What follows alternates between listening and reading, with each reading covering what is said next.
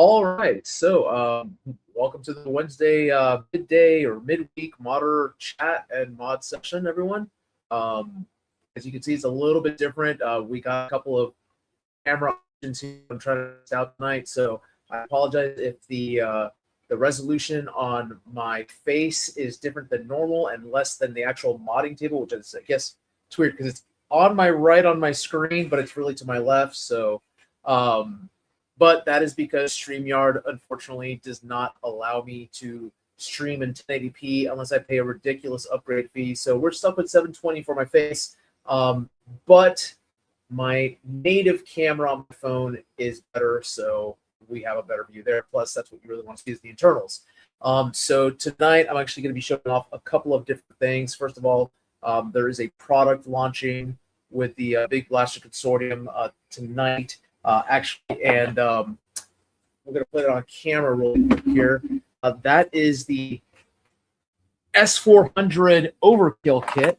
Now, if you remember the name Overkill Kit, that's because France Foamworks once had a Overkill Kit that they sold for the Strife, and given that I had now have all those files, I figured I would actually introduce you to the Overkill Kit. So with the kit itself, you get an optimized front iron sight because we did have an offset rail here, only because that makes it look more streamlined, and not to mention the rail that came with the actual blaster itself. This Picatinny rail was much higher. We went ahead and actually include a rail lower that actually allows you to get a true, more accurate shot. This is not included with the kit. This is actually just a sight, but you'll also get some adjustable iron sights that rest back here that are part of that kit as well. Then we also included, because one pain point that I had with the blaster is a vertical foregrip. This foregrip actually has a slight angle, and it is slightly offset to the rail. The original foregrip was much smaller. This is actually much more comfortable for an adult hand. And when you pull back, you're not going to bust your knuckle onto here, which is why I had to do an offset rail as opposed to a direct rail with foregrip. Then also with that, we went ahead and fixed up our magwell. This mag release lever was further down here and angled out. Some people complained that, if they push the blaster too far up against their chest, that would cause this to trigger. So I went ahead and actually raised this back up, made it more flush, and gave it less give, so that you don't accidentally pull the mag out or actually drop the magazine without intending to. Now, this butt plate, this is something that I am working on. This is not included with the kit. As you can see, it's a little wobbly. That's why I'm not including it with the kit. I have to figure out a way to extend this just a little bit to make it more comfortable to use. But this kit is going to be selling for $35 on the Big Blaster Consortium. The listing is now live for the basic kit. The basic kit just includes this plus the shroud. This is the shorter shroud. And this shroud is designed for the stock barrel plus the up to, I believe, 500 millimeters can technically use it. And then the longer shroud is designed with the 600 millimeter barrel in mind, which is the peak barrel size for this blaster. You can get away with a 550 barrel, but it might sink this in quite a bit. Now, that being said, mine is in black and white because I do offer customization on this. As you can see, there's my name on there. And you can get that. That is an additional upcharge. The reason that it's an upcharge for the customization as well as for the extended magwell is because it is more filament, it is more time to process, and more time to make. So there's that. That is the blaster itself and the design. The total price for the kit, like I said, it starts at $35 for a basic without any customization. If you want customization for the base kit, it is $40. If you want just the extended kit without customization, it is $40. If you want the customization on top of that, it is $5. So 35, 40, 45. It's a progressive step. I think that actually looks pretty or sounds pretty good, and is a pretty fair bargain. Hey, hello there, Renee. How's it going? I hope you're having a wonderful time. I know it's very early for you in Deutschland right now. Glad that you could make it to the actual live itself. Again, I apologize for the split view. It is because we are trying something new here with regards to the actual the camera system setup that I have. I have my phone camera to the side, which is facing the mod table, and 2:32 a.m. Sorry, and then I have my computer camera in front of me. So that's have that. Hey, welcome, Dex. I see that you're in the green room right now. And Cartaya, I see that you're in the green room as well, as I'm calling you in another chat, Professor Cartaya. Yes, I see that in the green room that you're holding it up. We are going to be asking you questions regarding that tonight. And for those who are watching, the reason to call him Professor Cartaya is because I think that you can't truly call yourself a Springer master until you graduated the Cartaya School of Spring Modding, because the man is a fucking mad scientist when it comes to Springers. And yeah, so I always invite anyone to just have a conversation with him. I know that Chris has a way of getting he'll talk to you about Ferraris and Porsches and Fords. He'll talk about everything before he talks about the blaster. But once you actually get into what he's trying to explain, it makes perfect sense. It might sound like the ramblings of a madman, and I say that with absolute affection. But it is the truth. The man is a wizard in the hobby, so that's why I always love to have him on here and pick his brain. So that being said, we are going to do something a little bit different here. I'm going to be modding here to my right. We will be opening up the panel for the general discussion at 9 o'clock. In the meantime, I want you guys to think about the things that you might want to talk about with each other, because the main topic that I had for tonight's discussion is going to be pay to play versus pay to play. And what I mean by that, and I'll be very honest, Chris actually inspired this subject of conversation, as well as Tag, because yes, Stripe, it is a new setup. Because with the release of the X-Shot Longshot and the Thrasher and whatever the hell that new revolver pistol thing is, we've seen a lot of people get them for free. They've gotten their Zuru boxes, they put them on camera, they did a live stream, and I'm not going to call out Wallcom at all, because you know what, he does what he does. This is not a slam on him. However, there are other people who put up these videos really quick, and when they're giving it for free, I have to honestly pause and think, are they being honest? Because when you're given a product for free, you're expected to do certain things and blow a certain amount of smoke. And the question is what they're saying actually how they really feel, or are they saying it so they can continue to get free shit? Hence you are paid to play with it versus paying to play with it. And there's a difference, I feel, when you get a product for free versus when you go and you do the legwork, you hunt it down, you get it at the store, you pay money out of your own pocket, and then you post a review on it. And that's one of the things I want to talk about, because that kind of ties in with what originally got all these panels before, which was what I'm going to call now the Gimsmod Dark Zone incident of 2026. But again, it's not revisiting that. It's just the actual concept of it. Because I feel, and I've noticed personally in this hobby, that you can always tell who is the lemming, so to speak, that follows everything that certain influencers say, and take that as gospel without realizing, wait a minute, is the influencer saying what they're saying because they're being given stuff for free and they want to keep on getting stuff for free? And that is one of those things that I feel it's important. I didn't get to touch on it last week, but I know that I want to. I mean, he pretty much came out and said it at one point in time. That one of the reviewers, Maritime Foam, he actually said something on a stream one time, or on a video one time, regarding N series, and he kind of admitted to selling N series when it wasn't that great. Now, I personally, if you look back to my videos, I'm trying to stay positive about N series. I was not getting anything for free by Hasbro. I was actually pretty critical about certain designs, but I tried to remain overly optimistic. It's a little bit different than saying it's the greatest thing since sliced bread. And I will also be the first one to admit that I can see what they were trying to do.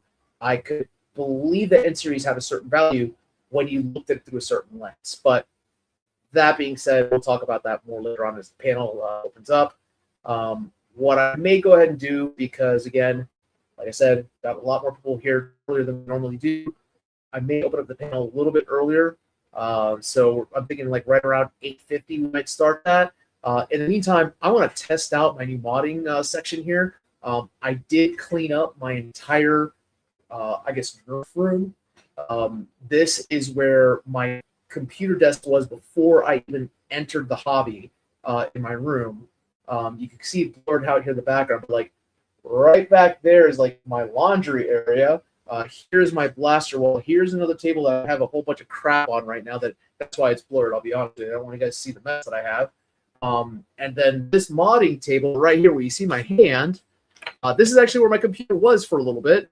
On the other side is my actual workbench. And then way the hell on the other side of the room now is my 3D printing station, which actually used to be right where I'm at right now. My computer that I'm looking at right now, that would be my P1S, or one of my two P1Ss that I used to print on. So I did a lot of work this week down here getting stuff cleaned up and put away. It's still a work in progress, I'll be honest with you. But now I can actually shoot 20 feet across the room and not have to worry about hitting a camera or a printer or anything like that. So yay, at least there's that. But regarding the mod for tonight, we're going to go ahead and actually put it on the table right now. I was thinking about doing a Desolator only because I got some nice little flywheels and some motors from Containment Crew. I'm probably going to save that for next week because I'm going to be doing a awesome kit installation, and I'm in the process of actually designing part of it. I'm taking a design from Thingiverse, making some modification and tweaks here so that it actually has an extended battery buttstock as opposed to the really tiny battery section that it has. And we're going to be putting the new Raysion or Fusion, whatever the hell, Raysion, whatever the heck they're called, motors that I got from Containment Crew, and their new flywheels as well as doing a half-dark kit on it. So, but what I'm going to do tonight, though, let me go grab that, is a blaster that I teased last week. And since we're talking about springers tonight,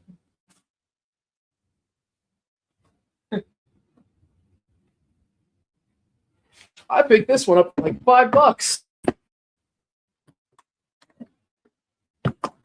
And I think it would be hilarious to modify this thing if we can actually get it to work. So, so General Strife, I did get my 3D printers figured out. So I'll touch on that before I start. And yes, go ahead. Oh, you sent those leaks. Awesome. Let me pull them up on my screen really quick. Actually, since I'm on here, maybe it will allow me to do this. Let me see here.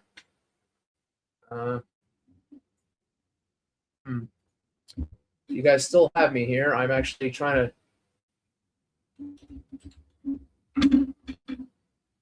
Let's see if StreamYard. If it goes black, it's because I'm swapping out a StreamYard. Words are hard. To go to my email.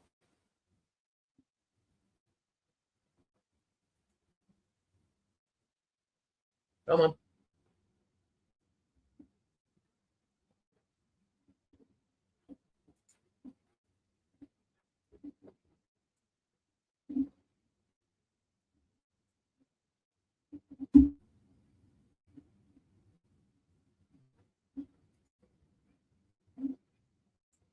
Ooh, Oh, General Strife, me likey. Let me see if I can't share this. Let's see here. Let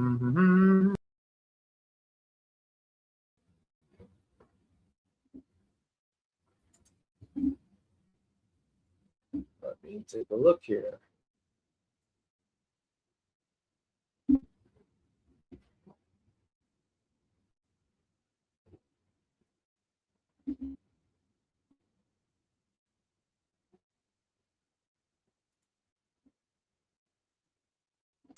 All right, so can you guys see that on the screen?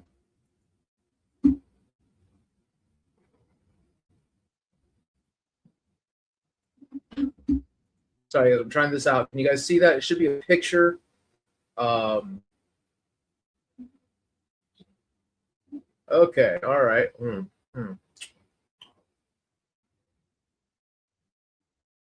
All right, so let me try this again.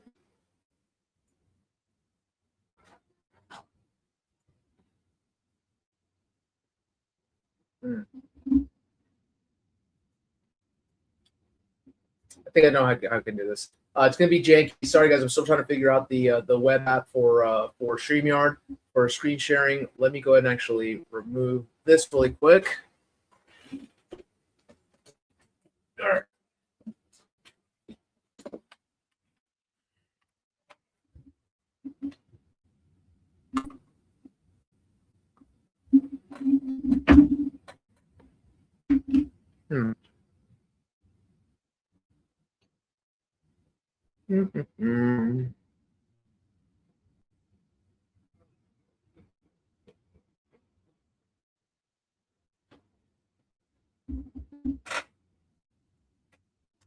Okay, so we're going to get this screen back up here.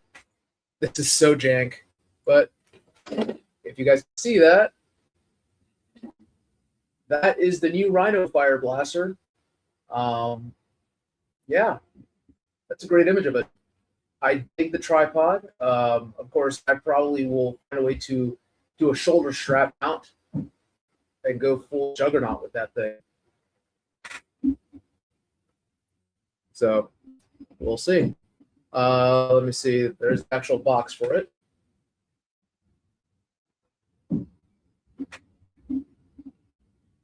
And that is the re-release of the Eagle Point, the blaster that refuses to die. We've seen video of this already. This is for one of the sporting goods stores. I think it's like a baseball type thing. We got, looks like it is, I want to say it's part of the Rebel Ops line, but that's kind of a cool little melee system. And then, of course, we have the Blade, which that's pretty much revisiting the axe concept from the D&D series. So not too bad. I'm definitely excited about the X-Shot stuff, to be honest. So, all right. Strife, thank you again for that awesome sneak peek.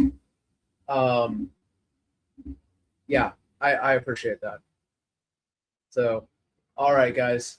So it is 8:45. Looks like we have see, we've got Dex on the line. We got Renee from Germany. Thank you so much for joining us tonight, buddy, or this morning.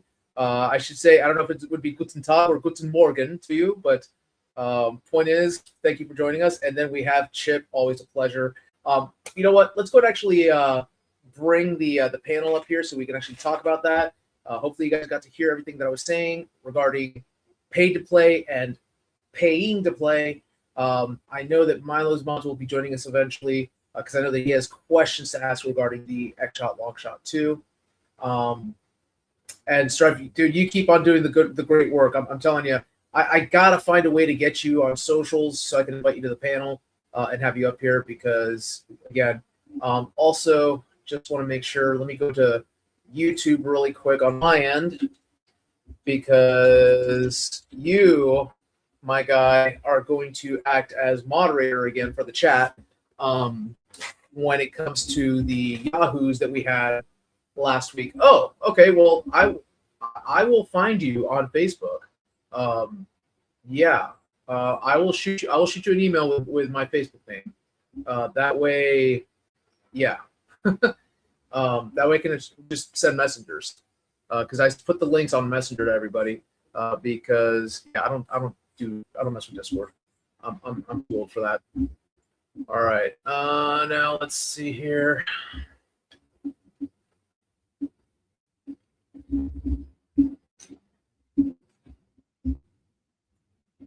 Come on.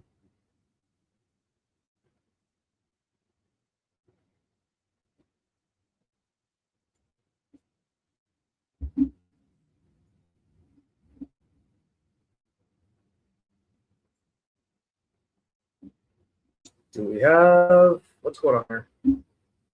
Seeing anything? Okay, there we go.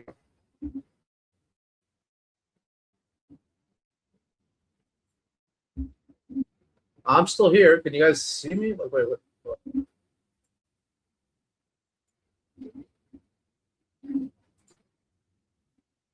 There we go. All right.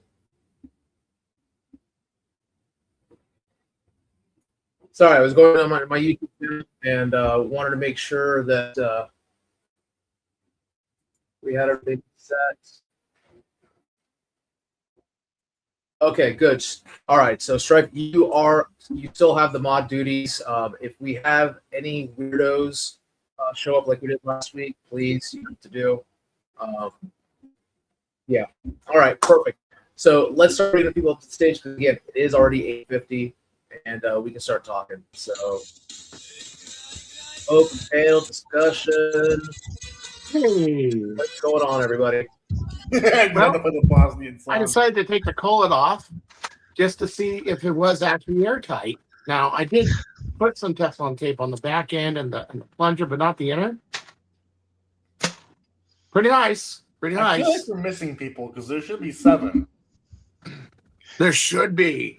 And I'm a random person. Are you sure it shouldn't be more? Because I'm usually not on here. Hello, random person. I am also a random person. Hello, random man. Random man. Random man. He can stream. Yes, he can. Hey, I just had to say something. Something's been driving me nuts in terms of the X-Shot stuff. What's that? Well, because it probably leads into that one of the topics that topic you want to talk about paid to play. Everybody keeps talking about how X-Shot never misses, and like they're taking over, and everything they do is great. It drives me nuts because I had the first X-Shot. So when I got into the hobby, I'm a year in now, a little bit over. Either way. And I had the original X-Shot. It was absolute garbage. It was unusable. Every time I put a regular full-length dart into it, it would mangle the dart and turn it almost into a damn rifle ball. Are you talking about the XLS? The long shot. Yes, it was unusable. I had to take the damn thing apart to be able to unclog it every time. The Fury X is fine.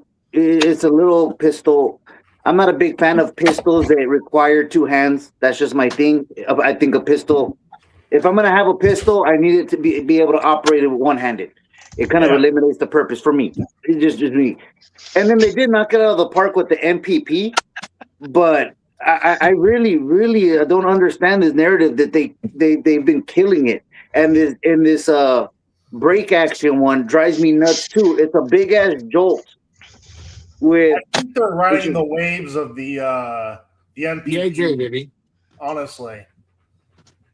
Yeah, it's like the people forget that like the damn long shot was breaking apart when you used it initially. It was always blowing out. Yeah. So, okay. Let's talk about this for a second. So, the first long shot, the red long shot with the thin orange plunger tube, that was a mistake. And I say that with as much love as I can give X-Shot. Especially the plunger tube. They do make mistakes. They do. Yeah, they do. Yeah. So if I point out dart into a ball, I gotta have a little bit more information on that. I'll tell you what's causing it. Really quick. So let me unblur myself real quick because And they get mine too, because I have a metal one. Part of the mess, guys, is this is actually the first one that was on the shelf at my local Target on day one. And I haven't gotten rid of it on purpose for that reason. Let me adjust my settings. All right. So right here, this was a thing that they fixed with the second release of it. That piece right there was so thin, you can see that it's messed up and it's cracked. That broke on mine within 2 days of owning it. Oh, that's still breaking on the current ones. Yep, and that right there is what causes it. That right there is what causes it to jam up the full length darts. It works with half lengths, but it jams up full lengths for some reason. And this is really the only way to fix it is using one of these. But yeah, rolling a dart. Yep. Oh, yeah, you got the saber, which is a complete overkill for that blast. Yeah, and also I don't mind having a mod blasters. I have some modded blasters. I got into the modding part of it immediately, but I shouldn't have to mod something to make it function. You mod it to make it better, not just to get it to work. Chris, is that a longer gauge on it? Right there. When that breaks, part of it breaks, it folds the dart and it does it. So you got to keep that gate intact. I noticed the Furies do it a lot too, because it's just a wire cage. Now put in mind that the air inlets, if they are wider in area than the inlet of the barrel, that's overkill. It just needs to meet the barrel inlet, which, by the way, most people's pushers do not on their blasters. They're smaller. They're usually 8 millimeters, 9 millimeters, 7 millimeters. So on this, you have unobstructed airflow. So what I'm saying is, from an engineering standpoint, these are great. They haven't flopped, but look at my short on the plunger tube. It's over a 1/16 of an inch thick this time. They learned their lesson finally, you know. And I'm hoping that the barrel break is the same thing. Yeah. Or you can go metal. I mean, that's another idea. But the other thing that I have to wonder. Okay, so Chris, you were showing us that the plunger tube there. Is that a really really cage on the front of that thing, or what? It is 1 5/8 diameter and 5 5/8 draw, where the maximum draw on a long shot is 4 inches, but typically 3 because of this. So it's actually got more airflow and more prime. So if you were to take this right here and you're priming back there, that's 3.5 inches. Pushing it back makes it 4. Okay. Okay, so this thing. I was talking about the cage, the cage, the pusher. Oh yeah, it is longer. It is actually longer, and it is more beefier. And they used a triangular O-ring rather than a round O-ring, so it goes up like this and like this, and goes into there. It also makes it harder to replace, so be real careful. But I think they do that so it doesn't drag on your Coda mags and shit like that. Now I do have a video that is upping. Okay, I'll look it up. But it's not up yet. It's 43%. I've been upping that since 8 in the morning. I'll hold this assembly video, but it's a complete disassembly video. It's over an hour long. It's everything. I cover everything in it. But it's made for developers. To Rex's point, though, is he was talking about them rolling, and I mean that causes it. What? That causes it. That's what it is. When this breaks, it rolls the dart. It rolls the whole dart. But I've never seen it roll. The other question I had was, what kind of darts were you using in it? Are you talking about the X-Shot with the small heads on them, or what? I used Meteor darts, X-Shot darts. I even revisited it again when those the new Dart Zone purple darts came out too, and it destroyed a couple of those darts too. Yeah, the heads are too big. The nitro shot heads, they jam up. So they have to be rebated heads to work in a seal breech blaster, and that's what these are. And if they don't, they're gonna roll up into there, and they're gonna do that. So your heads have to be rebated to feed properly in a brass or aluminum breech. Yeah, but like the worker darts, the nitro shot darts, the pro stuff, they've got the rebated head too, man. No, but I was doing the full length. The full length has the fat head. The full fat head. Yeah. Oh yeah. There was the problem. There was the problem. Yes. Chris, you know what this reminds me of? Back in 2015 and before, when we had the Sonic darts and the Velcro darts. The big head. Oh yeah. That's what this reminds me of. I had to tear up a whole retaliator breaches to feed them. Yeah. That's what it reminds me of. They hit like a thud though, man. I took an R-Spec. I took the whole front end of the bolt apart, and I made a setup that would run a 6-round mag, 5 of those tagger darts. And then when they hit, because of Velcro, you actually see the Velcro on your skin for like 2 weeks. Little mark. Well, yeah, they're talking about 140 foot per second retaliator, and 2013. But yeah, but I'll tell you, their foam for their full length nitros, that's their foam. It is excellent foam for making pack Ds like this. Very consistent, nice EVA foam. Bonds really good with silicone glue. Really nice. But I hand make my sniper darts, so that's me. But those heads, I don't even have any around because I used them all to make these. I saw them today, and they were like, "Oh my god, those heads are huge! They're almost right to the foam." And there's no, I mean, when that goes dragging down your barrel, that's friction. That's going to do nothing but leave a big Crayola inside your barrel. So yeah, we have 8 heads. Those are 11 millimeter. Your Packies are 11 millimeter, and there's a reason why the people in Singapore did that. These are 2013, by the way. They don't make these anymore. I have 3 coffee cans full, and the thing is Packy has it. Basically, some of the people who work at Sabre are part of the original Packy, like Diana Jungi and all that. Okay. Yeah, so he's the one who actually sells them to me, or used to. I ordered 5,000 once. He sent me over 10,000 and shipped them on a boat. And he actually got Conrad's help to do it. This was so nice of Conrad and so nice of him. And I feel bad almost because they don't buy Sabre. Say what? I don't understand why people shit on Conrad as a side note. He's such a cool guy. Every dealing I've had with him has been nice. All the time. Goes out of his way. He went out of his way to help Diana sell me twice as many darts. How cool is that? And we talked about the Mark 13 or Sabre. I think it's literally just because they can't afford the blasters. They just shit on people. Yeah, people shit on the elite people, But check this out. So this is a Sabre plunger. That's what mine is. The quality is excellent. No pitting whatsoever when I had to machine that. So I got rid of the hard edge and made it a belled shape because my catch is round. It's not a slant. So unlike a Harrier or a Seagull, this wouldn't matter at all. But when your catch is actually curved, because it's actually one of these in aluminum, but like shaved down to fit a bigger plunger, because that will not fit. No pitting. Their machining is excellent. This is harder than the worker catch stuff. Yeah, he does excellent work.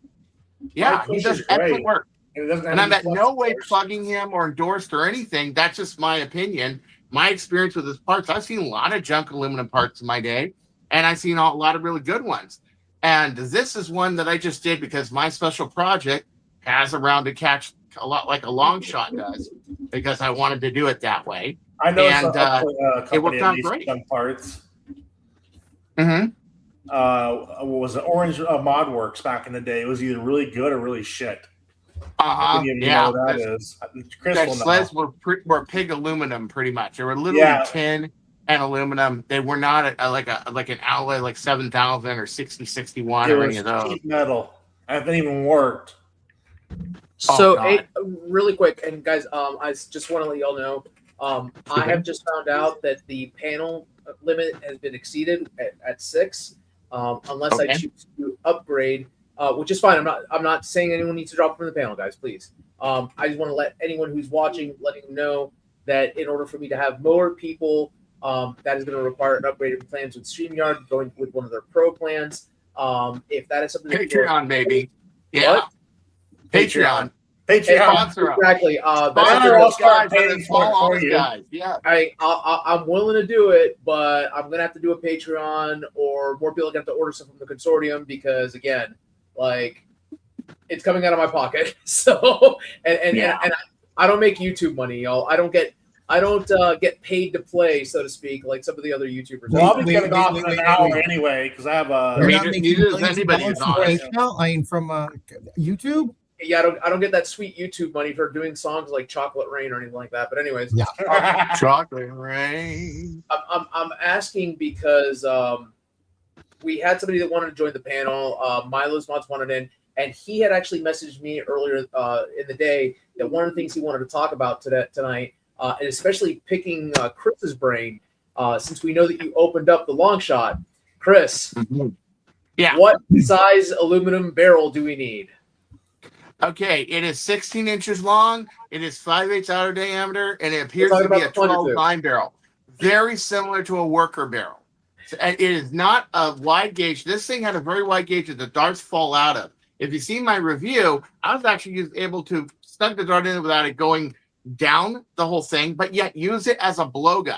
If I tried that with 503 brass, I would have to have the lungs of God to do that because I'm dealing with 503, not 510, not 512 diameter, and it has a lot more grab to it. That's for real high power stuff. Chip, 16 inches, but I recommend longer. Actually, what I was gonna say real quick is the fact that I can drop because I'm beat, dude. All right, that's not a problem, Chip. If you want to go ahead and drop, that's not a problem. And get Milo in here, yeah, is what I was saying. Oh no! Here comes the Mayam. Well, no, he hasn't messaged. He dropped out of the green room. Let me message him, let him know he can come back up. Yeah. I definitely don't mind dropping out either if need be, because you guys are the veterans of it all. So I'll let y'all do your thing. The reason I'm volunteering is because I'm tired. That's Renee. Here's the thing. I want this panel to be able to grow and be open for everybody. Yep. The purpose of this was not to have the same people week after week after week. Now it's turned into that, and that's fine. That's lovely. But I like having new blood because again, we need to grow the hobby this way. Norm, send me the information on how I can contribute to the payment for this. I will get things created for that. I'll probably also throw a couple bucks at it too. Yeah, I appreciate that. And Norm, what's up? Just real quick before I forget, because I've already forgotten once. Those wheels and motors that you got from Containment Crew. Yes, they are phenomenal. I have them in a Proteon. I don't know if you used them yet in something. They are an amazing combination. I won one from Big Lore in his Christmas sweater giveaway, and they hit. It feels different than any other setup I have. I am actually going to be putting them into the Desolator build that I was working on, only because of the fact that I love the concept of taking something so retro like the Desolator. I feel horrible saying retro because it's. I feel bad hearing you say retro. That's not even old, is it? It's going a long way, man. Yeah, something like that. As putting that old? A 3D printed blaster, and here's why: is because the Desolator is a beautiful. And I was talking to Charles about this. He's the owner of Containment Crew at Survival Fest, and Chip, I think you were there when I had this conversation with him. Is how beautiful their flywheels are. And it's a shame that we don't have more blasters like the Desolator was designed that had a window where you could see. Just look at that beautiful design on it. Like that's great. And why do you have those? Why did you have those? Because I had a nice conversation where and yes, Chip, you do it. But I had a great conversation. And again, this goes back to being honesty. No, this goes back to being honest in the thing. I asked Charles straight up. Because I know motors and I know RPMs. I know the specs on the worker motors, the 130s, and they are very similar to this. So I asked him, like, hey, why should I pay $2 more per motor? $2 more to get one motor versus paying $8 and getting a pair of the worker 130s? He's like, and he told me flat out, he's like, I don't know. I'm not too familiar with the worker motors. I'm like, well, I mean, there's the same RPMs. He's like, and he was very blunt. He's like, well, because these have my logo and my name on them. I'm like, all right, you're not trying to lie to me. No. What I was getting at was the fact that where did you leave them? Yeah. Oh, yeah. Sitting on my table. Yeah, on your table. Yeah, next to my bag. Yeah. You were kind enough to be like, yeah. Yeah, I was all over the place at Survival Fest. Like it was bad. Can I say a little bit more? Let me get this apart and say a little bit more about the barrel. I'll actually show you guys the barrel. How's that one? Chris is back to mad science again. I'm gonna bow out, guys. All right. See you guys later, man. It's good having you. Death Crew. We love him. Okay. Also, the optimal barrel length is hard to determine. Let me tell you why. This plunger is 160 cc's. So if you take the diameter minus 5/8, which is the mean diameter on the inside of it, it's about 160 cc's, but it is not a high pressure system. It is a low to mid pressure system. And that means you actually probably need a looser dart fit than, okay, let's say brass. I would venture to say on a finely tuned setup, a 600 or a 650 would work in here. And you would be going, well, my kind of psychotic speeds. Let's put it that way. Because I am psychotic. Yeah. That's the way it is. And I'm a mad scientist. Yes, you are. That's what I call you. The sniper guy. I got to see it firsthand last year. I was able to meet Chris last year at Armageddon. And I swear, people would keep coming up to him with issues with their blasters, and it seems like he was able to fix everything with Teflon tape. It was my first event I ever went to. I only had 2 blasters, and Chris actually let me borrow some Venom Pro Max so I could run my Venom because I only had the ones that came. David, how are you doing? Yeah, so it's funny enough for that. So Dex, this guy's cool. Because I hear your voice. What's your family heritage? You sound like I'm Mexican. Mexican. Okay, so you'll understand when I say this. Chris is to blasters what Vix is to our households. Yeah, I see. It'll fix everything. Like, okay. it was a trip to see because again, I'm just meeting Chris, and he's a great dude, really nice. He was one of the few guys that actually talked to me at the event, and I sat up next to him. It was cool. So I'm sitting with him anytime we're not in a game, and he's fixing triggers and barrel fits and rifling devices. I'm like, this guy's fucking nuts. Like I didn't even know how to feel about it because I didn't know what he was for the hobby yet. Because again, at that point I was maybe like 2 months in. I didn't know everything. Like I said, I came with 2 blasters. And I was running the drum for the Striker 2.0 because I didn't have mags yet, nothing. Chris, are you going to Armageddon? Yes, a Big Lord is actually taking me. Are you coming? I was going to ask you that. Are you coming? I am. Because I've gone nuts over the last year, and I definitely I'm far away from what I was last year. So, but yeah, I am gonna go. Can't wait. Love Big Lore, and it's right down the street from my house, dude. It's literally 10 minutes away. Nice. The casual game, not the pro one. Yeah. So for those going to Armageddon on the casual game, the casual day, Gimsmont is going to be giving away some things that are going to include 2 S400s that have my blaster kit installed on them. Ooh. So, nice. Yeah, just to let you guys know, keep an eye on that. Like he bought those from me. I'm actually in the process of printing them out so that he can give those away at Armageddon. So that's cool. I know that last year, and mind you, Cartaya, he actually won one of my AccuSabers in a raffle. It's on my Longshot right now, wherever I put it. Oh, right here. Yeah. So, he can tell you when it comes to the print quality that I do with those things. Cillian can tell you about the print quality regarding my the barrel shroud I designed. It's going to be one of these, or it just works. Yeah, exactly. One of these is going to be, both of them are going to be given away. So, nice. Right here. That's awesome. Nice. Yeah, I had so much fun, dude. At Armageddon last year, it made me fall in love with the hobby.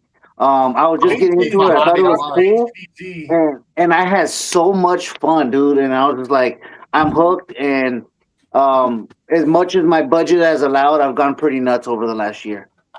Nice. What you got? What's your primaries? So I just there's this place near my house called Beyond Deals. It's a Target. It's a Target. Oh no. It's a Target overstock place. I know. So it's like Bullseye Deals. Kind of, yes, but it's an actual storefront that you could go into. So I just purchased 2 MPPs. I got master keys for those. I want to find barrel fits to where I can run those for HVZ, but also they'll be run as a regular primary. I custom painted one yesterday. I posted on my Instagram that one, which I'm pretty happy with that. I'm going to run the Proteon. The Proteon is a damn beauty. And I want to try to finish up another Strife that I custom painted. I'm going to find a wheel and motor combination for that. I might just get the Containment Crew one again. I have in the Proteon, but again, depending on budget, maybe I'll go with something a little bit more affordable, maybe like a worker combo or something from out of darts. Yeah. So nice. You like the flywheel stuff. Humble recommendation for you. Yeah. If you're gonna go with worker stuff, if you want to do the wheels, order the wheels from Containment Crew because they're literally $8 for the pair, for the worker wheels. And then if you want to do are you doing like an HVZ build or do you want to do more pro spec? I'm gonna do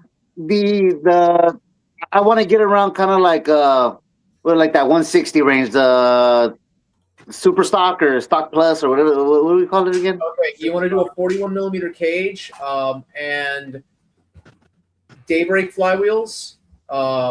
Yep. Shoot me a message with your address. Don't pay for a cage. I got you. Oh, I appreciate it. Thank you. So, And a little tip from my side: always have a Springer spare on your. yes. Oh, I do have a Springer. I modded a Ion Pro X. Yeah, great. So I got the extended barrel, the upgrade spring. I got the pump kit on it. Added a stock. So I do have a Springer, and I still have my Striker 2.0, but I haven't really messed with it much. So you want to see our real kicker Springer? There you go. Oh, your long shot. Oh, this nice. thing just always makes people go, oh, I have to keep it next to me for videos. So really quick, because we have a gentleman here on the panel that's been very quiet. And here's the thing: he has grown to be a really close friend of mine in the hobby. And I adore him. Renee. So just to let you all know, because I know that everyone else is in the U.S., but Renee is joining us from all the way in Deutschland. Oh, he is one of my first international giveaway winners. That was from overseas, and we've come really like, I don't want to say like best friends in the hobby, but I'd say we message each other like every now and then. We have conversations. I know what he does for work, and he knows what I do and whatnot. I'm the best friend. Sure. But anyway, but yeah, no. So Renee, I'm too far away to be a problem. Oh no. I will be the problem. You're no problem, Renee. I'm still trying to convince my wife to uproot everything and say, hey, screw it, let's go move to Germany. So you hey, hold on me. Whatever. Anyways. But think about it. We don't have much Nerf events here in Germany. I will change that. I will find a way to change that. But speaking of that, the Brits did it in their cave systems. So if you don't mind me asking, Renee, what new things have come out or seen in Germany? Have any of the new X-Shot things been coming out there? Or I know you guys have the piston pump out there, but not yet. The only seller in Germany is more a seller in the Netherlands. It's Blaster Time. Okay. But you don't really get good blasters here in Germany. Gotcha. So here's my question: what do you all need over there? What can your buddy at the Big Blaster Consortium do for you? Exactly. Send us a wish list. We'll make it happen. A little bit. It's a Christmas. Let me think about it. No problem. I will tell you. Yeah. So just you know what you need to do, and trust me now. With doing this panel more often, obviously AJ is a master, and you're part of the same group chat that we're a part of. AJ's the master of finding things and getting them. So if we need to do an international shipment to you, we'll do it. We did it with Rex over in Australia one time, so we can do the same for you. God, Australian shipping's expensive. I mean, expensive? Ever tried to ship to Germany? I had one international shipping, and it was not fun. Guys, here's the thing. So I'll tell you, Renee, I think I gave you the Nemesis for free. You just had to pay for shipping, right? Oh, and how much did it still cost? Let me think about it. I think it was about 100, 110. I knew it was going to be $100. I knew it. Yeah, and don't forget the custom fees and the tax. Yeah, I was labeling it as a gift, not a purchase. It was a gift.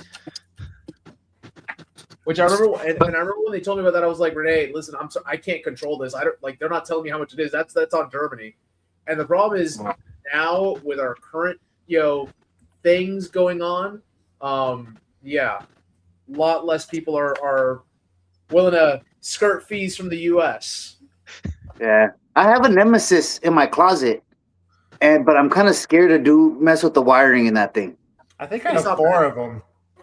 I know a guy who's good at wiring.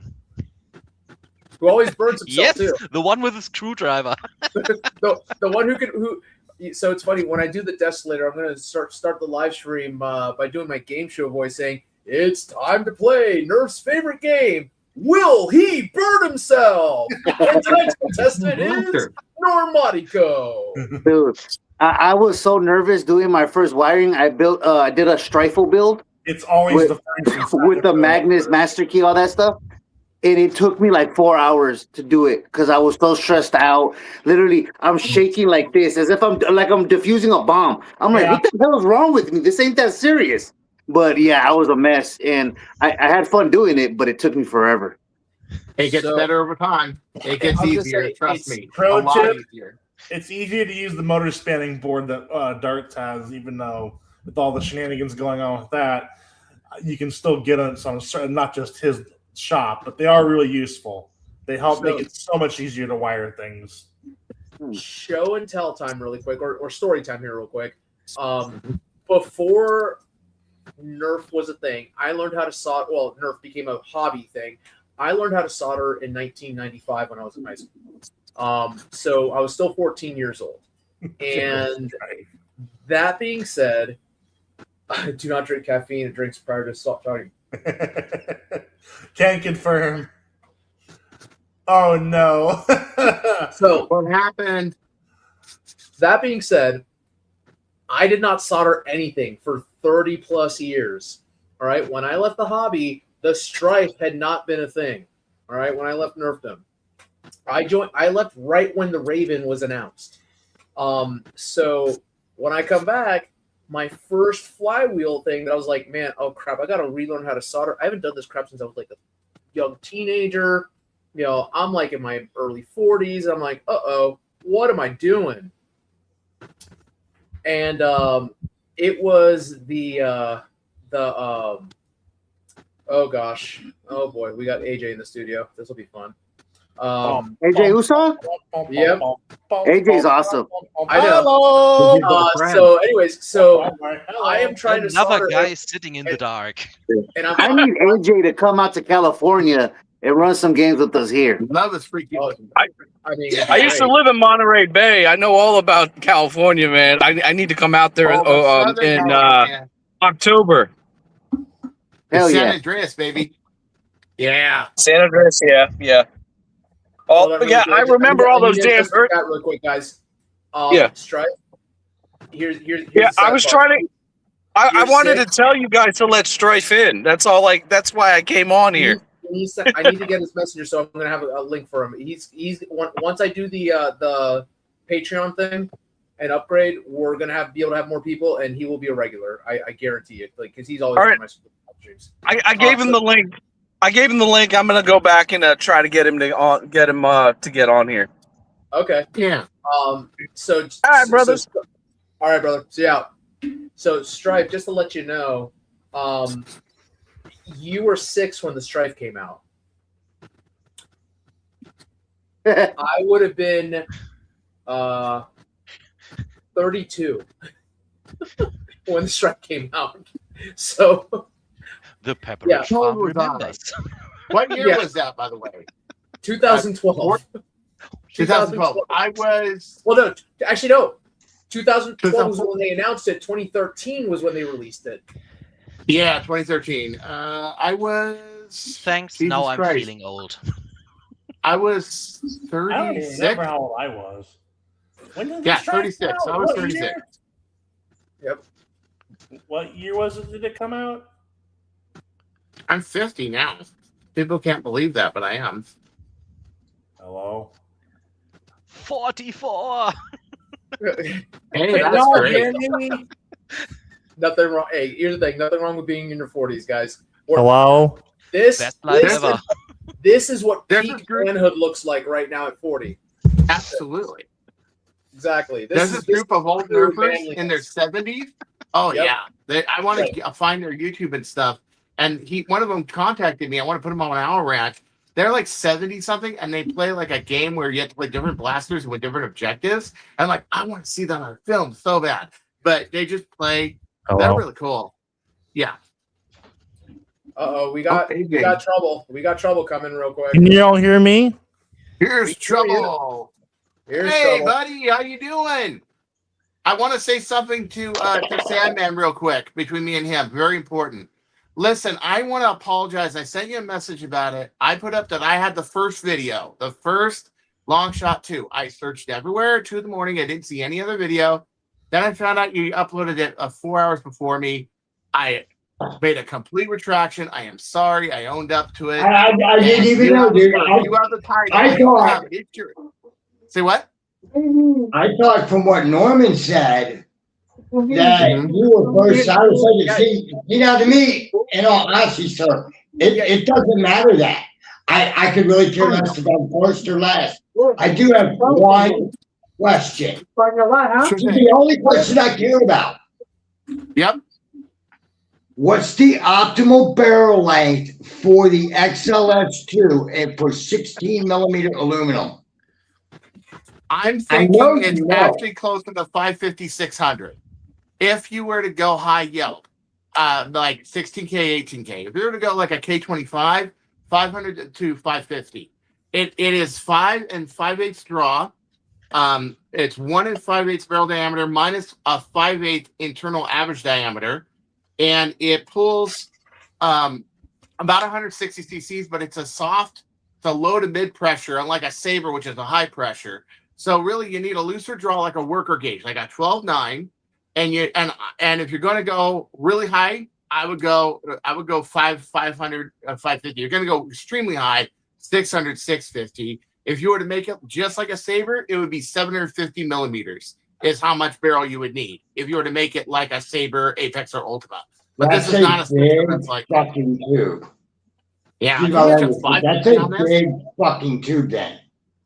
Yeah. Wow. So I guess I got to talk to the crew in the morning. That's fine. No big deal. It's over 16 1/16th in diameter. I would say it's about a 3/32 thickness on the aluminum tube on the acrylic tube. I have a short where I showed it, but it's in my build video, my takedown video, but it's still uploading. 44%. Jesus Christ. I know. It's been uploading all day. My entire disassembly. Yeah. So what's your other questions, Shane? Not Shane, Sean. Sorry, I'm bad with names sometimes. All right, let's stick to YouTube names, guys. Please. Mm-hmm. No, that was my only question. So a 550. Okay. I think that's all I need to know so that I can report containment crew. Mm-hmm. But I certainly don't ever care if I'm first or last or anything. I've given up on that. It doesn't matter to me. I still felt bad. It's just the honesty, and I'm trying to teach people to be better sports. That if you do make a mistake like that, own it. Take ownership. And you're such a cool guy. I understand that, and I figured you would, but I still felt I owed it to you to tell everybody you got it first. I didn't even know, dude. Yeah, I thought from the way Norman described it to me, I was late to the party. I'm like, all right, well. I honestly thought that Cartaya, you uploaded your video first because you and I were talking about it while Milo was messaging me, telling me that he was still uploading his. I'd already seen your video. He was up. Well, maybe it was, but the YouTube says that his was 9 hours and mine was, or he was 13 hours ago. Mine was 9. Maybe it's a thing because it was unlisted for a while, and I checked it and everything else, and then did it. That might have been. Because to be honest, I saw Milo's video first. Yeah. Well, here's the thing, guys, is that so I know that Chris messaged me directly because you messaged me late, like early in the morning, was showing me the pictures of it, and you were saying like you left me a very sarcastic message that made me genuinely laugh, and I actually shared it with Milo, where you're like, yeah, first to get it without getting it for free. I'm like, yep. Yes. I say that in the build video too. Exactly what you're talking about. How I don't blame the influencers, but the people in marketing that just look at metrics and not importance in the community as a metric. I mentioned that this is what happens when you plan to release something. I have everybody do their reviews like June 13th, which is the rumor I was hearing, not confirmed, just a rumor. And I get it. It's off the shelf. The numbnuts who got it off the shelf for me didn't know they weren't supposed to release it. And there might have been hookers and cocaine involved. Maybe. But I'm just saying I got it. it was on the check. It had the same DCPI as the long shot, like the normal long shot, and that was wrong. They had put it in wrong entirely, and I got it for $40 and out the door. I said, "Okay, fair game. It's mine." So mine, I walked into the Walmart in Ionia, Michigan, and I'm pretty sure the entire town is on drugs, but I can't confirm or deny that. Michigan. You said it at Michigan. So, but the rumor is they're called Ionia idiots. Okay. So I went in there and just to look at the Walmart. I was in the area on something else, and I walked in there and they weren't with the normal blasters. They were on one of the end caps down by where the water blasters are. Right. So I saw the XLS2 and I saw this one here. Oh, we looked it up. Nice. And I picked them both up on the spot. I believe the spin shot is going to be a Target exclusive too, by the way. Right. Because the only listing I've seen for it has been from Ryan, it's been from Target. So there's that. That's all I know. Cool. Well, thanks for being such a sport, man. I genuinely felt that. Like when a commenter put it up, I'm like, really? I wouldn't have known that if you wouldn't have said it. And I did look and I didn't see anything. But you know what? I am a person who's trying to teach the rest of the community. I thought it was because I generally thought I was late to the party, and I'm so used to it, it just doesn't bother me. So, which brings me to another thing, guys. You don't have to be first. You just got to do it better. Yeah. To be great. Exactly. Exactly. I agree. Honest. And honest. I also said that in my post. We represent the honest new wave of influencers like Gimsmod and Milomods and me, that we are not after metrics. We're after the truth. And we're after putting out the best review that is the most honest, that's the most helpful, you know? Yep. And people who will answer PMs and say, okay, you need help with this? Well, here you go, you know? And I appreciate, man, you are a good friend, Sean, just great friend. I really love talking to you every time I do. You're just awesome. You're just an awesome guy. No worries, man. It's not that kind of awesome in California anymore, you know? Right. I'm not.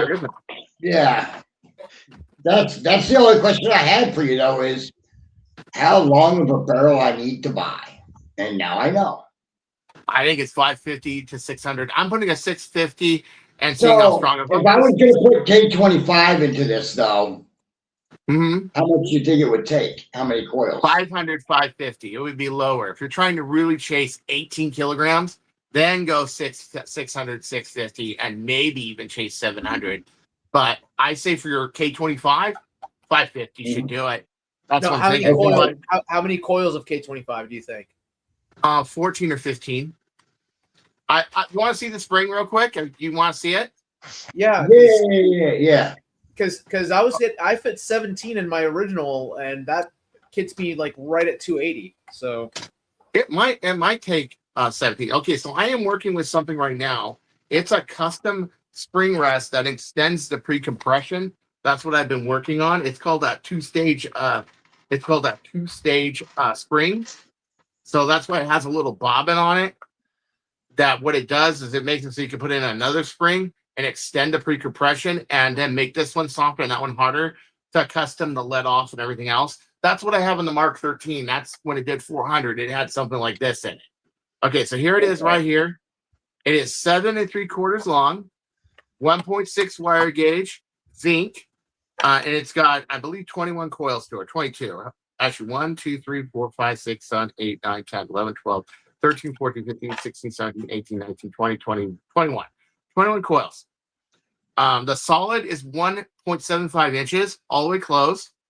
The free and it is a 15/16 diameter spring, meaning it can fit a 1 inch spring in there. You can fit a 1 inch 2.0 in there, especially if you're not doing something crazy stupid like this. No, I'm not going to do anything crazy stupid.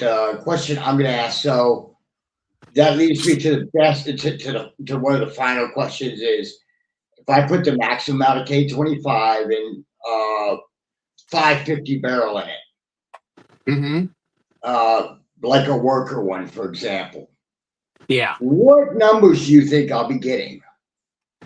What? What numbers do you think I should expect? I'm thinking if the long shot does 300, this one could do 320, 330. I think if you go a little higher than that, you can push 350. And I think this is a blaster. If it was reinforced, metal parts, that sort of thing, it is possible to hit 400s. How stable it would be, I'm not sure because of the bull pump design. But I just think it's more complicated. It's not possible to get an accurate blaster out of this. It's just more complicated. I'm thinking you're talking low mid 300s. Okay. It's an ass kicker. It is an ass kicker indeed. And I do not normally say that unless it really has potential. It doesn't have the tubed up brakes. You don't have to buy an aftermarket tube. Now, I will say that if you go really high pressure, you probably want to use an aftermarket tube. You probably want to source out some polycarb or some aluminum. I will say that for certain. But I think we can get away with a K25 with, I would say, let me see. That's 44 millimeters of solid space, 2 millimeter coil. So, okay, theoretically, it can take 21, but it's 21 super tight.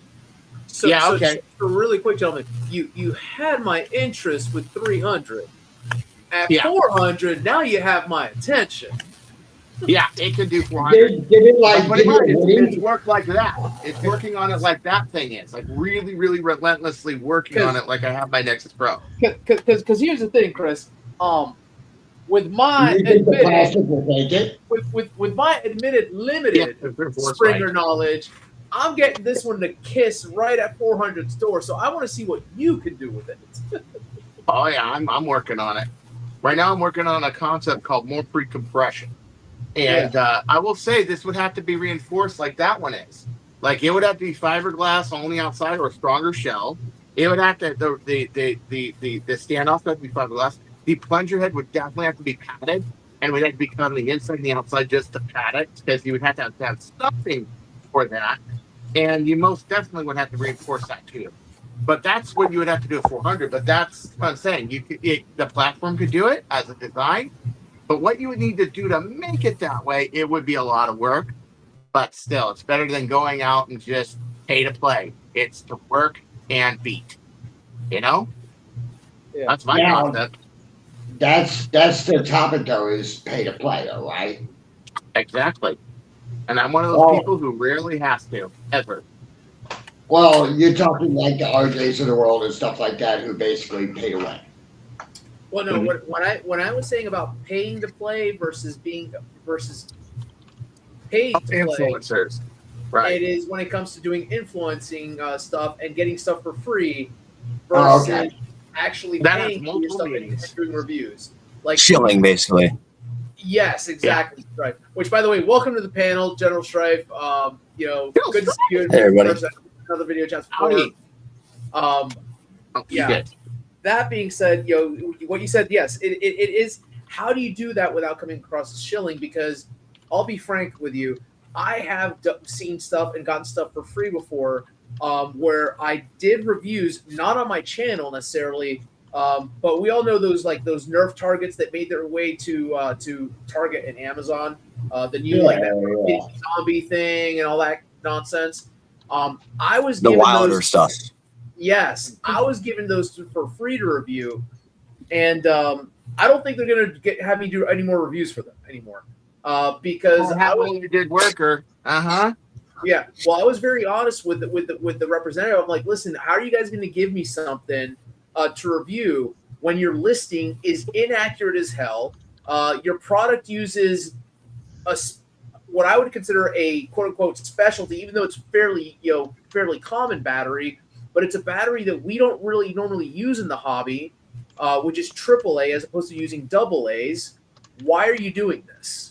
Why would you be giving, for one of your products, it requires 9 batteries, for God's sakes. Like, why? Because the blaster company teamed up with the battery company, just like the hot dog company, teamed up with the bun company with 8 hot Why do you dogs and think 6 it's buns. You Johnsonville see what I'm saying? buns? Yeah. Why do you think it's That's that Johnsonville kind of buns, basically?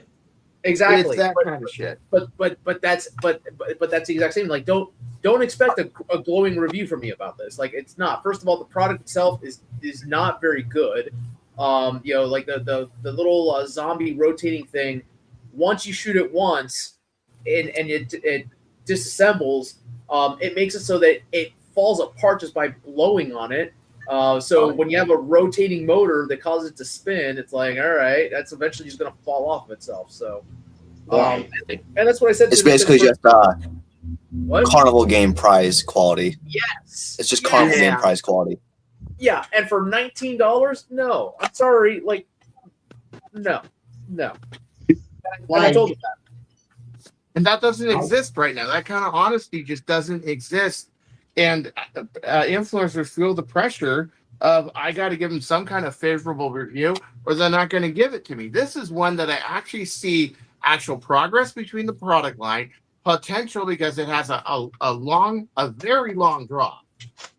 A very long draw. Look at that. That is huge. And it's got a giant tube to it and mechanically has the potential. But I'm also honest and say, but you'd have to modify it like I did the Mark 13. It'd be one of those ongoing projects. And it would be tough, but that's the thing. But a lot of people will just blow sunshine up their asses over anything just to keep their sponsorship because they want to keep getting free stuff, Well, like my take is on this, and I've gotten a couple blasters for free. I got XM1014 for free. I got a couple other blasters for free. I got a beige for free, and I was very fair on those. The reason being is one, I'm a sucker for a couple things. One, if it's a straight up shotgun that looks like a freaking Benelli, I'm all for it. And as far as the bays, I mean, I had one. The only difference is I had the original version, not the upgraded version that they were offering now. So they sent me one for free. The only problem was that they sent it in 3 boxes. Mm-hmm. Quote, all the internals were in 1 box. All the shell parts were supposed to be another box. Right. I understand that. I know how to put a blast together. I'm not stupid, right? However, I cannot put a blast together when it's missing parts, such as it was missing the barrel. I heard the story. Yeah, it was missing a bunch of the hardware, things like that, right? So I sent it to him. It was only supposed to be 2 boxes. That's why it turned out to be 3. Because of the extra stuff. So I said that in my video, and to this date, I have never gotten another thing from them, never been offered anything else from them, none of that. Which is fine. I genuinely like their blasters. Right? But if you're going to send somebody something to put together, send them all the damn parts. Yep. And don't say to the man, quote, take a picture of what is missing. Because it's not How the hell can you take a picture of parts you don't have? How does one do that exactly? Just send out a picture of your hand or an empty box. I said, you make 0 sense to me. How can I take pictures of parts I don't have? All right. I will be right back, gentlemen. All right. Yeah, I But guess I if you don't do have the a box part to that illustrate anything it, else from them. there's And no we're way to just- knowing it. Now except for I we- see the parts. Yeah. Well, we can imagine them on our head and project them. I mean, I must expect that magicianship to work or something. It just doesn't. Yeah. Well, Now this that you is really mentioned like that Gabe. the idea to take a picture of them, they just appeared. 1.6. But shit. And how to make a picture of missing parts when you don't know which parts are Yeah, missing. yeah, you're like, seriously, take a picture of parts that don't exist. How is that humanly possible? I would love I would to actually see pay that. money to That's see somebody do hilarious. it. That's hilarious. So, do you want me to take a picture of my empty desk? Okay. I mean, when you're talking a long Yes. shot where you know which parts are what, like you know what the trigger attachment looks like, the bolt sled and everything else. Okay, you can do that because they're common. But when you're talking a brand new one like the S100 or something, no, you never had that blaster before. So how the hell would you know? It's a new design. There's no way. Well, not the upgraded version. I had the original version, and the main difference was the dart gate, right? And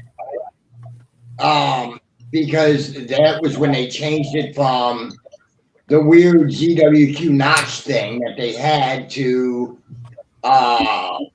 the threaded dart gate like worker. Right. You know, in fact, it uses worker thread. Well, I had the dart gate. So I was just one day just playing around with them. I'm like, holy shit. So I mean, I shoved the 550 in it for the video, but still, they were pissed about that. And I was like, how are you going to do this to me? You know, I'm still waiting on the other parts. I had to source parts from here in the States first to make the blaster work.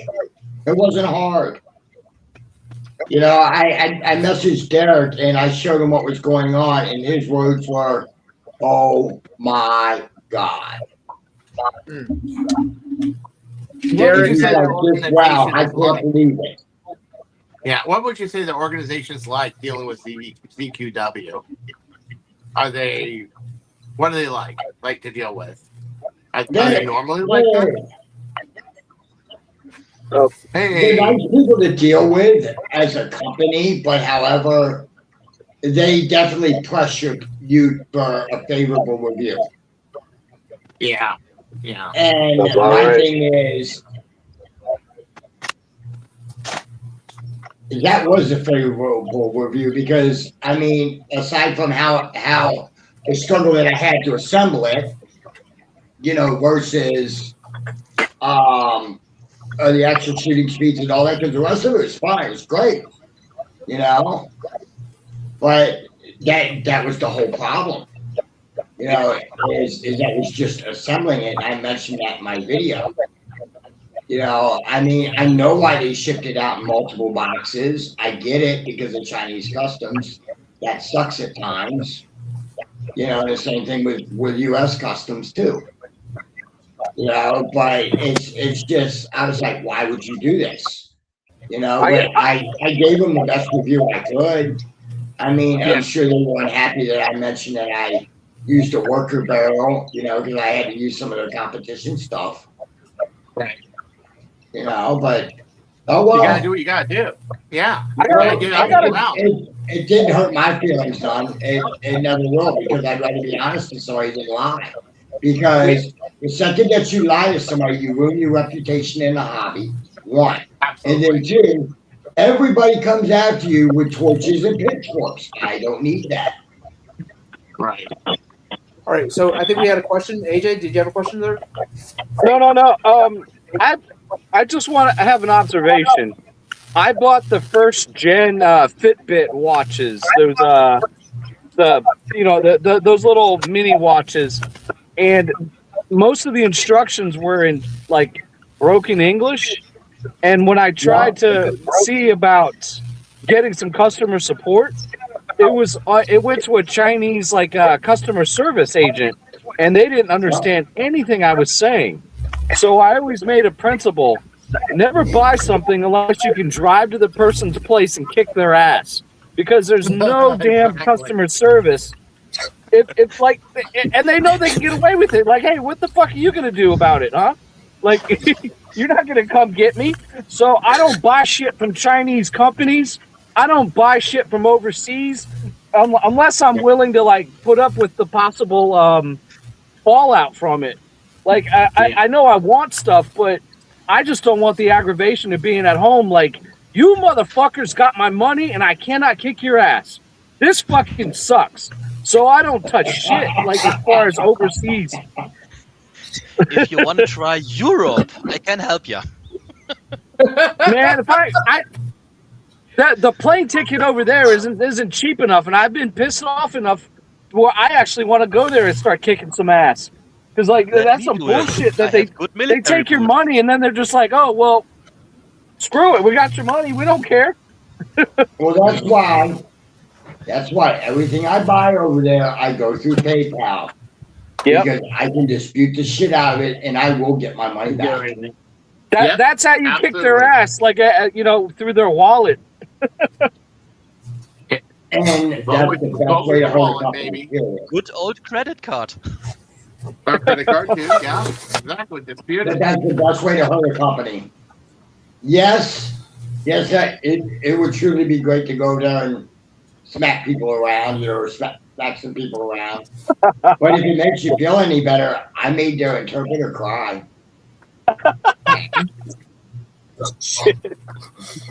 Because she understood English, but she didn't understand American slang. Oh man. And I swear like a drunken sailor. You know. Yeah. No exaggerations. I made her cry. Now, did I feel bad? Yes, absolutely. No, you didn't. Don't lie. No, I did because I ended up buying her some Lucy Pups.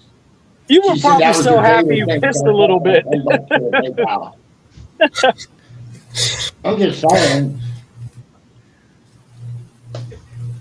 Oh, look what I found today. A lot of Yes. the thing, though, is cultural, though. I like that. The little truck. Yeah, it's one of those Ooh, nitro. foam nitro trucks. I found it at a rest area of all places.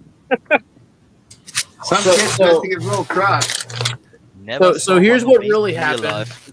When Milo yelled at that person and unleashed that lace of profanities on that one person, is that his partner looked at him and was like, "Is that an erection?" Because he got excited for cursing out the person in the customer service. No, seriously, that never makes me happy to do something like that. I would much rather not. I'd much rather not say two words to anybody. Yeah. You know, I mean, that's just it. It's safer that way for people. So, and mind you, Stripe, you're much younger than the rest of us. Right. Are you familiar Yeah. with the Genesis mentality of how we used to resolve our beefs back in the day? When We were used to your beat age? each other to death with clubs. We would literally just show up at each other's houses, sock each other in the face a couple of times, and then hug it out afterwards and be like, "We're done. All right." Yeah. Get a beer. Yeah. Call Like it a that day. season Or they like live. jerking on the ground or something like that, or Yeah. one would be kicking the other one or whatever. Yeah. We wouldn't hold grudges. We just duke it out, and then that's it. All right. We cool. We cool. Right. All right. Yeah, Don't we're be done that with next it. time. Yeah, it was basically like Fight Club. Yep. See if we can talk about it. That's how it is, you know. And I get it, AJ, that you want to like drive to people's houses and stomp their guts out and stuff like that. You know, that's cool and all that, you know. And you sound like the person that would definitely want to help us dig a hole if the time came to it.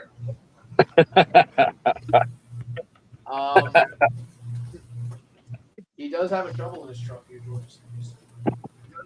Yeah, I mean, I know you know how to drive a backhoe, I'm sure.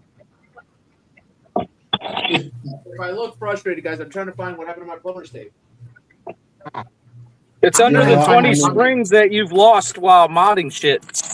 Right, exactly. They're all hiding somewhere. Some rat took them. Sean, there's one more thing I want to tell you. One more thing I want to tell Sean. This orange piece, lose it. Lose it. It primes so much nicer without it. Like, just the like, ratchet piece? yeah.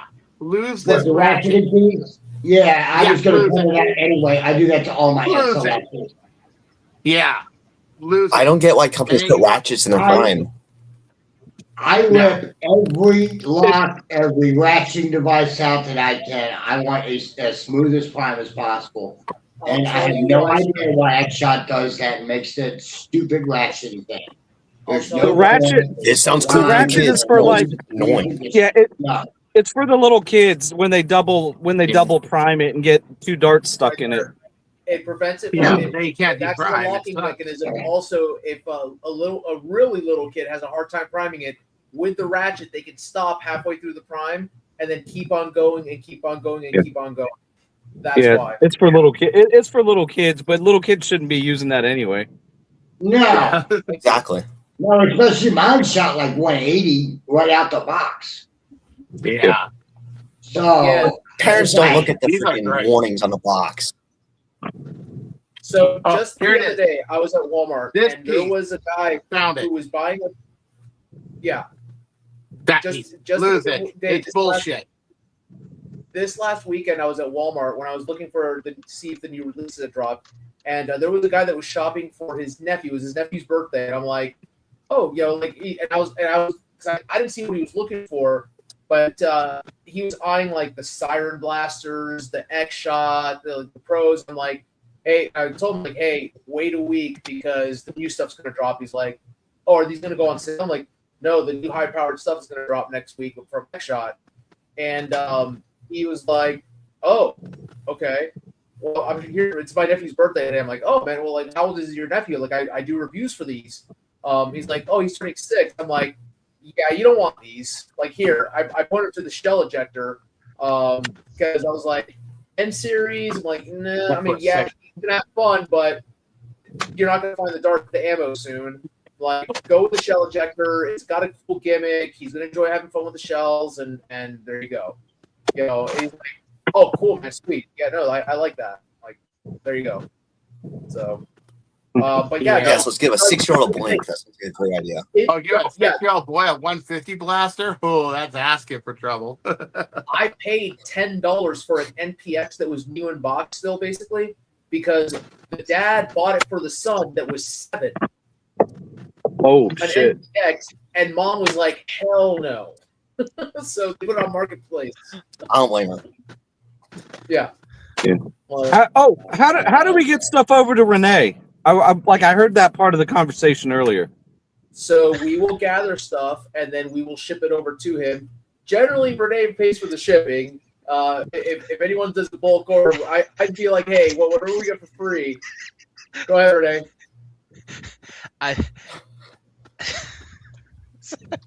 Sorry. When you send me a container, please tell it me before you send it. Oh no! I'll get He's your got to address save for his you. money. Yeah. I'll get your address. No, we'll get your. We'll let you know, hey, this is what's going on. This is how much it costs. So, and if you know anybody who wants anything, obviously, well, here's the deal, Renee. You tell them, hey, this is what it's going to be, and this is how much you have to pay for the blaster. Pay you for it. You in turn pocket the difference between the shipping cost and whatever it is. So just let you know. You have a point. Yeah, I see the point. Yeah. It's like I told you. If you find 5 people that order barrel shrouds, I will put one for free for you. And you just have them pay for the shipping. I'm putting some biohazard stickers on there. The word fragile means nothing. I know that from experience. It means nothing. Hold on. So for those that cannot read the chat, our good friend Gimsmons just pretty much slammed Milo really quick and said the next container is going to have a blow-up doll in it, Renee, courtesy of Milo mods. Hey Ryan, when are you doing that giveaway? Because that'd be fucking hilarious, man. I want to see that video. You got to review it. You got to test the damn thing. You got to chrono it, and then you send it out. Wait. Norman, I will literally pay you to print Renee a very special shroud. Oh my god. Okay, Well, let's just put it this way. Right. This required hookers and cocaine to get, and the You pedestal know and what shot I'm still has thinking, to right? kick in for the guy. So, Wait, it's what we do as things, I just heard cocaine. What's going on? Oh, I had to bribe a stockman with some hookers and cocaine to get Don't know what you mean. from up high. That way I can do a review on this. And he's still suffering from the effects of certain communicatable diseases by contact, and the penicillin shot has not kicked in yet, but we'll see. Hopefully, it won't. I need to share this story really quick because you guys are going to laugh. Okay, go ahead. And all the mind you, all the 12-year-olds are going to laugh at this one too. So you have to understand, and Milo was privy to this conversation. Peter Parker in Australia, also who does NXT armories, he's been telling me about issues in Australia when it comes to Western Australia and blasters, that they have certain rules that they have to look like toys, or else they're not allowing them. They're cracking down on Nerf pretty hard. So I told him, I was telling him, I was like, hey, the X-Shot Longshot, it's got a standard manual in it, so you can import it. And I'm going to design a kit for it too. And Milo made a snide comment, and I was like, yeah, no, what I'm going to do is I'm going to make a black body kit where it's going to make the shroud very phallic in nature. And he was like, oh my gosh. And you have to understand, imagine an Australian accent. Oh my gosh, Norm. I'm like, yeah, no, it'll be great. That way you could be like, oh, look, it's obviously not a real pew pew. And I'll do a butt stop that looks like a couple of dangling testes in the back of the long shot. Print it in CPU. Make sure it really dangles. Pew and butt stock. Yes. Yeah. I just got that. Renee. You're right. I'm trying to figure out what kind of box to send this thing out to Renee with. Wanker shroud. Oh my gosh. Michigan Sex Dolls Company. Oh my god. The discreet brown package, very important. Radioactive symbols all over it, and of course, it has to say fragile on it, so they know to throw it around. Must be. Well, that would be the first unboxing video I've ever made. Oh my god. Well, speaking of weird packages, I sent Chris one time a bunch of darts, and I had these darts wrapped so well, it actually looked like a brick of cocaine. It looked like I sent a brick of cocaine through the mail to Chris, but it was just darts inside because I had it packed so tight. Oh my god! Make sure the darts are white when you do it. Oh, absolutely. Nerf Pro darts. Don't forget the talcum powder. Yeah, a couple of these tape a razor blade to it too. They think that's anthrax now. They actually think that's anthrax. No, well, the rolled up dollar bill will probably give them the hint. It'll be fine. Absolutely. The I bag of believe oregano, it's- too. what is You it? got to have a bag of oregano in there. What is it? All The Colombian Bam Bam. $100 bills have trace amounts of cocaine on them anyway. No, I'm serious. It's a known fact. Back in the 80s, all the $100 bills that were in circulation had cocaine residue on them. Yeah. I heard that too. Good to know. So, I mean, if you're going to ship a rolled up bill, don't make it $1. Don't be a cheapskate. At least use 100. It's my Adderall medication, I swear. So in the murder chain, we're going to execute these 3 darts. A jet dart, which is a pathetic excuse for a PAC-D. Some people like them, but a worker, Gen 1, and one of these. You ever try to brass one of these? It's death to blaster barrel. Definitely. We're going to execute these right now because they've been bad. Is this a jet dart? I have no idea. I've seen that dart before. I really like them. It looks like the one with the round edge. They're game face darts. Yeah, that's the seed. That's the Game face darts. the game face prime dart. Yeah, but they are imitations of these, and they're not good imitations. Norm, you remember I kept dart sweeping when I got hurt at Survival Fest? Yeah. I got a whole duffel bag full of ammo now. Oh, I got to talk about Survival Fest. Trip was saying that you guys didn't really win against the zombies. You beat the objective, but you didn't win. I guess because in the middle of one of the rounds they said some people can play here, some people can't. I don't know. They're saying that. And he was like, the zombie objective was to kill, to turn all humans, and they never did. Yeah, so I'm getting conflicting reports of they won, they didn't win. Trip saying they didn't win. Exactly win. Right. Every one of them said basically we wiped out all the humans, and I said, well, did you totally wipe them out, or did you basically wipe them out? Because I was still alive after mission 4 and going into mission 5. There was a whole group at Morton that got surrounded, but they were in the safe zone. They were still alive. Survivors, that's a win, right? No matter how you score it. Okay, yeah, so that was the thing. Every one of them said basically we wiped them out. I'm like, no, you didn't totally wipe them out. Therefore, you didn't reach your objective. Basically, survivors are survivors. I agree, 100%. Yeah. I was gonna say, as long as pick that up with Chris, surviving, he has a different opinion. As long we counted them. We counted them up. We had 31 humans left, but we definitely would have got slaughtered on mission 5 had we used those numbers. So the reset helped. But yeah, the zombies never completed their objectives. Oh God. So anyway, AJ, if you like those darts, hit up Dunham's because they're $5 a piece for 100 pack. Oh, that's not bad. I like how they shoot out of a Delta Pro. For some damn reason, they seem to shoot real straight, especially with a P cart on the end of it. So I don't know why it just does. Those darts are actually okay if you're using a true 13 millimeter inner diameter barrel.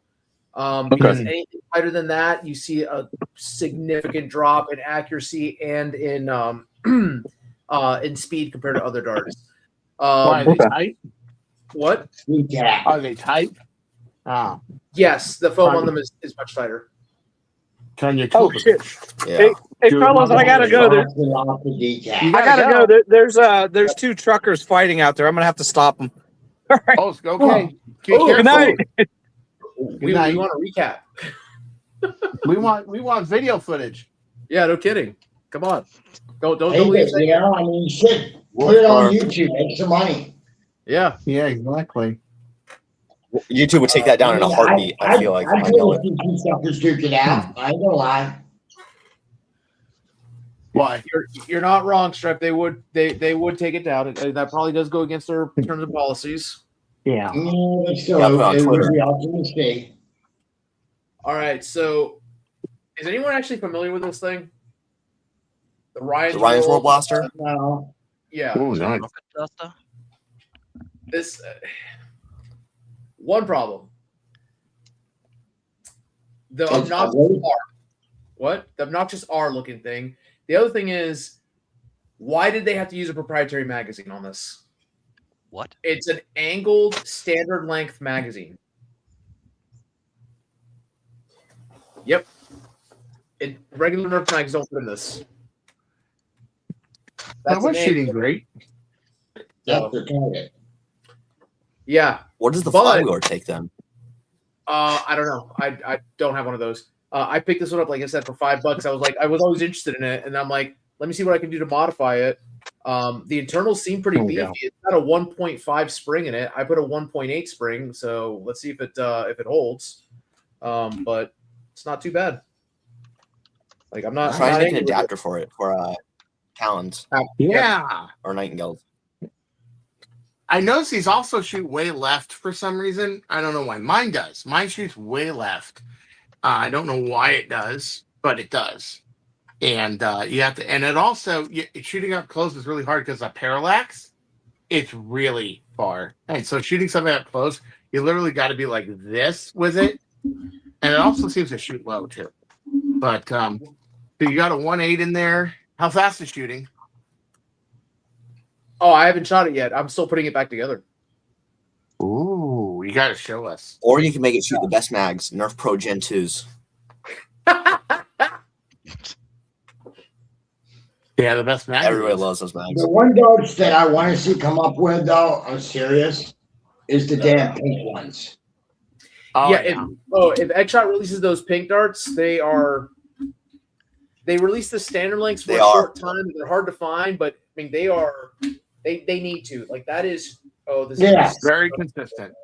Yeah, very consistent. They are releasing darts separately. That's if the consistency stays, though. That's the thing about it. And they hide them in the grass. Yeah, not only are they good consistency wise, but they're also easy to find in grass. They're easy to find. Exactly, and that's what I want to see them do. That and to sell the mags for the flasher too. These are straight Nightingale mags. I mean, I'm not kidding you. These are straight Nightingale magazines. Yeah. I have seen Toy Fair pictures, and they have the pink darts on the shelf. Really? In a bag, so those are definitely confirmed. Well, good, because I know that they released the Blastercorn standard length ones for a while, and those flew off the shelves. Yeah, and they flew off the shelves. Like they don't even they don't have them on the stores anymore. I'm like, why not? Like, please, these are really good darts. Like they're probably the best of the standard length darts that I've seen. Yeah, I really miss these ones, the red ones, when they had them at Five Below. Which ones are those? Right. You. Oh wow, I never saw those. Wow, these were $325. Wow. At Five Below. Yeah, I never seen them either. I've never. And seen they got those. the chili hats, but they're yellow instead of green. I've never seen those. I'll tell you, I miss the old school Dart Zone chili darts. I wish that they would have brought those back and not given us the nitro shit darts that they gave us. Well, you know, if you missed him that much, you need to see Jonathan. Yeah, I know. He has a whole bunch. He has like a pallet load. Yeah. Jonathan Sillian, he has I think 8 cases of them. So and there's 4 boxes to a case. Yep, I'm gonna probably get. So he has about 800 darts each case. I'm told him hey, send me a case. I'll pay for it because those are really good darts. I just need some for the collection. That's it. Yeah. I mean, to me, darts are meant to be shot, and most of them, when I get done shooting them, they don't survive. Mm. You know, so I'm lucky to get 3, 4 shots out, and that's it. Sometimes 1 or 2. That's fair. If any of you are in desperate need of, I'll go ahead. I was gonna say I don't normally collect darts unless they're something really special. Like for example, the ones that I have that I'll collect them if I find them are the elite camo darts. Yeah. Those every now and then. Oh yeah, those are rare. Yeah. The bacon darts too for the Mega Cyclone Shock. Yep. You were saying something though, Strike, though? Go ahead, please. If you guys are in need of Vortex, there's a lot right now on eBay. 400 Vortex discs for $100. Ooh, that's why I was really tempted by it. Paragons. Official. Those Paragons are badass. I got 2 Paragons and 3 nags. Ooh. I don't have any Just of a that. little bit more I would spend, but I came after Vortex. I came in 2019. What was I? Mm-hmm. Yeah, I think 2019. You could swarm people with those things. We didn't have it was elite and rival back then, and back in the day, if you had a caliber, you were considered like a very fortunate player. But now calibers are so common, you know, you can't toss a stick without hitting somebody who has 2 of them. I'll be honest. Okay, well, that's definitely powerful. I heard that. I miss the fact that the Caliburn is no longer a relevant blaster anymore. It truly is, you know. But again, natural evolution, natural progression is what I always like to see. Oh, absolutely. Long shots too, but these still are my favorite humpers. My favorite 300s are these because they take less effort and they fire. But you got to know your craft with these. That's the thing. And the only real common available stuff is the worker stuff. Well, here at Caliber, people have all sorts of stuff. You go frontline foam, find metal catches, find anything. You can even find a U caliber in there. You know what I'm saying? Well, Which my gave me new the idea caliber of has the fleet got net. an entire metal kit in it from Frontline. It's Right. got metal ram, metal trigger, metal catch, of course the metal Van James ramrod.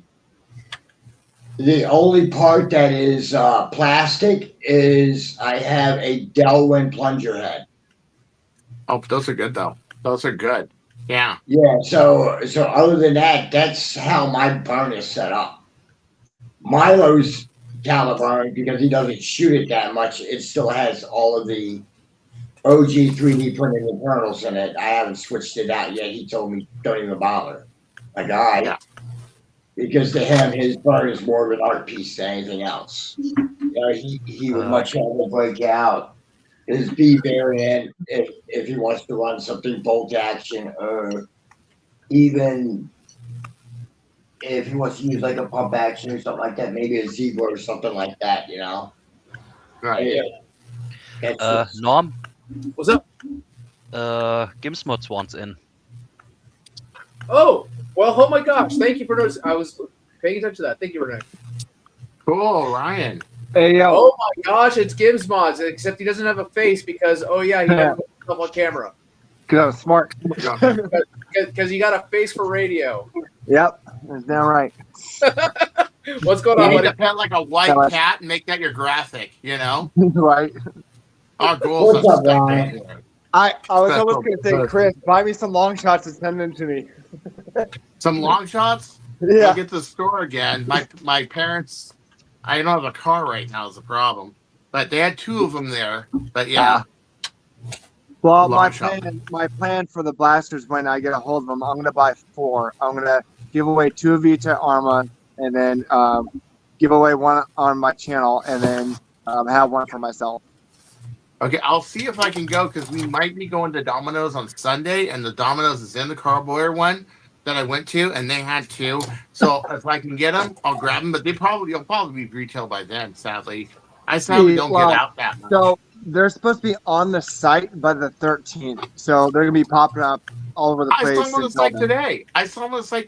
They're You for did? sale. Yeah, he put a picture of it. It's on my YouTube. Hold on, and it's actually on my phone too. But I don't want to lose this. You know how Is it a link that's on your YouTube channel? Death by Nerf Blaster. Yeah, I put it on Death by Nerf Blaster. By the way, I got a question for you guys.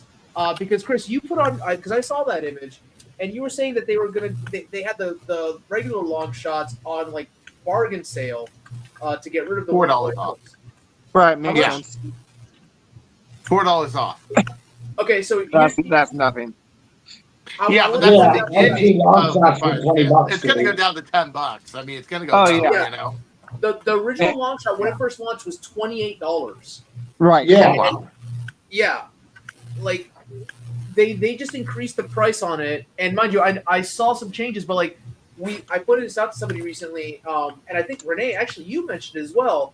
When you saw the price that somebody was asking for an anime skins long shot on Walmart's website. Oh, yeah. $79. Yeah, it's like $70. Yeah. That thing released at $19 this last Christmas. Like, yeah. So. Yeah, I mean, it's the blue one that I got, because I destroyed both my red ones, but whatever. I paid like $20 for it, $18, $19, something like that at Myers when it was on sale. Yeah. Right. I know that at Myers they went on clearance about a month and a half ago, and there's no more left in the store. They had them clearanced all the way down to $15. Yeah. Wow. To which I have to say, I'm wondering if Walmart brought up the price artificially in order to prepare for the long shot 2, and then try to confuse people. Like, oh, look, it's on sale now for the long shot. Yeah. Right. Maybe. Yeah. That is the most That is the most American thing I think I've ever heard of for businesses. Yeah, yesterday it was not. This was not for sale online. It was And it's on. it's not just US. Yeah, it was. It was $40 in the store. This was actually the Longshot price because they confused this one for one of those. And I looked at today to show my mom how easy these are to confuse between one and the other because they look a lot the same except for the bearing scar and it's a little longer and a few other things. Yeah. And I saw that one was down $4 and this was 40. So I'm like, the fire sale has begun. It's not quite here yet, but it has begun. Yes. Yeah. It'll be. Call me when the blaster hits like $10 in. Maybe I'll buy a couple extra ones just to transplant my guts into. I'll be honest with you. So, and if you're starting a blaster club, if you're starting a Nerf club, the Longshot, once it goes on clearance, that is a very solid blaster to buy as loaners to give away. Oh yeah, definitely. I mean, for younger people, want the 130. Or I give out a bunch of AI Pro X's too. Yes. Yeah. You know, those are both two I picked up very mine. affordable options. You know. Yeah. What was that, Strife? You picked up yours for what? I picked up my Longshot for $10, brand new. Wow. On clearance. Good price. Yeah. When was this, if you don't mind me asking? What did you say? When and where did you get it for $10? I got it like 6 months ago, maybe at a farm store, like a farming goods store. Okay. Called Baumgart's. Oh. Yeah. Oh, okay. Yeah, those little stores sometimes, like that, you can get some good sales. That's where I picked up my freaking my Primus at, was at Cabela's, and it was like 30% off. I was like, okay. When we talk about prices, I have here something. In Germany, you have to pay for the X-Shot Longshot Red version, 29.95 euro. Mm-hmm. That's like $60 or something. And for the Pac-Man version, 39.95. Yeah. Also almost 40 euro. I was For gonna say, the what's the X-Shot euro Longshot to Pac-Man. What's the conversion like right now? Yeah. Well, wait a minute. I need freedom units. Yeah, I'm sorry to ask, Renee, and it's a pleasure to finally meet you. 0.86 euro is $1 US. Okay. So it's It's about the same. Yeah. Yeah. Because they had the Pac-Man one at Ross here a couple months ago for $40, and I was like, it still hasn't gone down. I'm not buying it. If it was 20, I would have bought one. Yeah. Yeah, simply because I like Pac-Man. Right. And I played hours and hours in the video games in the 80s. So right. Yeah. But it's astounding for the top $40 price to me. Yeah. Yeah. Yeah, I'm in the same boat there with you, Milo. I liked Pac-Man. I do like Pac-Man. I played the shit out of it. And oh man, I'm gonna get canceled for that joke. But anyways, that being said, I already own a Longshot. I already own 2 versions of the Longshot. Three versions: the red, the anime, and the blue one. Why do I need a Pac-Man? Why am I going to pay more than the original price just to have Pac-Man on it? I don't. To shoot the ghosts if they ever come out of the screen. I mean, of course. You know, like with me, If it was Miss Pac-Man or Galaga, then we'd be talking. that's why a lot of times I won't buy multiple versions of the same blaster when it comes to DZ and their 1001 paint changes, you know, such as the 5 different versions of the Outlaw, the 9 different versions of the Solo. So I'll say it lowly here. I actually dated somebody once upon a time that my nickname for her was Mrs. Pac-Man. So just, I'll let you figure out why. Milo, you know why. Figure out why. Yeah. Like, okay. She was a quarter pounder. We get Don't forget the 1,000 Jolt versions. Jolt versions. My God. Oh, Jesus Christ, yeah. And they still make them. I saw a Llama Blaster today that was a Jolt at Target. You know, I went to with my dad to help to get the COVID shot, you know, and we went to clinic, And I went down the aisle, which there was barely anything there. I was hoping I'd find some more X-Shot stuff, but no, nothing. You know. So let's have an honest conversation here. Mm-hmm. Which was more overproduced and overmade, the Jolt or the Ward? The Ward. The Ward. I will have to say the Ward, and the reason being is when I can't stand that freaking blaster at all. That or its 9,876 million iterations of it. As far as I'm concerned, one was more than enough. I did not need a second, nor did I need a version number 356,000. No, absolutely not. I feel like the Jolt at least have a purpose. Oh God, here it comes. N1 slander will not be tolerated. N1 deserves more love. I'm just saying I cannot. No, absolutely not. No, I've seen enough of the Ward to last me a bazillion years. Don't actually have uses to them. As a last resort, a Ward. Whoop-dee-doo. I've seen one. I've seen 10,000 of them. I've seen them as cheap as $3.75 for them, and they're still not even worth that. But this one is new. It's the Freedom version. Yeah, right. So this here's the thing, and Stripe, you know me that I like to tease about N series. I'm one of those rare ducks that actually kind of enjoys N series. But I agree with Milo regarding the Ward is that they made it way too many damn times. Right. Like it's They made it like 13 times. I made a meme about it. Whatever. Yeah. The Jolt had like hundreds of iterations from Rebel to it's got its own series, microshots. Oh, that's true. Yeah. Transcends time from the N series, N Strike, all the way down to Elite 2.0. It just never died off. You're right. It is. Yeah. That's true. It is a classic, though. That's the whole thing about it. Don't forget the cheap knockoffs. Yeah. Exactly. Oh, I don't see yeah. a Ward knockoff. Well, isn't the Ward just like Yeah, that's a good reason why.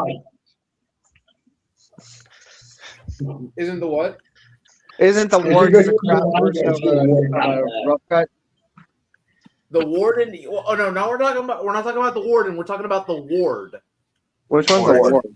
The Ward was the Warden is the Elite 2.0 guy that broke all the time.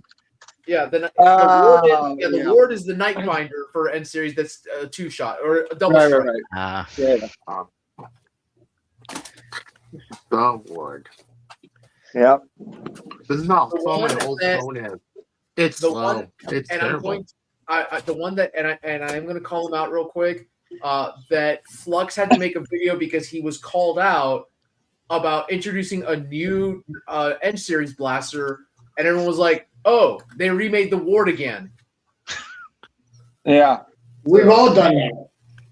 We all do that to each other.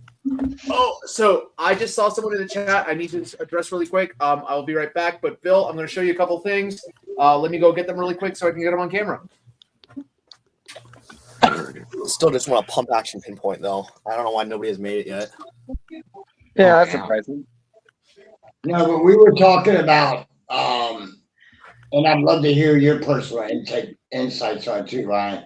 Is influencers who are given stuff versus ones who have to buy it with their own cash versus the review.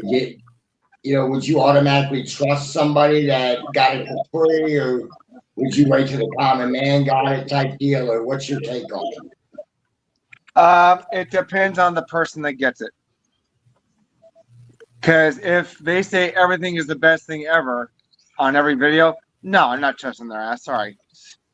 Yeah, This is the absolutely. best thing. You're talking about Welcome. Like, okay. what? I didn't name. I'm just saying. People that say that crap, I can't stand. I like to be real. If it sucks, it sucks. If I get for free, I get for free. But if it's crap, I'm going to tell you it's crap. Yeah, no doubt. I mean, you've done that before. Yeah.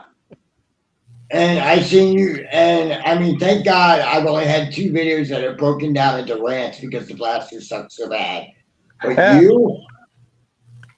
if it's bad, you're gonna say it's bad. If it's good, you're gonna say it's good. I mean, but it's gotten to the point though where, for me, as somebody who not only does what you do as well, you know, and everything else, brother, it's gotten to the point where one, there's certain content creators I steer clear of, just because I know that they got it for free, and I really don't want. Well, they're to know gonna anything embellish. about the blaster. Yeah, they're gonna embellish all the good about it and not talk that much about the bad.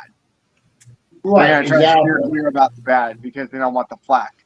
Which I get. I totally get it. But you gotta be honest with your people, man. That's right. They're gonna, if not, man, they will hunt you down with pitchforks. Yep. So if you say it's the next best thing, and it's not, you're gonna get a knock on your door one day from some angry guy. You know. They don't want to know why you said the blaster was good when it was dog water. All right, exactly. real quick, guys, There I want it to is. because I want to Ryan. talk to Cyclops Warrior in the chat. Yeah.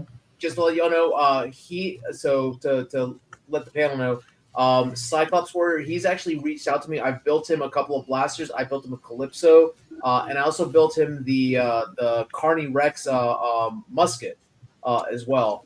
So that being said, he messaged me earlier because he has I guess a young daughter that wants to do something with foam flinging, and for good recommendations, asked me about converting a double strike to do half darts. Now, the double strike, we all know, has the smart AR system, right?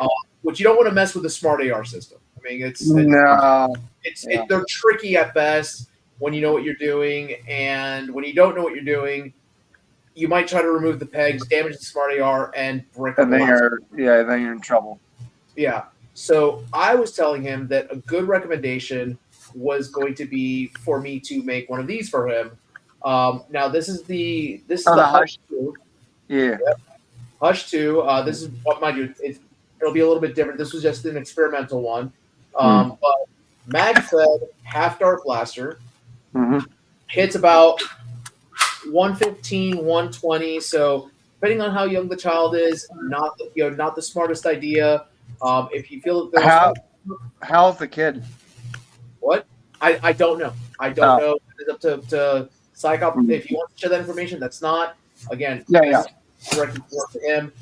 The other one that is pretty good no matter what age, and I kind of like it. This is the nail clipper. Oh, yeah. This is actually cylinder fed, and you rear load the darts into the cylinder, you pull back, and you pull back, and each time you push forward, the dart rotates. Yeah. And there That's you go. pretty cool.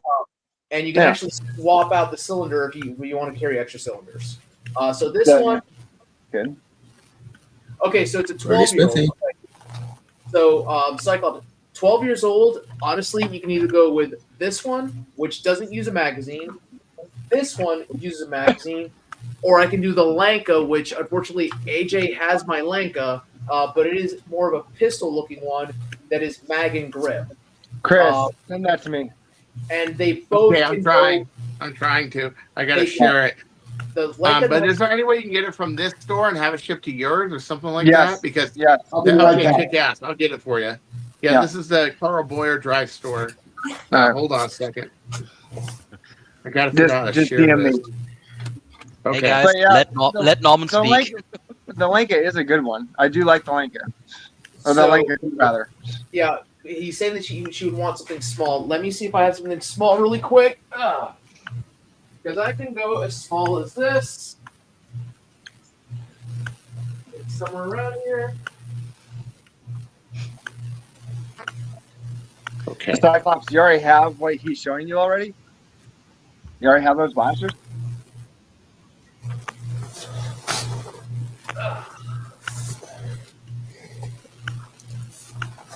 Good. Come on, phone. This is my old one, and it is a pain in the ass. Come on. Copy. Oh, okay. I wouldn't recommend this one, but This is basically a Lidl Jolt. Oh yeah. It's the first mate, and it hits right around 70. And it's just, you can do standard length or full length in here. Yeah. Nice. So, but yeah, So it's a solo. it's yes, basically, but string power. Yeah. So, which also wouldn't be a bad one. A solo or a cricket, $7. You know, that hits like right around 110, 115. My good God. Or if you want, I have an extra one of those. Wait, Cyclops, you're not local to California, are you? No, he's Okay. more local to me. Yeah, okay. I was gonna say if you were gonna come to Arma, I'll just give you something because I got so much stuff. God damn it. Come on. I'm dealing with the most pain in the ass old 2019 phone. Stripe, My what new are those? one is actually doing this stream, so it's not being my friend at the moment. Are those South Park? No, those are not South Park. Come on. No, These? what are those? These are Nerfles. What? It's a Nerf brand toy from the 83, I think. They were a weird adventure. Yeah. They had their own play sets. It was like a failed whole toy line that they made. Wow. You can take them apart. They're kind of like Mr. Potato Head almost, but with Nerf balls instead. Was that when, I know people are going to think about throwing these, but these are rubber, so I would not. Right. I mean, Not that's a surefire way to get banned from any HBZ event, that's for sure. Yeah. You can throw it, but you don't want to hit one. Yeah. The wow. Yeah. I've never seen those. Like if you ever find like the big plushies, get them because they're pretty rare. Yeah. Well, I do have like so. I gotta get back. I had let somebody from Honk borrow a the Nerf throwables, the Nerf branded throwables, the Z Strike throwables, because he always fancied throwing a brick at a zombie at Survival Fest. So I got he got it back, so I can get it back from him. Because those are really rare. I didn't figure out how to share that, Ryan, cool. but that's I sent you the picture. Oh, nice. That's got the store and that on there. Yeah. So is there anything else? This thing is being nefariously slow on me though. Okay, I'll try it. Thanks, Chris. Yeah, there you go. That Carboy Super Center on Carboy Drive, Walmart. That's it. Okay. Yeah. All right. Yeah. And that's where I found those two that were lurking up there. Oh, yes. Those Mighty Blasters are pretty good throwables too. The little, like, they're kind of like socks almost. They're not as heavy. They're pretty light, but those are pretty good too. And they stick to Velcro too, so you can just put that on like on your gear and just grab them off. So they're Velcro grenades. Yeah.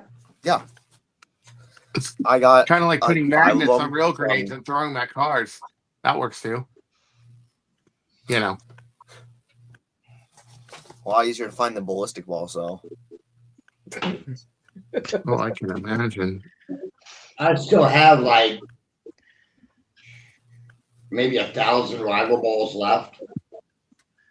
Wow. So yeah. I've made a point to buy wherever I see rival rounds, to buy them only because of the fact that I feel like they're eventually going to come back. Yeah, they were a good probably shooting will. system. One day, yeah. I mean, I if they still have- really wanted to, they could really come back if they did a new rival line and a good one. You know, again, they really could. I still have If Vortex come back, 2 boxes of the Adventure Force rival balls. See, I never. Oh, those bought things are those. fast. Yeah. Yeah, they But, fly everywhere, but they go so fast. The orange ones, yeah.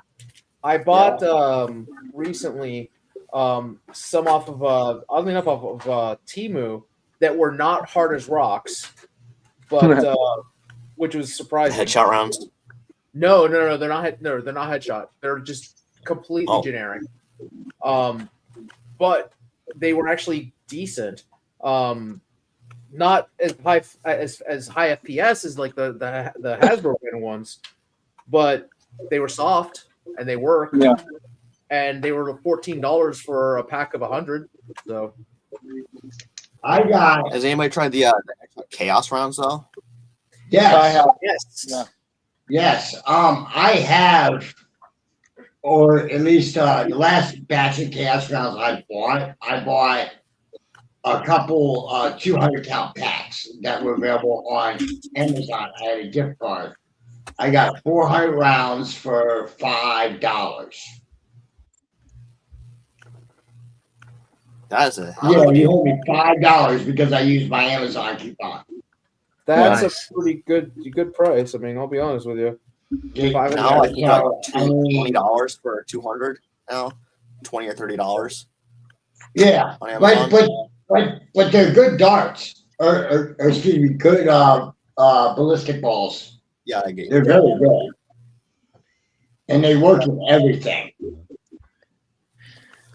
Here you can get 100 rounds for 15 euro. 50 or 15? Still have a 15. bucket.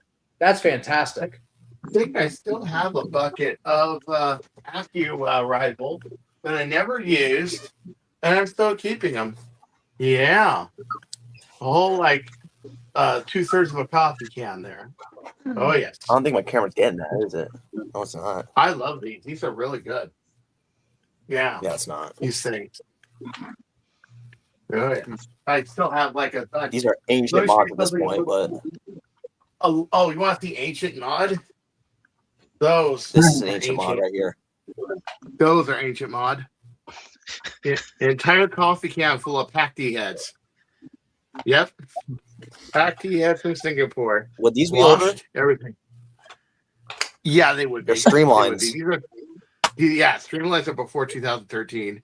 That's definitely can't find these anymore. And I got 3 coffee These ones have cans hot full glue of in them. their head. I thrifted them. Wow, nice. That's a good old silicone. The melting silicone. With Oh gosh, he's gonna show me some number 6 safety slugs? Because that's really old school.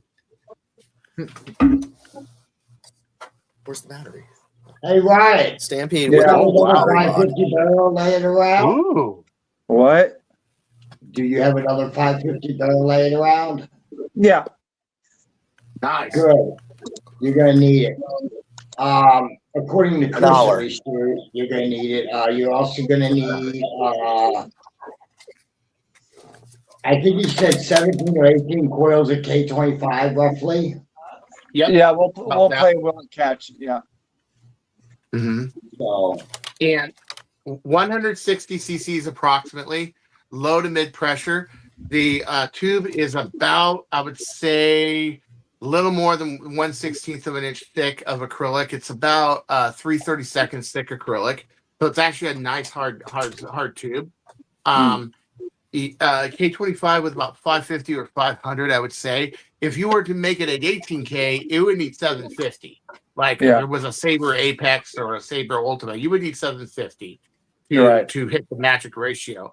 But this is a little different because it's a little bit of a low pressure system. It's a low impact kind of system. You want to pad your plunger head. You want to pad this base. If you need help fiberglassing this and this, I know stuff doesn't come back from my shop very quickly for obvious reasons, but yeah, I can show you how to do it. And then you got a base up here and up here. I would do that too. And then I'm playing with a pre-compression spacer on this thing. It's pretty nice, but that's pretty much it. And then you want when you take out this tube, it has a little lip on it, like when they cut it. So you want to knock it down with like the back of an X-Acto knife or a screwdriver. I actually use a screwdriver, and then you want to put a little bit of Teflon tape under each of the rings, the front ring and the back one. The inner ones are fine. I wouldn't. The inner ones are actually too tight, to be honest with you. And then you want to slide it in, of course, because the surface of this tube does catch a little bit. So, but you don't want to snag the rings, whatever you do. And then I think after that, I think you're pretty much disco. It comes out just like any other normal thing, and you're gonna have some pretty crazy powerful blaster. Mine is a conservative conservative estimate of 320, 330. If the Longshot can do 300 with a K25, this one can do more, and it's got a lot more air to it. So a lot more potential for power. And I do really like the long draw on this. It's 5 5/8 draw. See, like that's how long the draw is. It's super long.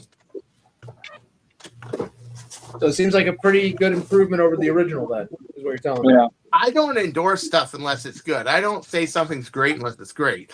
I mean, is it perfect like a high-end blast like something I do? No, I wouldn't use it for sniper unless, of course, I beefed it up like I beefed up these rails with fiberglass, beefed up the shell with fiberglass, and put a 550 on there and a nice bearing scar. Yeah, but it's pretty good. It's a pretty good field rifle. It's definitely better than reshelling the Nexus Pro X and making X2 and just putting a P-car on it, making it cheaper. That's a good blaster, but this is another direction entirely, and I really think it's pretty good. I don't go out of my way and buy something unless I really think, okay, I don't have room in my room to buy any piece of junk. That's the potential. I have a question. So do you think that this is actually a good modding platform? Yes, but you just have to approach it a little differently. Okay. That's the whole thing, because it's a lot like a Lynx warehouse. That Ryan was trying to say something, I think. What? You were trying to say something. Oh, you weren't? Okay, somebody else was? Yeah, okay. I have a question. You touched on that. You said the Nexus X versus this, all they did was they gave it a P-card and they made it cheaper. Yes, you're absolutely right, they did. Right. Now, my question is, would you rather have a Nexus X or the new XR2? This one, by far. And when it comes to Adventure Force So Nexus, what the you're saying original is one is way better.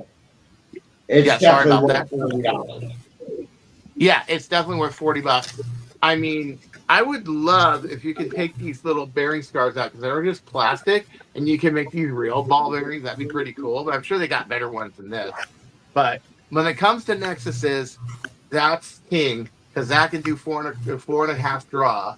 That can use a 550 barrel, and I've gotten one above 400. And it just is. It has more modding potential.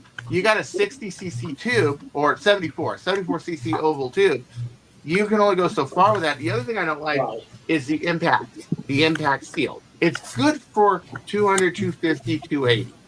When you're trying to really chase above 300, so I think that the Nexus Pro X is limited to 300. Now that's really good for most people, but it has a lot more variation because you're not dealing with an O-ring seal. You're dealing with a gasket impact seal. So your numbers are going to be all over the place. And me, I'm chasing in the 4s and 5 feet per second of deviation here with my sniper builds. I have to, otherwise the vertical drop is unpredictable. Right. So if you go from 230 to 300 to 275 to 280 to 290 in one magazine, that's not going to give you accurate results where you can throw a trajectory sight on that. Would that be good for battle, like close-in battle or 100 feet away or 120? Oh, sure. You're trying to really go the distance? No, you need more consistent numbers.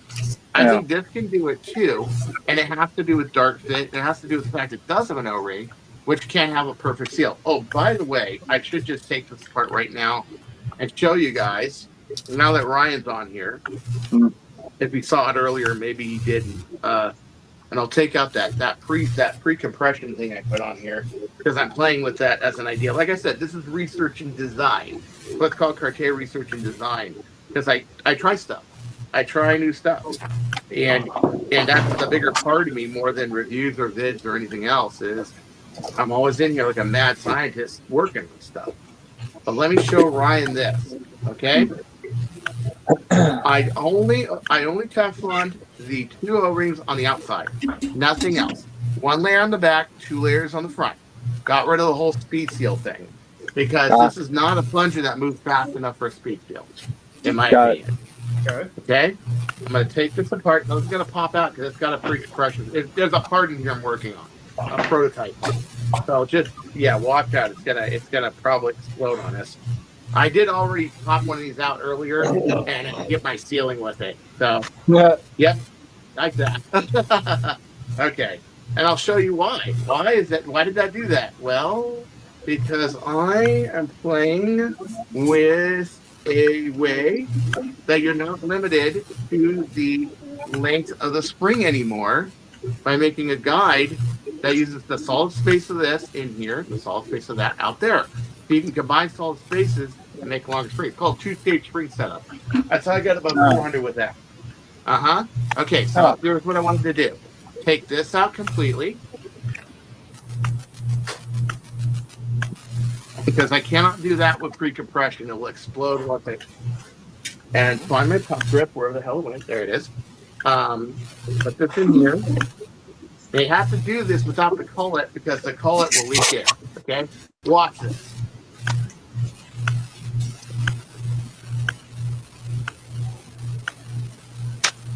Oops. Oh, my back was in. Sorry. Hold on. I have to do it this way. 1 second. Let me try that again. I didn't actually... We got to go forward like this. You got to put everything back when you do it. And this is a pain in the ass. This is why I hate pulling so much. I like it where it's just bare barrel. Okay, here we are. And watch. Oh, that didn't work. That did exactly what I didn't want to do. I don't know why it's not working. I did the test earlier where I actually showed it can vacuum. But anyway, it only works when nobody's looking. Yeah. What am I doing wrong? It's one of those. It'll work correctly when the camera's off. Well, that's okay. Oh, you can't see it anyway. Okay, sorry. It don't work when you're live. Yeah. No, but I did it earlier live and it worked. Hold on, let me try it one more time. The problem is you have to reset everything. Without that cullet, it all falls apart. Right. And you have to reset the whole thing. You have to hold it in place while you're firing it. Okay, and hold on. Hope this works. Oh, maybe I gotta hold the plunger too. Hold on. Oh, that didn't do what I wanted to. That still hopped out. But anyway, if you in the occasion where you can hold the whole thing together, and hold this barrel, and it will hold a perfect seal. It will make a perfect seal. It's just with this cullet assembly, because the barrel stops here and then goes up, and then your bearing starts here. You can't actually dry fire it with the way I like to dry fire blasters and not damage my components. Right. For example, well, Norman when you get like a cullet from like either Norman here, you put in your longer barrel, you'll be able to do that no problem. Yeah, like this. Yeah, exactly. This is a vacuum saver. So that's but I was just trying to demonstrate, but unfortunately there's so much vibration this thing keeps shaking apart on me, that it will hold a seal. It's got a system that will hold a seal. It does have a good seal to it. You want to watch your barrel diameter. You don't want the barrel diameter waves. You want to use a good barrel that has a good finish on it. Not a rough finish, not like a sandblasted finish, a smooth finish. Okay. And if it does have sandblasted, sand, concentrically sand, polish. You know what I'm saying? So like a worker barrel will work. That's the problem. That's the problem with the worker barrels. Exactly. Yeah. The sandblasting. Exactly. Yeah. But if you do that, okay, because you got to seal on the outside and the inside, and they both have to work. Otherwise, chasing the high numbers, forget it. You need the air efficiency. Right. But I honestly say, if somebody really worked on these, these things can dance, man. These are good blasters. It's just, unfortunately, people stop at K25. And that's good. That gets people where they want. That doesn't really reach the potential. Yeah. And I'm much more about reaching for the stars. You know me. That's me. Right. How many people, though, actually feel the need to reach for the stars? I mean, me, I could care less about numbers. Numbers. Well, only people that really want to go the distance with something they're not paying $600 for. And really want to not just go the distance, but also influence the future of going the distance. Right. So there's that too. It's like I just put a dual spring guide in here, not to make it any faster, which it didn't, It just made it so I can use 2 springs with the solid space. I wanted to see if that concept would work. So I filed this damn thing by hand. I put 2 guide marks right here. I filed the outside to fit inside the spring, and the inside as well. This is just I call it for a Nexus Pro, for a Nexus Pro. And dude, yeah, it's the front collet that goes to the barrel, and I decided to use that because I saw that. I'm also doing this on my long shots, and the way it is you have a limited, like on a long shot, you can use 2 coils because there's enough space in there, but you don't have the pre-compression. You know what I'm saying? Because you got 5.5, and then you got 1.3 solid length, 1.3 inches. That's all you got. Well, what if you want more than that? What if you want a spring where the free length is 10 inches, a lot like your Worker 300s or your Swiss springs or whatever? Well, there you go. The other thing is if you make this spring softer, then this spring compresses while the other one doesn't. I'll show you a blaster where I'm doing that right now. Is actually, usually I'm using the stainless steel rod in the Mark 13. So this is a Stampede spring, right? And then this is the K27. Okay? So when the whole thing goes in there, that's compressing first. And then what it's doing is it's putting a constant load on the spring so that it doesn't dance around. And also when it fires, it tends to absorb the variations of it, and it makes your groups more consistent. So that's how I can get with that a few feet per second, about 350, 380. And then 380 was this, and a brand new K20 and a brand new K27, which I'm switching to these monsters. And that's why I had to make an 11 millimeter guide. And I had to actually stand this by hand to fit it. A saber plunger. That's a full guide rod assembly. That's going to be on my next Mark 13. So that way the spring can't dance everywhere. You know? Right. But that's the thing. Pre-compression is very important. And when it comes to the saber apexes, Harriers, Seagulls, they all use pre-compression to give you that loaded weight on it automatically. And that's what makes the blaster more consistent, where a long shot didn't really depend on it. But it would be nice if a long shot had a loaded pre-compression on it. So I'm going to do that on revision for a Big Blue. And then may get past 429 with it. We'll see. Do it to mine as well, Chris. Yeah. But it applies to new stuff as well. So I do things with concepts for design in general. You know? Yeah. Man, that front's so easy. Literally, that just does. Man. So check this out, man. It's like, I mean, a kid can do it. Yeah. A kid can do it. It's so cool. Yeah.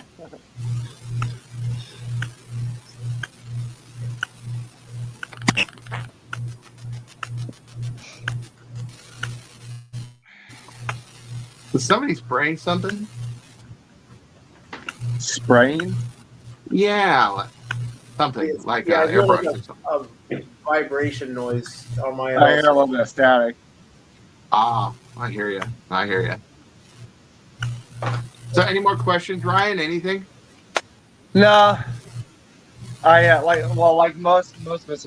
I don't usually watch other people's reviews until I watch it, but I do it myself just because I like to do it for the most part. But anyways. Yeah. So, which I guess that brings us back to the original topic was like, again, when it comes to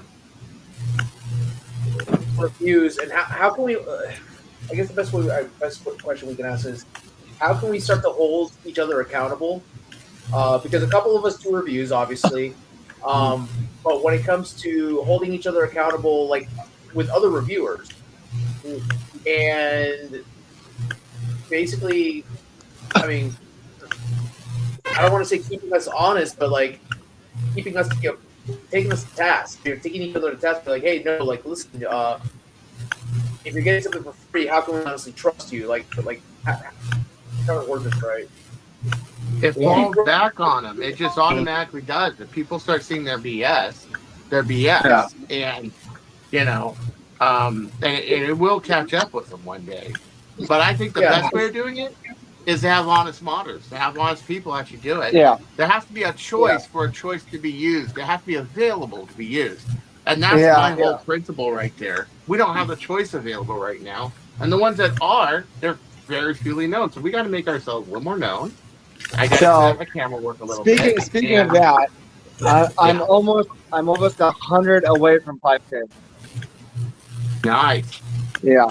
So I'm like, all right, let's just keep it going. That's it. You gotta just keep going at it. Yeah. It's hard. It takes a long time to do those videos sometimes. It's a pain in the ass. I know when I do owl rank, it takes all day. I got a video right now for the full honest mod build kit, and it's 47%. And I've been doing that since 8 in the morning. But once that comes up, you have this whole thing disassembled, reassembled, every point on it, everything in 4K. You know. Oh, by the way, Ryan, I used your whole idea of using the cutting mat. It's a better way of doing it. Because I usually do it in my room and it looks stupid. And I was there getting some epoxy and some paint at the Hobby Lobby. I saw one. I'm like, Ryan's from GimsVod now. So do understand, you're being an influence to me as well. Because it is positively rubbing off on me. It really is. And I'm not the best video guy in the world. I am a mechanical well, neither am I, dude. Like I said, I use my phone. I don't have 15 cameras and angles and shit and editing skills like a professional. I do it all on my phone. I use 2 apps. That's it. Right. I remember one night Ryan was filming, and he was sitting there, and where Ryan lives, he lives next to a very busy street, so he has to film at like 1 a.m. Right? He was filming, and his ambulance comes down the street, silent screaming. And he just starts just screaming at it and swearing at it. Shut the fuck up! I'm trying to film. I don't care if you're dying. I felt bad afterwards, but yeah. I was like, wow, he's watching the whole time. Yeah. But that's why we have editing. That's why we cut that out. So and I had to knock this down too with a file. Go ahead, sorry. Funny fact, I eventually got tired of having to edit or having to cut and restart whenever bugs would start working. Because when I first started, until my oldest dog learned that, just because I'm firing the gun doesn't mean it's time for her to start barking. Right. There were times when I would have to cut and be like, Pixie, shut the like quit talking. Yeah. And I could, mind you, I think that there might exist a blooper reel of me talking where it's like, hey, this is Robotico, welcome to Scan Blaster. Shut the fuck up, dog. Yeah. And you know what? You know what's funny? If you make all your outbursts like that into a short, I think you get a lot of views. Oh, it'd probably be hilarious. You would. Yeah. I'd love to see just like a reel of just all the outtakes. Yeah. I should do that one time. Just take the time away and just cut all those out. You guys have seen me in my Oops, live. all outtakes. Oops, all outtakes, yeah. Yeah. Well, you guys have seen the lives where my kid is like, and I'm just like, yeah. Oh yeah, the angry dad. Yeah. Angry dad face. Yeah, it's kind of humorous. No soup for you. I'm gonna kick your ass, kid. Yeah, I mean, I kind of have the same issue here. My thing is I try to get all in one take all at once, and sometimes it just doesn't work that way. I hate to edit. I don't edit. The reason being I can do it. Everybody should see it exactly how I see it. When I'm looking at it, I shouldn't cut to bits and pieces of anything weird or whatever in between. No, you're gonna see the blast. You're gonna see exactly that's it. Yeah. Well, man, thank you, man. All right, that's just make it as plain and as quick as possible.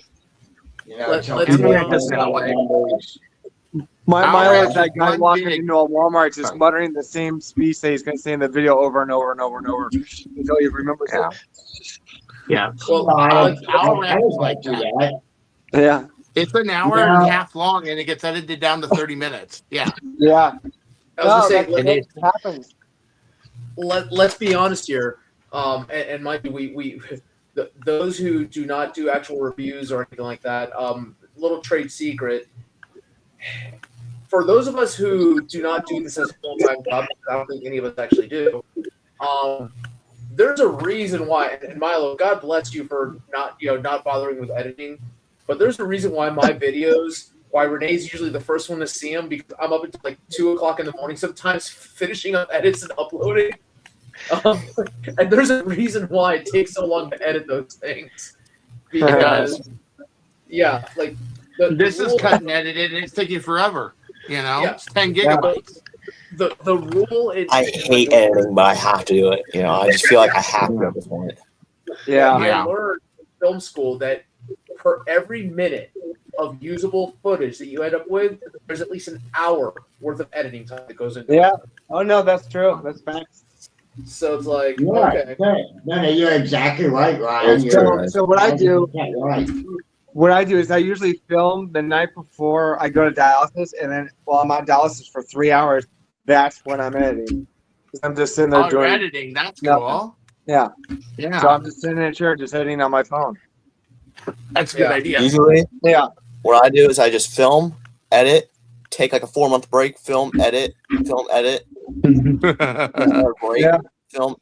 hunker down, finish it, and put it out. I literally edit. I film and edit.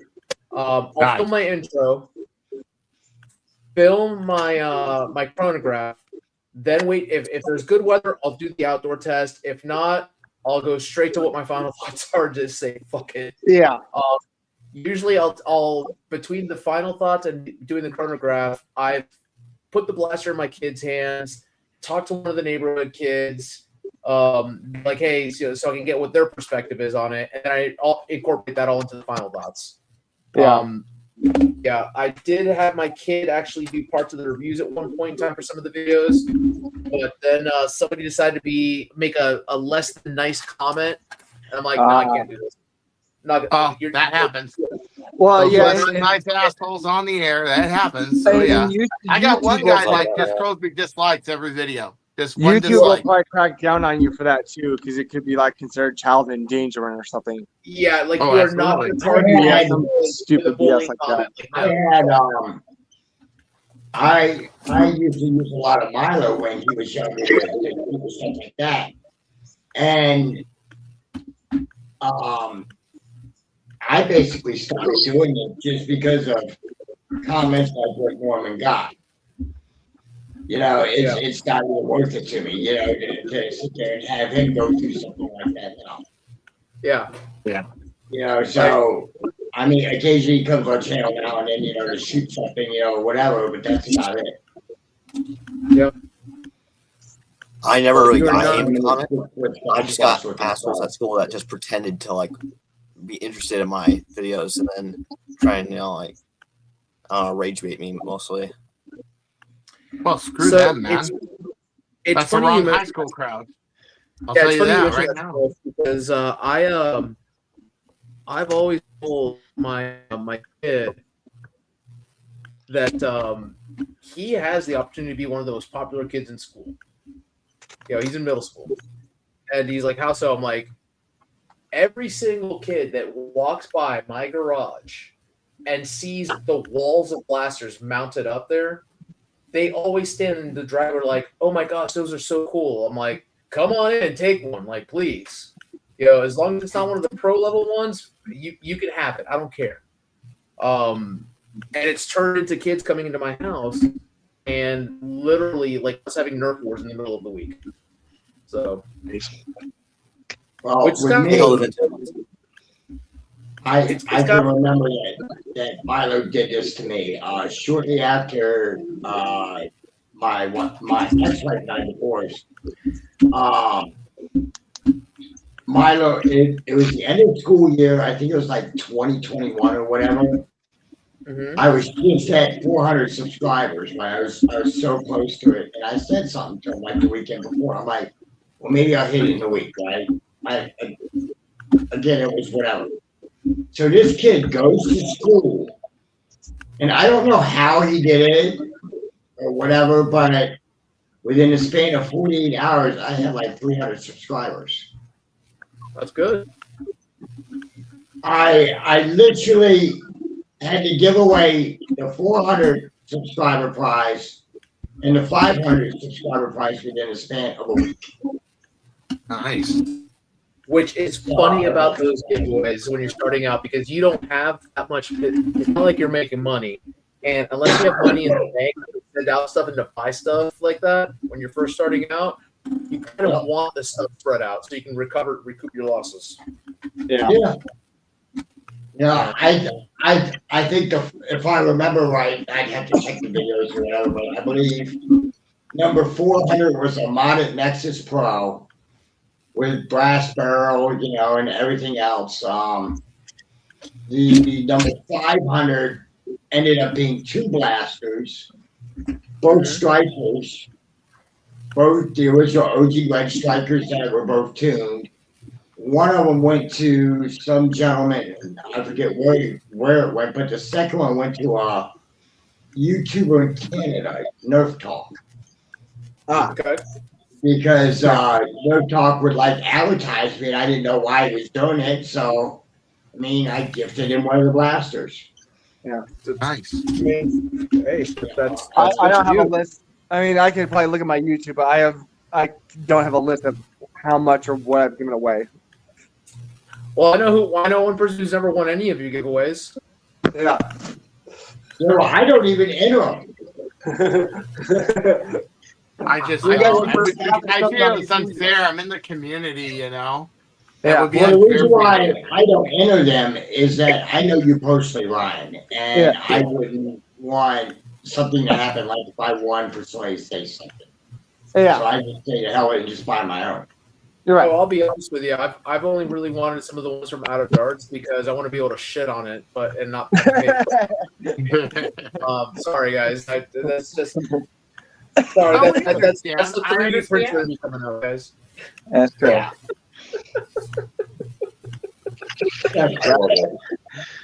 Sometimes it's so good. And they all to said be he was US. nice. I can just hear one guy in the comments, "You're an asshole." I got a question, Norman.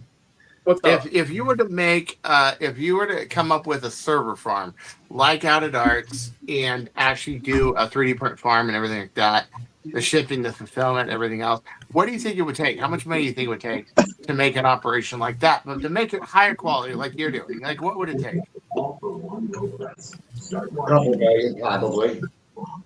Yeah, well, how much do you think? Well, To kick wait, us how out. many printers do you have right now, Norm? 2 or 3?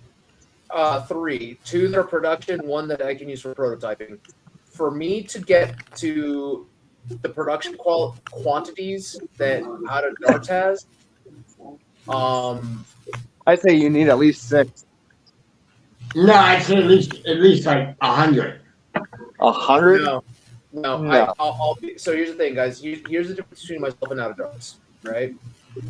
I'm a one-man shop. Right. If I can, The moment that you start getting more stuff, you have to have more people to run that stuff. Right. no, And because don't forget the costs for rent. You're right. that. Yeah. So Renee, that's Overhead, the thing. Rent, space. energy. Yeah. So that's the thing, guys. If in this room that I have right now, I have a 16 by 20 room, all right? In a 16 by 20 room, if I was to clear out everything, and I was to line each wall with a dual stack, I could probably put 30 printers on one wall. And that's with AMS printing, okay? Yeah. So 30 printers, let me do a quick calculation. Well, yeah.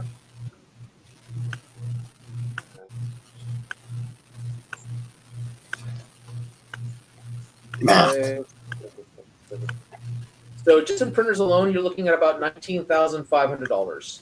That's to pay them out completely. Now that's not including the power or the rent or anything like that. Right. Those that I operate out of my house, so that's just using a room in my house. Power consumption, you're going to be looking at about $400 a month. And then whatever the filament costs are.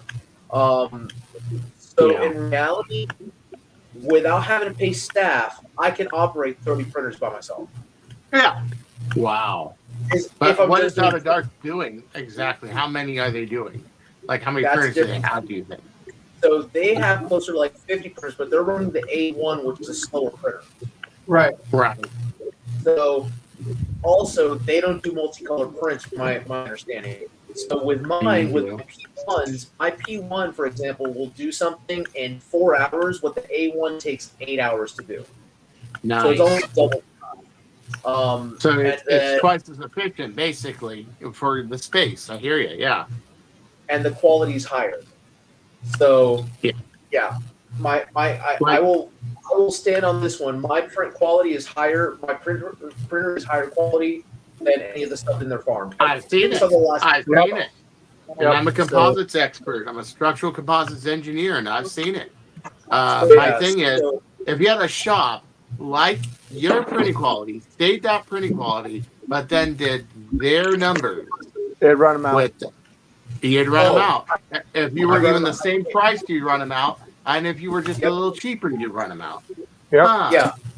And right now, here's the thing. And I've caught where there were items that I brought to market before they did, that they in turn market afterwards, and they undercut me. And I'm like, really? You're doing this? Prime example are the shell ejector shells.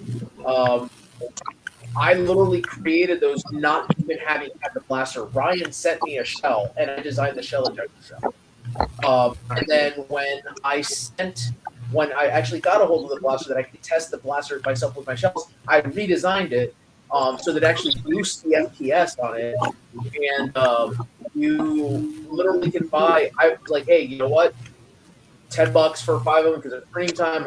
You select the color. I can make them be like a copper or like a flash shell to make it look more realistic.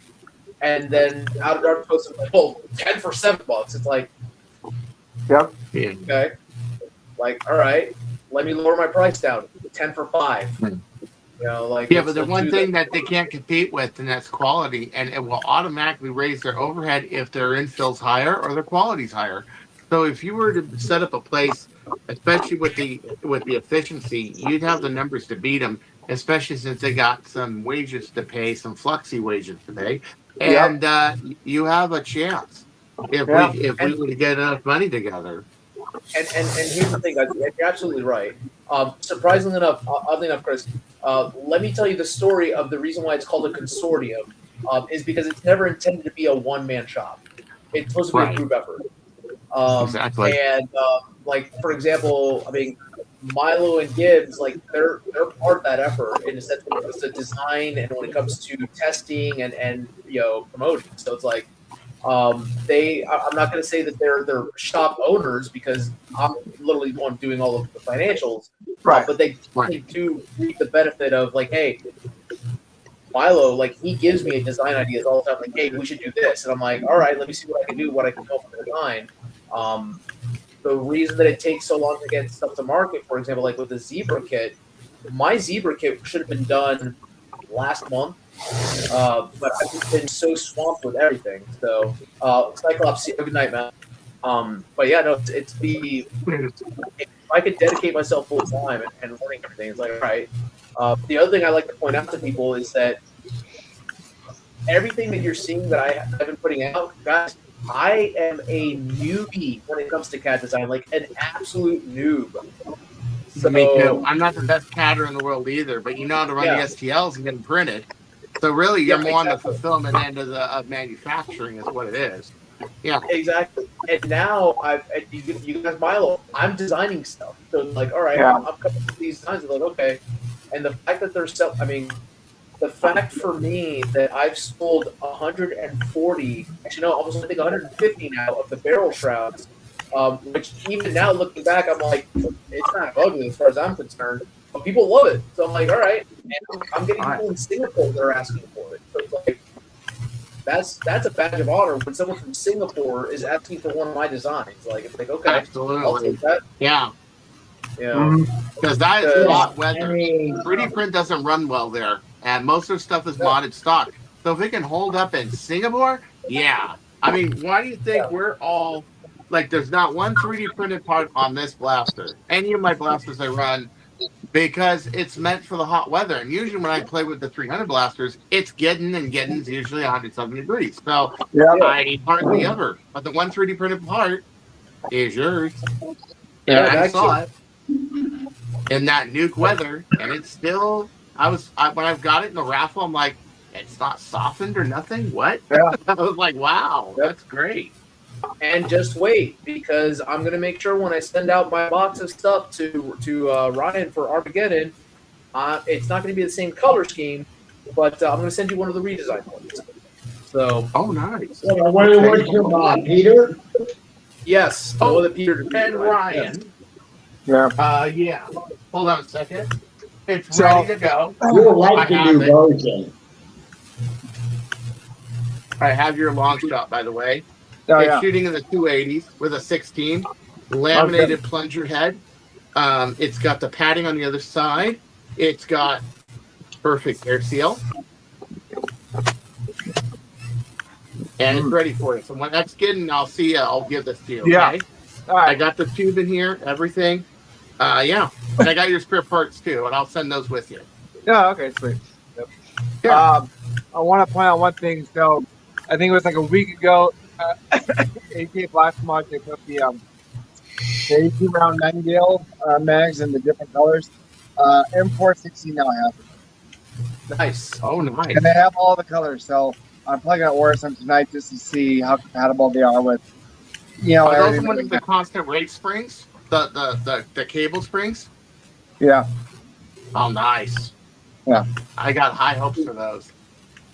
That right there is the other thing. The other target I have to start hitting eventually is getting enough revenue so that I can afford to do a bulk order of product from the workers, from the the Conrads and the Sabers. I can carry their items in the store to draw even more business to the 3D printing side of things. Yeah. Yeah, but again, though, that comes back to the DV question, though, here in the States. And that primarily you ship within the United States, yeah? So primarily I ship in the United States. However, unlike out of darts, my rule of thumb is that when somebody messages me, if I do international shipping, the answer is yes. Generally, when I do international shipping, in order to not scare people off, is I offer them, hey, listen, I will take a little bit off of the top of the product side to help offset the outrageous delivery costs. Right. Still give them like a discount of like 15% or almost 20% off the item. Just because of the fact that I understand that shipping is expensive and shipping kills deals, unfortunately. We've had this conversation. But what I was saying about that is that, like, with DZ, with like these guys here, you can't beat 2 for $10. Yeah. You can't beat 2 for 15 on the 20 rounders. You can't beat $14 for 4 angle 12s. You're That's absolutely what right. you'll never be able to compete with that and the darts. I will not be able to compete with that when it comes to the worker stuff. You're absolutely right. However, what I can compete with is if I was to do some of the 3D printed mags that work pretty well, I can make those and sell those at a much lower price, because I can tell you that those magazines, for example, those Nightingale magazines that I sent to yourself and to Ryan, they literally use a drum spring. That's the most expensive part, because filament wise, it may be $1.20 of filament, if that. Yeah, those are like $5 a piece or something. Those springs, right? Like About $5, $6. $2.25 on McMaster's. $5 on $2.25. Yeah, so that's wholesale. So basically, though, mags and darts, you're not going to make any money off of them. You're just going to make money off of, like, let's say the 550 barrels, the retaliator springs, the Swiss spring, blah blah blah blah blah blah blah. Right. I'll make money on darts because, and here's why. I can literally get those darts at $8 per box or less if I order over 100 boxes. So if I order like 200 boxes and keep them in stock, I'm paying about $6.50 a box. The shipping for those would be right around, I want to say like $150. I just put that into the boxes itself. I mean, $150 divided by 200 boxes or 100 boxes, you're looking at $2 per additional per box. If I sell them at $16.99 plus shipping, I'm matching out of darts. Yeah, but then you know better than out of darts. But if I sell them at $14.99 or $15, I'm undercutting out of darts. I'm still making a profit, and that's it. And I'm still beating Amazon when it comes to shipping. That's true. Yeah, that is true. That is a good idea. And all you really have to do to get people's attention is just lower it by like a couple bucks, and there you go. And in this hobby, I'll be honest with you, you just have to say, "Hey, darts for sale. This is the price, shipping." Right. And people are going to. It's all over everywhere. If it's cheaper, it'll be everywhere. People will just buy it. Yeah. Yeah, that's exactly it. Right? Everybody in this hobby has been conditioned to look for the cheapest deal out there. That's why a lot of people 3D print. I'm probably just going to go to bed. It's like 10:30 here, so I'm about to head out. All right, see you, man. Hey, that's having you up. It's been great talking with you guys. It's good to have you.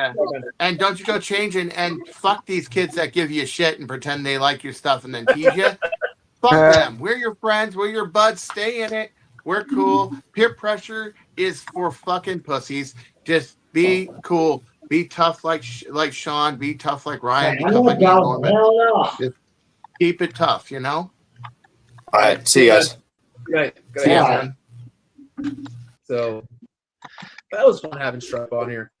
Fun fact. Fun fact. As you can see it, I have sunrise in the background. Oh, wow. Yes. Hey, obviously you're doing an all-rider. Nice. Well, here's the thing. I believe that you are during your break right now. You have to worry about teaching kids today. Yep. No teaching today. That would be impossible. I was going to say, so what you like to teach German students? Are they just no American students a bunch of literature? Sorry, I don't teach kids. Adults. I teach adults. Well, the same question still stands. Are a bunch of them entitled whiners? Can you repeat the question, please? Okay, are a bunch of the adults you teach, right? I assume these are like college age students, right?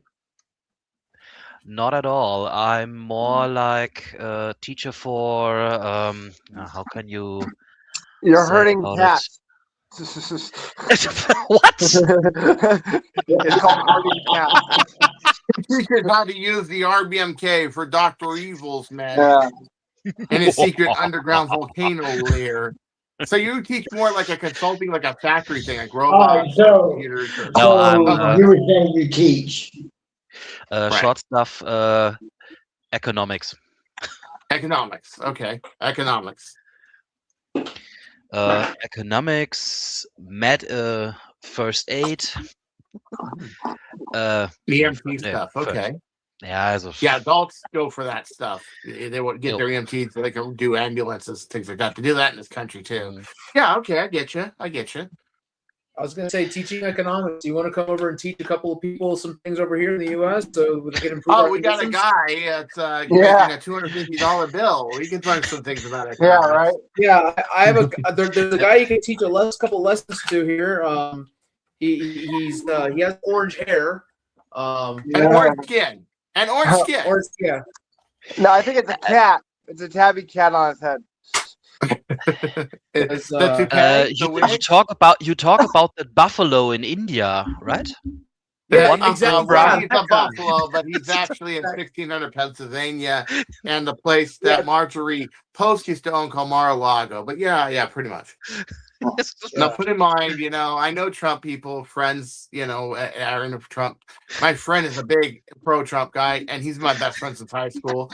So really each to his own, but man, my friends give him so much shit all the time. My friend Alex, oh shit, man. All the time. So your Trump did this to your gas mileage, yeah? Your gas prices, yeah? And we're in California where we got the worst of it, man. We got the worst. $6.50 a gallon right now at a Chevron. It's right below 6 near me, so. Yeah. We better leave politics out of here. Let's leave politics out of here. Yeah, we're not doing this political life. It's just, here's the $3.79. Oh, you're so lucky. And he's bitching about it. Man. Mind you, that's this week. But if you think about it, though, Ryan, the reason why I'm bitching about it, I'll tell you right now, is even though it's $3.79 a gallon, yes. Yeah. However, I put about $35 on my car a day. Yeah. Well, that's because you do DoorDash. So before, when it was $2.30 a gallon, I didn't have to put as much money in. Yeah. It was only $20. I put about $40 a week in my car. What are you talking about? He helped to improve the size of your gas tank. Obviously, you only your car only filled up, with $20 worth of gas. It could only hold $20 worth of gas. Now it can hold $35 worth of gas.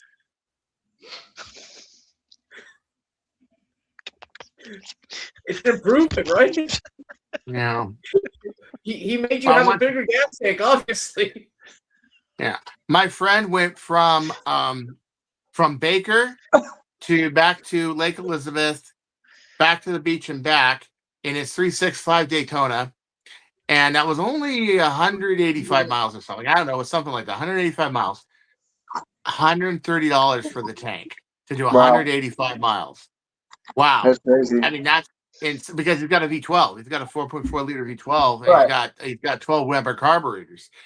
And it was like, holy shit. And it's just sitting there collecting dust right now. And it's like, he's like, last time I talked to him a few weeks ago, he's like, I don't know if I'm ever going to drive this thing again. It's just too expensive, And he's got But if you think about it, though, I drive a $6, and on a full tank of gas, I get about 325 miles. Yeah. Now I can go through about a half a tank a day. Yeah. Oof. Insane. But insane. But certain things help, like I get cash back at the pump every time. It's 10%. So I'm good with that. Yeah. I mean, and so it's the way I look at it is gas prices made doing business more expensive. Yep. Mm-hmm. For everybody. Yeah. That's why shipping has gone up around the fucking globe 800 bazillion times over, every fucking day. Oh yeah. Now here's my issue, right? I can't bitch about it. I can bitch about it. I can complain about it, but realistically, I can't do anything about it by myself, and I'm not going to bother. Yeah. The reason being is I consider it the cost of doing business. Yeah. Yeah. And that's just it, and kind of like, if you think about it, most businesses fail within the first 5 years because of operational costs. Mm-hmm. This right here would be the best time to test somebody who does shipping with the cost of fuel nowadays. Absolutely. So I think we're going to see a lot of smaller fly-by-night shippers that went out of business just because they couldn't afford the fuel. Yeah. So Or get consolidated by FedEx and become one shitty company. Yeah. That happened to FedEx back in the 2000s, early 2000s. Yeah. And then they just consolidated all these people and they were a mess. They were a mess for years. Short question. How much do you pay for a gallon of gas? It depends on where you live. We I went by a pay sign today at a Chevron. $3.79 a gallon. Yeah. Again? Ryan Sorry, pays like $6. And we live in the I same go by a country. sign $6.59 today, but I'm in Santa Clarita, which is the fucking peril fart town of Los Angeles. I Hate pay this place. I think I pay $5.89 or $5.79 Because your taxes are cheaper because you don't have the 60 cents tax that we got in LA County. Now, I used to go to Disneyland and fill up down there because it was always like 40, 50, 60 cents cheaper. Yeah. So up here, it's really outrageous. I I calculate. think that was one station that was gouging. The rest of them were around 620, 610, 630. But it was at 659. I was like, holy shit. Yeah. You know, I mean, it's like it was a Chevron, yes, but you know, it's still, you know. So LA County has that problem because we have the LA County tax that Orange County doesn't have. So I live just outside the city of Columbus, and if I go to a gas station that's in city limits, you're looking at $4.41 per gallon is the average for regular gas. However, I literally drive 2 miles away from my house, which is outside, and I filled up for $3.40. Yeah. It's county taxes. It's a different county tax rate. Yep. Yeah. I calculated the German price. In Germany, you have to pay for a gallon almost €7. Yep. Wow. Yeah, Singapore's like that too. That too. That would be like $7.50 a gallon here. Yep. That's a lot. Or $8. Let's do one thing though. When it comes to traveling in Germany, how far do you actually drive usually a day?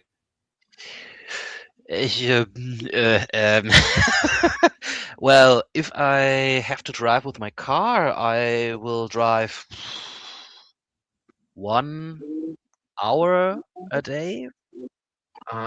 Perhaps 50 to 100 kilometers.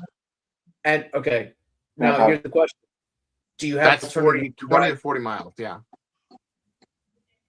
Do you have alternatives to using a vehicle? Well, you drive 6 hours and be in the, or perhaps 3 hours and be in the same state. I drive 3 hours and can cross 4 or 5 borders. Yeah, exactly. Wow. Exactly. That's the difference. which I try to explain to everyone. Like, you have to understand that you can't compare us to Europe because I talked to a gentleman that was from Europe, and he had to ask me all sorts of weird questions.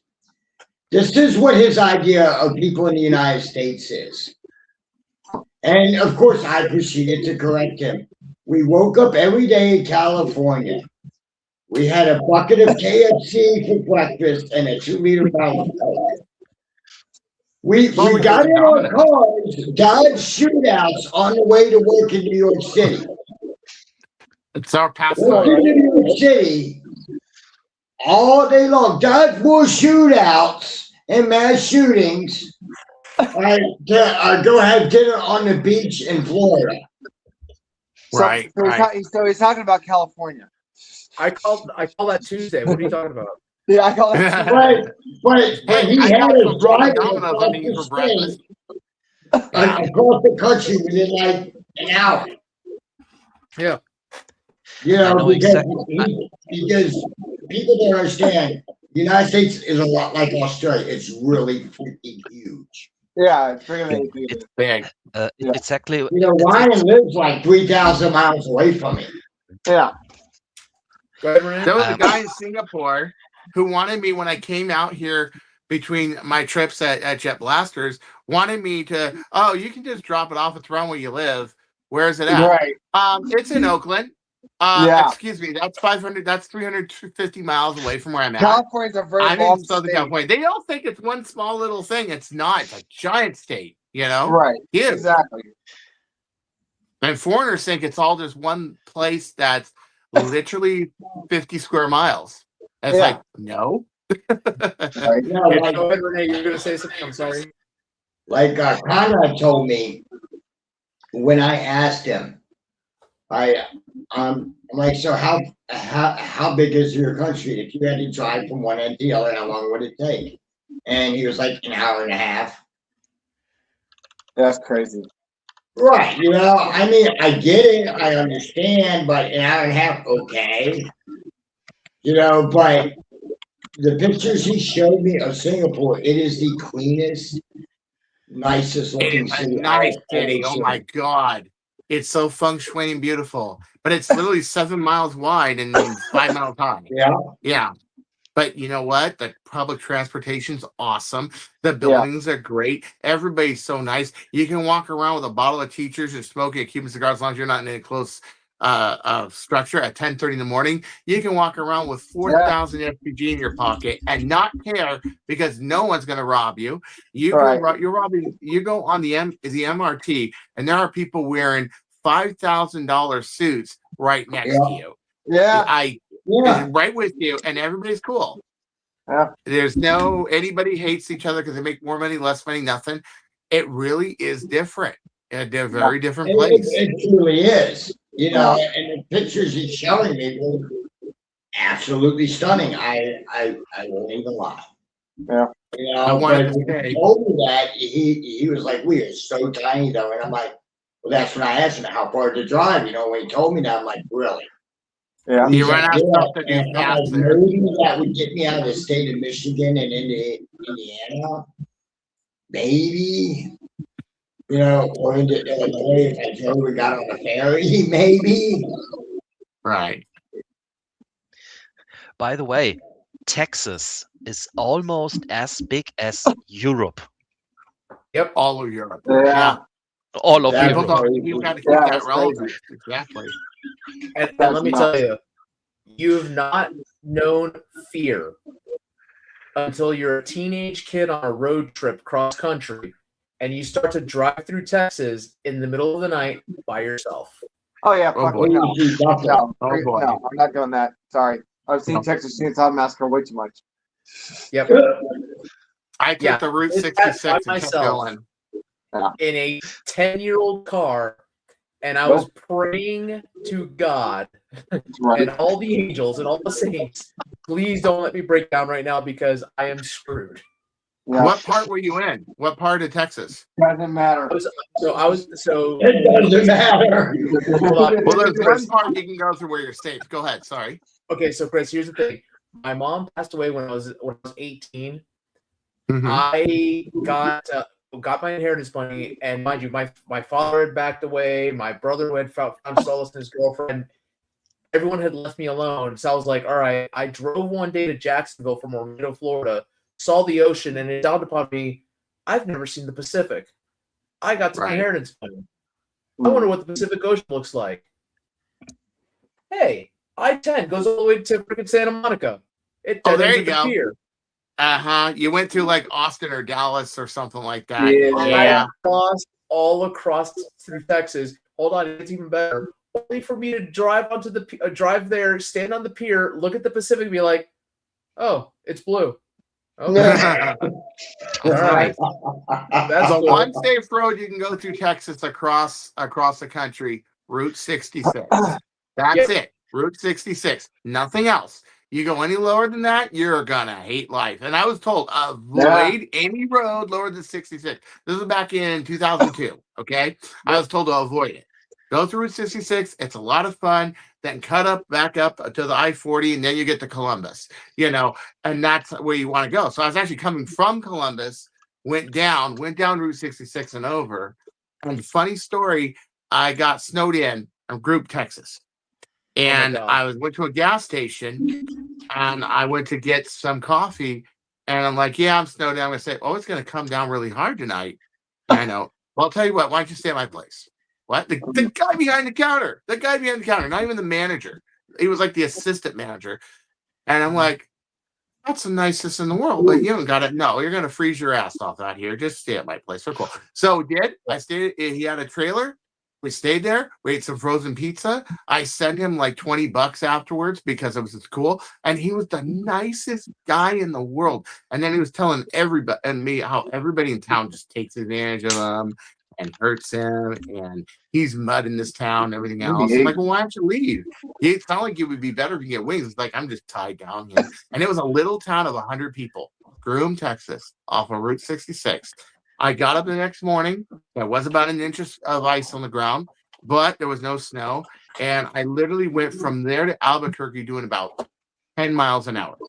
From Groom to Albuquerque. Then it melted around Albuquerque, and then I got into Arizona, and then I was back to my 95 miles an hour ways. But yeah, so it just depends on where you drive, you know. I mean, I will say that was January, February.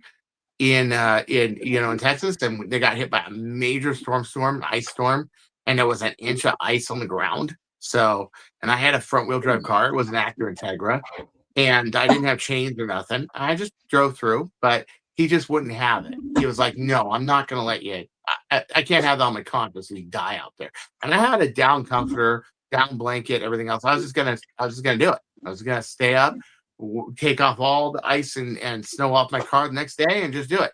And he was like, no, can't do that, you know. So we'll say that sometime. Well, I just got a message from USPS saying that I have tracking for something that's coming tomorrow from San Diego. I don't know anything I ordered or anybody from San Diego that's sending me something. It could be a glitter bomb. I mean, think on the bright side, you know. Well, I know what it is. Seriously, I know exactly what it is. I'm kidding, dude. Sorry. It's not from Dark Sweep, right? No, I'm gonna tell you exactly what it is. It's either one or two things. It's either the stuff from Dark Sweep, which I doubt, or option B, it's what happens a lot of times is when stuff comes in through China, it comes into a drop shipper, it goes to his house. But San Diego's like an hour and a half away though. That's odd. But it's one of the ports into the San Diego. Yeah, it's one of the ports, it's one of the international ports. There's Tijuana, there's Long Beach, there's San Diego. Yeah. So most likely that's probably what it is. Yeah. That's probably that's what you're missing. Yeah.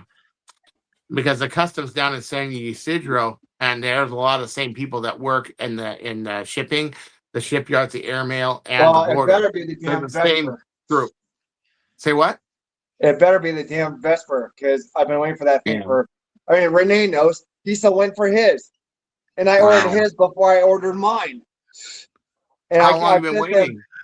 He's been waiting since February.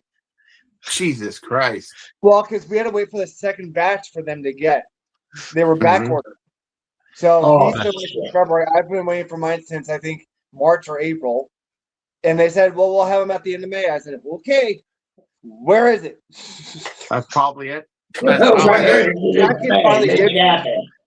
Tracking did finally pop up for yours and mine like the last week of May. So we'll see. Well, perhaps I get a delivery tomorrow. Yeah, hopefully. I mean, sure. Or today. Well, this is what you do if that Vesper doesn't come. You send them a nice package, and when it opens up, shit cannon. Well, okay, so the Vesper is the last giveaway of the day at Armageddon. And it comes with a little computer, it comes with an extra mag, probably some other things. I don't know, probably some darts. But if I don't get that in time, I'm giving away the Jericho with all the shells. That's with the Diana mags, I think, right? They're still running the Diana mag? Yeah. The 16 round Diana mags. Why don't they switch to Talons? I don't understand. I get it. I'm not into flywheels, so I'm sure something special. But the BK ones too. It's like, why the proprietary mags? You know? I hate. They should have made that. They should have made that Talon compatible out of the gate. That was stupid. Yeah, but a lot of times why they don't do it like ZOEQ does it for two reasons. One, for the aesthetic, because they want to keep the aesthetic of the blaster. Yeah. Mm-hmm. The other reason is too, if they make it Talon compatible, then they're basically no more than a worker knockoff in their opinion, and they don't want to be. That's true. It does make him exclusive. That's a good point. A good point, Sean. Yeah. Good Yeah, point. I mean, I know it's a bad thing to some people, but you have to look at it from their standpoint, because in their and their vision, they would be just a worker knockoff, Yeah. because they know people are resourceful, like that Tom Tang guy can design a mag weld that sort of take talent. Yeah. Got one of my babies right now staring right at me. Same thing with my war saint, I mean, Yeah. so that's just how ZWQ thinks, that's why when they come out with a new blaster, at least ZWQ, I always get excited because I know it's going to be something good. Yeah. Especially now after they adopt the Talon Mag, geometry. Yeah, that's a definite plus. But it's kind of sad though, that you have to wait for one or two companies to come out before you get excited. You should be excited about everything. Yeah, to me, not hardly anything excites me. You can ask Ryan. Ryan's the same way too. Ryan will either say one or three things. Yeah. Ryan will either say one of three things when it comes to blasters. Either A, it's good, it's bad, or if it sucks, dick. Wow. I'm right. Yeah. I know not to expect. He'll tell you that too, straight off the gate. You don't sugarcoat it. It is what it is. If it's that bad, believe me, he'll tell you. Yeah. Yeah, no qualms of doing it. Yeah. Yeah, get a hold of one or two of these and try it. You will like it. 190 out of the box, feather light prime, and lots of modding potential if you apply yourself. But you do got to apply yourself. It is a different system entirely. Yeah. And I never get excited about stuff anymore. One of the reasons I don't have the space. So for me to buy something, it has to be good. I have no space now. Yeah. Ryan's in the same boat that I am, even though his boat's entirely worse. And I'm gonna tell you why his boat's entirely worse. This boy buys everything all the time, all day long, and then some. Yeah. One. Two, because of this, if I had to guess, I'd probably say, since I've known him, he's purchased over 3,000 different blasters. Yeah. Oh, most of them he either gives away, donates, or very few he actually keeps. Very, very few. Yeah. It's so much so. He sent me random packages. He sent freaking Norm random packages. Gave me a red cedar. I have his red cedar. He gave me a red cedar, and it's beautiful. I never got one, so he gave me one. And Chris, since I sent you this, I think I gave you this Cedar S. I have a Prime that's still new in box. Oh, nice. Yeah. Yeah. Sean gave me a Prime once. I have it. Yeah. I like this one because it's solid and it's the one I helped design. So, and that was the thing. I told them to keep this solid because this will move. This is the problem with the red. You have to glue this, or you have to fasten it with Velcro or something like that he suggested once too. But this thing, it's great. It's actually really good. Yeah. Of course, it's got my Swan barrel on. It's got one of the Swan version ones. Yeah. And it's bitching, it does shoot really good 200s. But I barely play 200. It sadly sits in a corner. I show people, hey, I helped design this. By the way, this is how you keep this from going down. But I designed something new, which is a spacer, which is on there that you can put between here. So I might put one of those on here. They had the whole world in their hands. And then unfortunately, they had a baby Donald Trump running their company, and Yeah. Right down the like you say, I mean, with a lot of people, it's a lot of egos and stuff like that. And sadly enough, the bigger people get, they get more of a swelled head, That's just regardless of who it is in politics or freaking YouTube, internet, or whatever, I mean, if you think about it, it just happens. Like if you went up to some of these influencers, again, not to mention names or anything like that, but and this is just from what I've heard because I don't associate with people like that. You know, but for that reason, a lot of them had said, certain things, one guy's in character 24/7, and you're like, really? That's freaking scary. Well, I'm a character. It's a psychopath, but I'm not always a I'm psychopath. not talking about. No, I'm not talking about your character. Trust me, yours is very. I know you are. I know who you're talking about. I know exactly who you're talking about, actually. I'm just saying. Another one character. was that he's like kind of full of himself. Yeah. And I mean, I get it, but nobody's the God's gift to anything. We all work the same. We all do the same thing.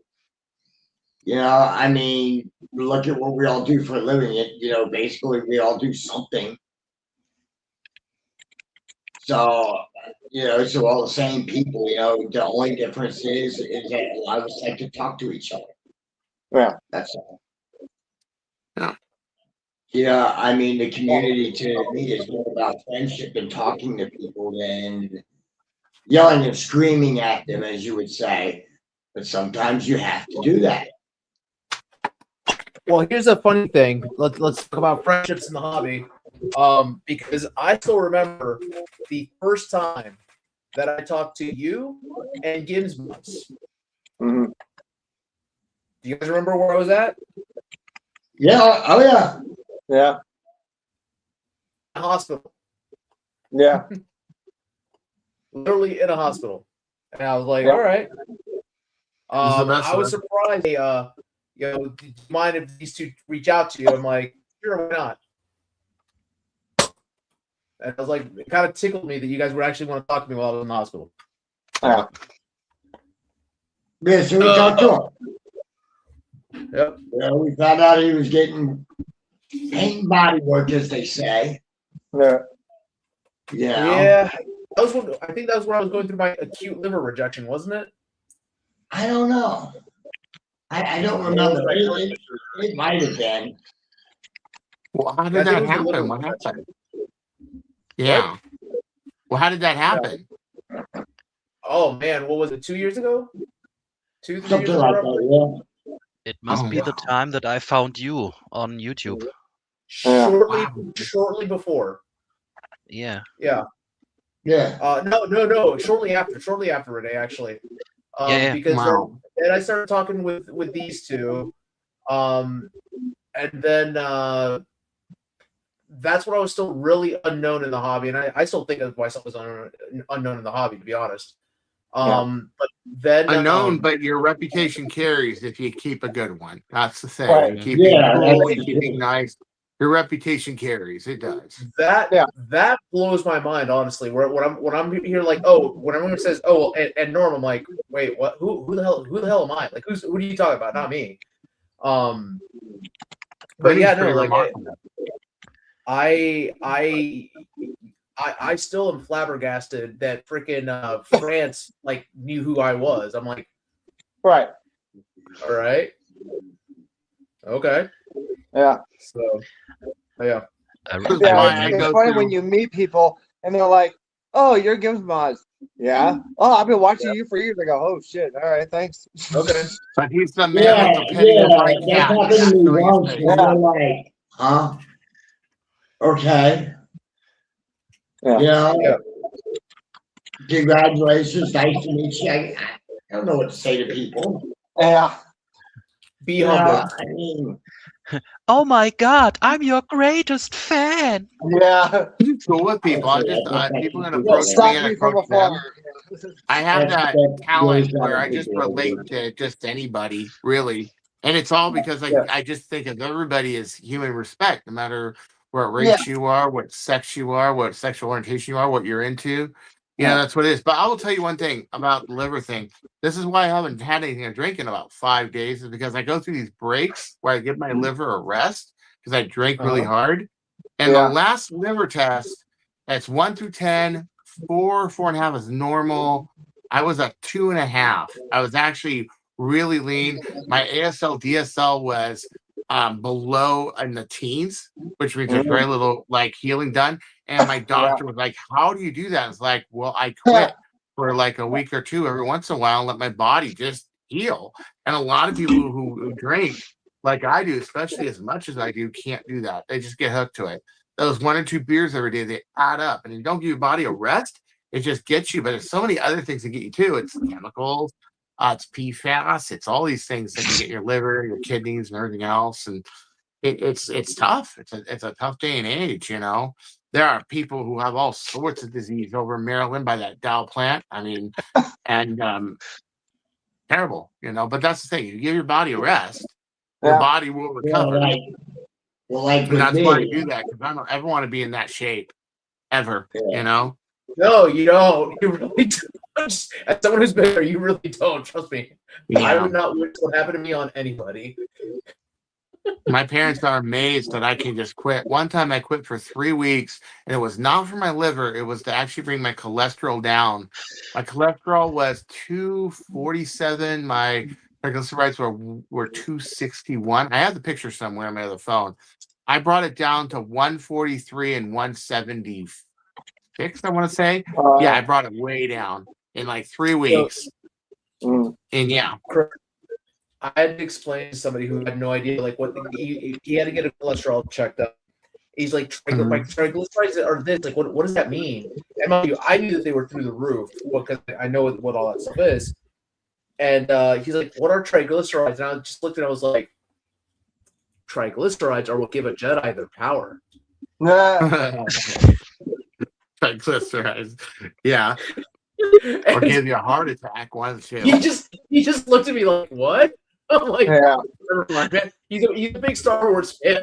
And then he finally thought about it. He was like, oh, you pulled the Qui-Gon on me. I'm like, yes, I did. You're bad. Yeah. Well, like a couple days ago, I was sitting here drinking a glass of water, and keep in mind, I rarely drink water. I'll drink soda or coffee. Me too. It has a flavor to it. That you were hydrophobic. Right. Well, I walk down. Well, Amy walks downstairs as we're getting ready to leave. She sees me drinking this water, and she's like, "What are you doing?" I said, "I'm shocking my kidney." Yeah. Yeah, I'm shocking them with a bunch of water. She's like, "Why would you do that?" I said, "Why not?" If you crave it, your body wants it. Usually to clean something out. Yeah. It's like when I curse, I do it. She's like, "You're gonna give your kidney a surprise." I'm like, "Yep, surprise." Do you guys know this? I never drink water. Fish fuck in it. Well, that's why you got to use reverse osmosis. Sorry, Norm. There are people that have that phobia. It's the truth. They have the fish fucking phobia. Oh, that's a really good thing. Say that 3 times real fast. Fish fucking phobia. Fish fucking phobia. Fish fucking phobia. There you go. That's a good one. Well, most people here in Michigan comes from people's wells, so it's not really that palatable anyway. So if they do drink water, it's usually like bottled water. You have to remember the water goes up in the sky. It is distilled. The junk is distilled out and it rains. That's why we drink rainwater. Yeah, that's why we drink rainwater. And that's why reservoirs don't have, and especially here in California, don't have fish, because they have these recirculators that if you were to jump in and do a midnight swim, you'd be chopped up in these 36-inch blades, and it's like about some bad Bond film. Yes, it's happened. That's why the reservoirs are off limits. Like the Los Angeles reservoir, it has a bunch of black plastic balls in it to reflect the sun, but it has recirculator fans that would just suck you under and chop you up into itty bitty little pieces. It would do that to fish too. So that's why they don't have the fish. And if they do see something growing, they remove it.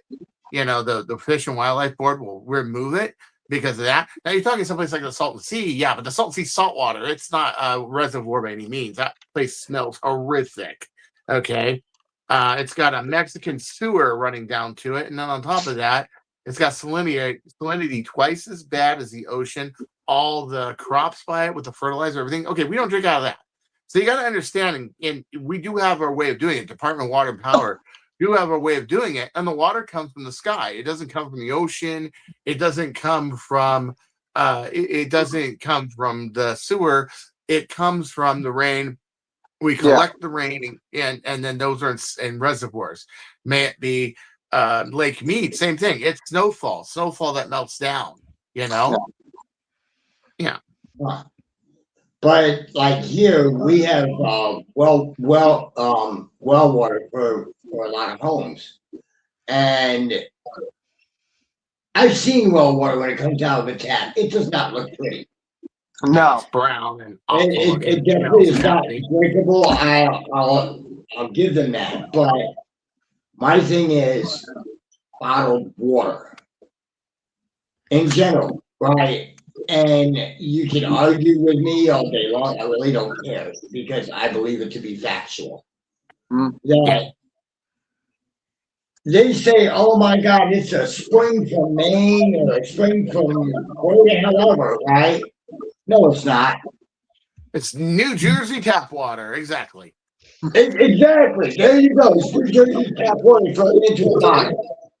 You know, Aquafina, that's what it is. It's tap water, and they just filter it. It's actually just tap water. I kid you not. Aquafina is. Look up Blue and Black. Exactly. Look up Blue and Black talking about water. He talks about all the different types of water. He goes, "Oh yeah, because when I think about water, I think about Coke and Pepsi because that's who sells water. Aquafina." Yep. Aquafina and Dasani. He goes, Deer Valley water. I don't want a deer pissing into my water. He goes, and there's other water. It's a spring water. You ever seen a spring? I never seen a spring. That's not from a spring. That's from a couple in Jersey in a bathtub. See? Her name is Spring. And like I said, so really, which one is worse for you? Water that comes up out of the ground through a well and everything else that goes through the home filtration system that most people have that they don't maintain. Yep. Or drinking bottled water, which comes out of the New Jersey sewers. Well, you know, I mean, which one's better for you? The good thing here is our go for the water that came up out of the ground first. What was that, Ray? You were starting to say something. What was that? The good thing here in Germany is our tap water is sometimes better than every water you can buy in a bottle. Oh, I believe that. Yeah, we have hard laws about drinking water, about tap water. So does Italy. So every tap water in Germany must be so clean that you can fill it up in a bottle and can sell it everywhere. Yeah. Wow. Wait. And Germans some people drink water? do. I thought all y'all just drank was beer. Yeah. I'm joking. What do you need? A day without liquor is like What a do you day need without for beer? sunshine, Pilgrim. Water. Yeah. Maybe that's why German beer is the best, because you have the cleanest water, and that's one of the main ingredients. And we that's have why the they beer do a rule. Scotch. It comes from the Glenlivet Creek of Scotland. So when you look at a $180 Johnny Walker Blue, 1 second, it came from that creek, and that creek actually runs right in front of their building and goes into their still. It goes into their mash, and then they distill it. So this is a $180 bottle of Scotch. This is Walker Blue. There's a blend in here that is 60 years old, and it's one of the most complex, complicated Scotches you can drink, other than Glenlivet 25 or a few others, or Macallan 25, one of those. And let me tell you, it's the water. And what do they use for Jack Daniels? You got it. It comes from the river. You see what I mean? There's a difference. This is a lot finer. And even green for $50. Oh, great stuff. It's the same water. But of course, this has got the more complex. I got this in 2020. Another problem that we have today here too, in the United States. Another problem that we have here too today in the United States is a lot of our rivers on the East Coast, by Washington D.C., New York, Philadelphia, Massachusetts, stuff like that. They're what's known as tidal rivers. So for 30, 40 miles upstream, it's a mixture of salt water and fresh water. You can't drink out of it. It's just like San Francisco Delta. Yep. Mm-hmm. The salinity gets neutralized by the tide. Mm-hmm. Right. So that's one of our other problems that we have. So that's why, like a lot of places like Washington D.C. and stuff like that, the reservoirs like Chris and what he was talking about are there. Just so people can drink, because they tried back in the day to drink out of like the Potomac, the river, and they were back and they were drinking their own place because it would go back in and out. And in Italy, they're very proud of their aqueducts. So every water fountain that they have there, you can just fill up your water bottle and drink it. And I swear to God, it's the coldest, cleanest water you've ever had. It's ridiculous. And just some little kid comes up and pisses in it. Well, no, they won't. They'll get arrested, or they'll get arrested right when they do it. No, yeah, they will get arrested. I've heard that happening. The fountain in Florence happened, and some kid went up, started unzipping his pants, and he was tackled by 3 cops. Tackled to the ground, restrained to the ground, and then thrown in jail. Yeah, they had to drain it. Yep.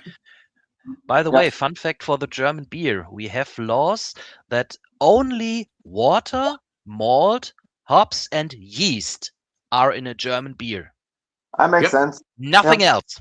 Well, and then you can call it beer. Yeah. Same with cognac. They have the cognac. It has to be from grapes from Cognac region of France. So, Scotch has to be from that same Glenlivet River. Barley, I believe it's barley, wheat, and rye. I think it is instead of corn. Yeah. And then whiskey, same thing. Like it has to be from the Bourbon County whiskey to be called bourbon. Like for example, Jack Daniel's qualifies as a bourbon, but people don't consider it a bourbon because it's carbon filtered. But it technically is a bourbon. But there are standards for that thing. That's why brandy's brandy and Almag's and cognac's cognac. And so in liquor, there is a lot of those standards in place. It's these junk Mad Dog 20 things you got to watch out for. you know? Yeah. I'm sure there's been a lot of horrible things done while drinking Mad Dog 2020. I can tell you some of those back in the day. See, in my days of wine and roses, my drink was Yamazaki. Which, if you know Scotch, you know what Yamazaki is. Yep. It's Kawasaki's brother. Scotch. Yeah, exactly. It passes the actual Scotch standard except for the river. Yeah. Which actually, that's the only thing. And the water is just as good as the river, and it gives it a different kind of a earthy tone to it because it's a different water. I know I've had some before too, and I tasted it. It's really earthy. Yeah. Before I had to get a liver transplant, probably one of my funnest days that I ever had was destroying a bottle of Yamazaki with my ex and her dad, and then drinking around the world, where I stopped remembering everything after pounding down 2 pints of Spaten Ultimato. Wow. You're familiar with that one, Renee. Obviously, you know that brand. And mind you, when I tell you that it was called a Miller drink for a reason, in the Cuevo, which is the Mexican pavilion, which was where we always started at, because real ones start in Mexico. We don't start Canada, start Mexico. I agree. Yeah. The real ones start in Mexico and end the day in Canada. So they poured us what they call a Miller drink, which is this big, a pint glass of a margarita with this much tequila and then that much mixer. Wow. Yep. It's like the perfect. We call it Jackie Cola, Jack Daniels and Coke. 2 fingers. Yep, of Coke. Jackie, 2 fingers of Jack. Coke. Yeah. 2 fingers of Jack, 1 finger of Coke. Absolutely. Yeah. So or none at all. Yeah, to say, by the time you get to Germany, Renee, I don't know if you've ever been to Epcot before. You've gone through Japan, through China, through Morocco. So you are wasted. And mind you, after Germany is America. So it's like it's kind of good that I don't remember that I had the Spaten because I don't remember drinking the Bud Light because I have heard of people passed out in Canada and the American Pavilion where they had that American story, and people just passed out, and then they had to like carry them out of there. I've heard of stories like that, and they on a daily basis at one point. Yeah, I didn't pass out. I just don't remember. I walked the rest of the park. I just didn't remember it. That's how you know it was fun. Yeah. Norm, you why don't did you remember it? You deliver had to a really planet? good time. So oddly enough, it was not because of alcohol. It was non-alcoholic steroid. It was NASH, not alcohol abuse. Right. This was well before I had to get a transplant. Like before. Wow. If you want a real good challenge, come to Germany and try all of our about 5,000 kinds of beers. I can't drink beer. I'm allergic to hops, so I can't drink anything that's I can't drink like that anymore. I would get sick. Nope. Yeah. I don't like getting sick. Nope. I'm sorry. I'm out of Some of those beers are great, but wine and beer make me very sick. I'm very sensitive to air, food, everything else. I have an eating disorder. I can only eat like a few things, like pizza and chicken fingers and a few things. Did you say you're sensitive to air? Yeah, like when there's brush fires, I have to stay inside and run my air clearing. I can't do anything. I'm like stuck in my room. But also, I'm kind of a shut-in lately. Anyway, I go through these periods of staying in my house and not staying. I'm in one of those periods where I'm in my house too much. Yeah. And I cycle, especially when my car isn't running. I just go, oh, my car's not running. You can't reliably get to Disneyland. And half the time, I'll call him and I'll say, hey, Chris, I want you to go outside and touch grass today. Okay. Yeah. So Renee, you were talking about the German beer thing. And Milo, feel free to chime in on this one. There's a reason why they joke here with military service members, especially in the Army, where Germany is where you go in as an E4 and you come back as an E3 or an E2. Yeah. Because you get demoted because you get caught drinking too much. I heard stories about the American beer that is thinner than the German beer. Less alcohol. Yeah. We want it down. The reason being is here in the United States, like, for example, Budweiser, yeah? Oh, God, yeah. That's 5.0% alcohol by volume. Yeah. It's like Their ice version is 5.5. Usually, if it's below 6.0 alcohol by volume, it can be classified as a beer. Anything above that, it's classified in Michigan as a malt liquor.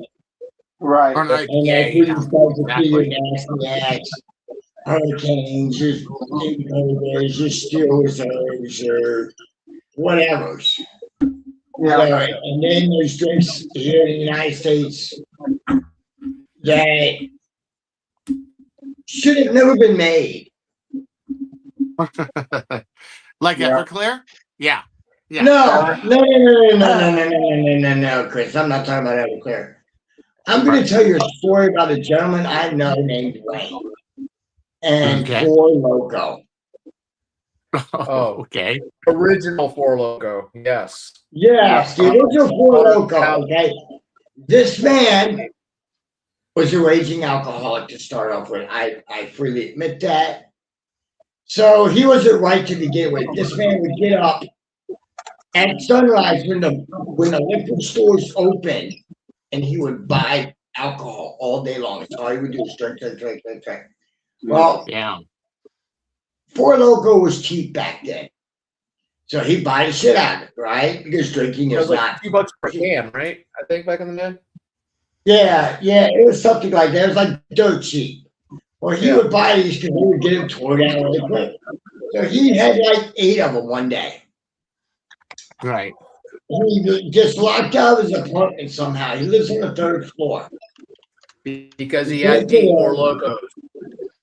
And he had 8 Four Locos. So he can't get it. So he climbs out onto his neighbor's window, which is 6 feet away. This guy's on the 3rd floor. Climbs out, starts walking, right? And it's a whole bunch, and the crowd's watched it by now. right? And nobody really likes this man. So, to preface it, the guy was an African American, and the neighborhood it was in was an all African American neighborhood. I just lived there, you know. So I'm like watching this, and he's like, "How am I going to get across that? That's 6 feet." And one guy from the bottom shouts out, "Just fly like a bird, Wayne." Oh shit! Oh, geez. I know where this is going. He's drank so much, this actually makes sense to him. Right. Right? He goes to take a running leap, up, boom, flat. And the whole crowd walks up to him and starts laughing at him. Yeah. They didn't know if he was calling an ambulance right away. Nothing. They just laughed at him. God. They asked him if he was all right, and he's like, "Yeah, I'll be all right." He fell like 15 feet onto concrete. Now, the only thing I can think of is that he was so drunk, he was just loose. Right. You know, for lack of a better term. That's all I can think of. Yeah. That happens in accidents too. Like when people are drunk and they get in accidents, they have less of an injury rate because they're all loosened up. Right. Yeah, but little kids and those are drunks. things that should not be allowed here in the United States. Things like that. Everclear has a purpose. Yeah, it does. Yeah. Fortify drinks, fortify cherries, and yeah. I like spiritus better myself. It has a purpose. That kind of stuff does not. No human being should drink that ever. Right. Not and again, I've done my fair share of drinking back in the day. And after seeing that, right, and I didn't drink for 5 years before I saw that. I quit long before that, but still, I saw that and I'm like, damn, I really acted like that? I must have been a dummy. You've ever heard of a watermelon bomb? So what that is you cut holes in a watermelon and then you put different bottles of booze into it and then drain it in there for like 24 hours and then you eat it when it's ready. So I did that for a Halloween party one time and I didn't tell anybody. Well, I told them what mostly I put into it. It was like vodka and all sorts of mixers and juices and stuff. But I didn't tell them I put Everclear in there. You can't tell either. A couple people. Yeah. It was a lot of fun. Wow. Yeah. Well, that's. Are you guys I familiar think with the only time I ever used Everclear was I got a pint of it and I cut it with and I only used 3/4 of the pint, not even that of it, and I cut it with a whole gallon of fruit punch. You have to, Yeah, just to make it drinkable. And the thing about it though is I had it cut to where it was so smooth. Yeah. You would drink one glass, you'd be like, yeah, okay, that tastes pretty good. Yeah, I got a nice little buzz. And because it tasted so smooth and all you could taste was the fruit punch, you could drink the whole glass really quick. Yeah. You get blasted like So crazy. by the time you got halfway through your second glass, you're already on the floor. Yeah. What fun is that? Yeah. Those drinks are called alco pops here. Yeah. But you know what? It's more to like sustain some drinks. Like take 3 shots, get drunk, drink another one on the way, and then over the day have like sip a shot or 2 shots or whatever, and like sustained for 6 hours, 8 hours, and then recover the next 4 hours and sober up and then get in your car because you're fine then because your breathalyzer is 0.1 or 0.0. And I made that a practice with Disneyland was doing that. Yeah. Because I would start in the day, and by the time it was midnight, 1 o'clock in the morning, I was already getting a cup at Starbucks, and I was sober. I was fine. But it's like if you plan out your day and you pace yourself, that's where you get in the less trouble. The ones that get in the trouble are the ones that just impulsively do it, don't have a plan, and then they're getting in their car at 0.23 blood alcohol. Those are the ones that get in trouble. We used to, when I had my Disney pass, I used to go with a couple of friends, and we used to stop at the liquor store. On the way there, they'd get Red Bulls and I think a bottle of Belvedere, like the small ones. They drink half the Red Bull, pour the Belvedere in, and then just take it in because they thought it was a goddamn Red Bull. They didn't ask any questions. Yeah, and then they just sip on that throughout the a couple hours, and then we go to the bar and get some stuff there. Usually in the more adult land. Yeah, the more adult land. California Adventures. No, that's California Adventures. Yeah, California Adventure. It is more adult, I would say. Yeah. Okay. Because they do serve alcohol. Well, I gotta jump up here, gentlemen. I gotta. Jesus Christ. Yeah, it's late. It's a late one. Shane, but thank you for your good graces. Thank you for being cool and understanding about, and I owned it. I said, no, he had it. I didn't have it. And I thank you for your sportsman attitude. And that's what I'm trying to portray to others. Like I said, it got me to the point where I really didn't care if I was first or last. Once I saw the releases got handed out to the influencers, I was like, okay, that just means that ours are coming out soon, hopefully.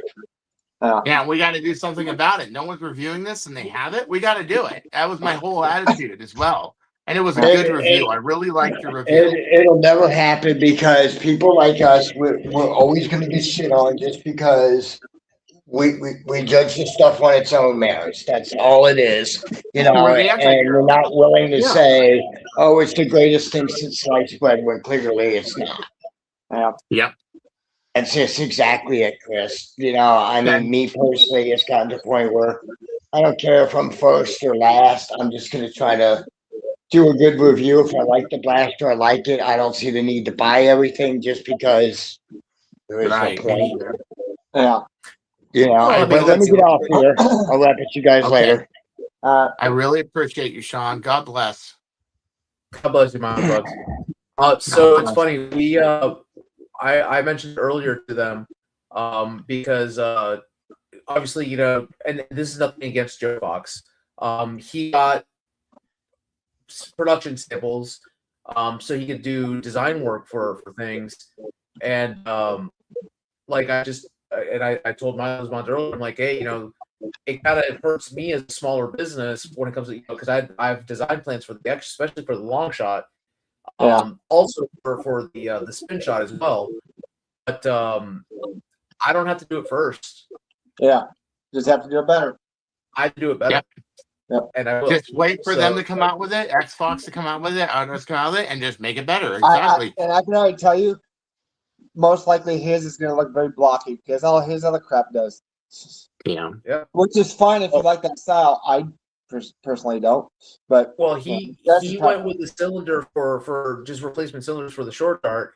I'm honestly going to try to find a way to make it into a to shoot something other than half darts. So like what? Does it feed into an actual barrel is the question. Right. No, it doesn't. It stays in the chamber. Okay, so this is your barrel. Let me take this off. This is your barrel right here. Your chamber, there's an O-ring chamfer right there. Your O-ring's there, and this basically goes back into your chamber, and then your chamber's here. So it's a lot like one of these, okay, where you pull back and your barrel goes into this. Okay, so it's a chamber like it's very similar to this. Yeah, so this is going into here, and that's your barrel. And put in mind that this doesn't hold air. Okay, so basically all your stuff is coming here. This is why me and Trip are actually doing a mod competition, because we're going to use barrels that fit into here and have an air seal. Because if you see that tube, that's a bitchin' plunger tube, and you're going to throw the K25 in there, you can get some good numbers, especially if this is tight, this is tight, and this is tight. Oh yeah. So in other words, it does have a barrel, but it doesn't actually do anything to accelerate the dart. The accelerant is all in the. It just stabilizes it. That's it. All your thrust is coming from here. That's it. So basically, I could redesign the front end for somebody and make it modular, so that you could shoot mega darts out of it. Mega darts, and you know what I would do? Make something that's a tighter barrel, and make something that has bearings in it that's a tighter, like an add-on that goes and screws off and goes into here, so that they have a tighter barrel and they can get better groups and they can get better speeds. So something that's like a front barrel add-on, and something that has bearing screws on it, but a tighter barrel it goes into, and maybe longer. So if you take the barrel, stretch it out a little, give it like 3 inches, because that tube is definitely good enough to do it, and then incorporate a bearing screw into it like so. You know what I'm saying? Because it's a brake rail, it's a modular piece. You can just take the piece off, throw another 3D printed piece on there. That's the genius of it. You guys know who Ivan Vasquez is? He's the guy that does like that really crazy. Oh, Nerfo Loco, yeah. Nerfo Loco. Yeah, so he messaged me the other day because he put up a post, I think, in Facebook or something, saying that he finished one of his latest ones, but he's been sending out a lot of them, and he sent me a couple pictures of them, and I might have to buy one because it looks phenomenal. I might send you money to have you pick him up and then ship him to me because I messaged him because he doesn't know who that I do the consortium, but I messaged him directly and I let him know like, hey, listen, Squarespace is the way to go. Yes, you have to pay the monthly fee, but you keep all of your fees. Like they don't take it you're not paying 15% of the selling fee. So so I gotta message him back tomorrow and tell him which one I want. He has most of them are like that kind of weird, bright alien kind of looking thing with the teeth, which is cool. And then he has some that look, I don't even know. He does such good work. I can't even tell what the blaster is. So I think it's a Straven, but I can't tell, or something else. But he colored it so well. It reminds me of like a Fallout theme. So it's very cool looking. So I saw something, guys, that I was like blown away, and it's on sale right now on Mercari for $800. Oh my God. It's an integration by a guy that goes by Crispy Wonton. He lives in Ohio. Yeah, he charges a lot, but he does good stuff. So oh my! It's a Nemesis mounted on top of a Straven. Oh Jesus! So it's like a Nemesis with a Straven underbarrel, and the rev trigger. You literally have a dual rev trigger, one for the Straven, and then one that controls the Nemesis up top, mounted on top of it. Yeah. So you literally like shoulder the Nemesis on top of you while you're blasting it like this. And it has the classic World War II shark face paint, like on the old school fighters, like that painted on it. It looks phenomenal. The war paint, yeah. Mm-hmm. Oh yeah, on the side of it. Yeah, I'll get a picture of it and send it to you guys in chat because it's just like it's art. It's art is what it is. Yeah. Real quick, anything you want me to cover on Owl Ranch? Any ideas? Anything you guys want? Like think I should do? I asked AJ, and that's what I came up with B&B last time, and I found out what's going on with B&B and the rentals. And Jim's opening up down the street. Is there anything you would like me to put up that's like, because I'm filming like Friday. News.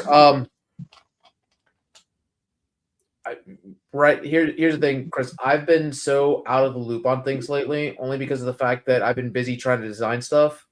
Right. I feel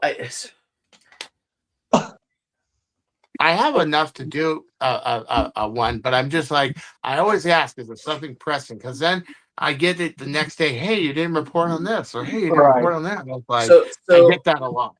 On honest conversation, and it's towards the end of the live. And Renee, you messaged me the other day about this. I said something the other day that got a couple people concerned, and that was that I was contemplating an exit plan in the hobby. Well, I mean, we all are at some point. Yeah, like, and I want to point it out, like, it's not that I'm wanting to leave. It's a matter of it's getting to be very overwhelming. Yeah, always is. Yeah. So especially when, and you'll understand this, Chris, when it comes to like designing shit, it's like, okay, I'm not having fun. Right. Yeah. When it becomes more of a job than a hobby. Yeah. And so it's like, it's not like I'm leaving the hobby. It's a matter of, I'm focusing more on the business aspect of things now. So it's like, all right. Yeah. Well, that's when you build in copy protections. Like you take a saber tail and you grind a 0.5 millimeter on all sides because the normal saber tail won't fit. Then you put an interlocking one on here because the normal brass that would fit on top of your normal saber plunger wouldn't fit an 11 millimeter core. So to do that, you have to carve this to get a 13/30 seconds into here. And if you don't use 13/30 seconds and use 7/16, these springs don't work. And these springs are pretty much the worker standard. If you put copper protection in there, if somebody tries it, they're going to fail. They're going to be stuck with the normal tail. And this tail loves to just catch springs too much. It's like the perfect design. Shane said it from Spitfire. It's like the perfect design to catch your springs when they get janky, you know? Yep. So if you put in some copy protection, there it is. But 3D printing, I get it. You can't really. They can just copy the STL and there it is, you know? Yeah. But I find that keeps me going. Yeah. You know? Well, in my case, it's a matter of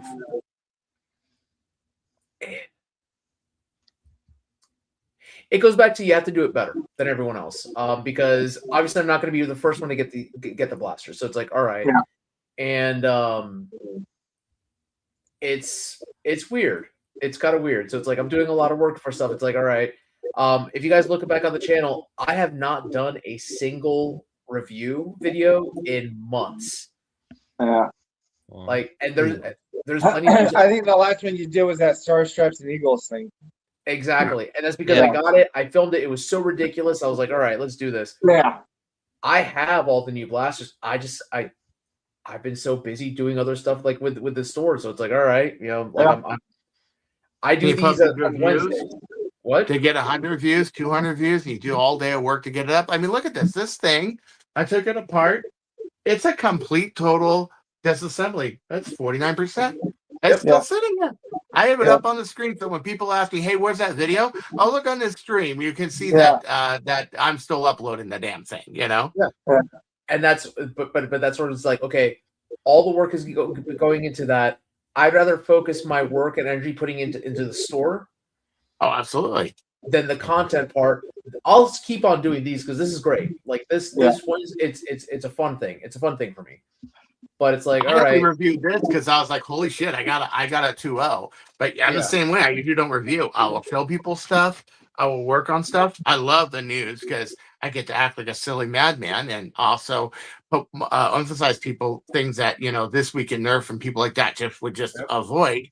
But yeah, it's hard to make it with reviews. You got to focus on the business end. I mean, totally. Yeah. And then even the events, I'll be honest with you, I'm not even having as much fun with the events. I like to go to the events for marketing purposes. Like to talk.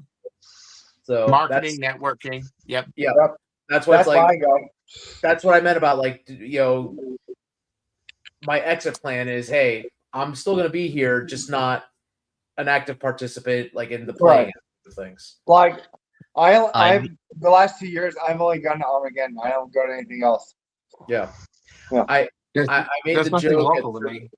I made the joke at Survival Fest that I was going to get an AI picture of Danny Glover made, where he looks like a saint, because Danny Glover is the patron saint of getting too old for this shit.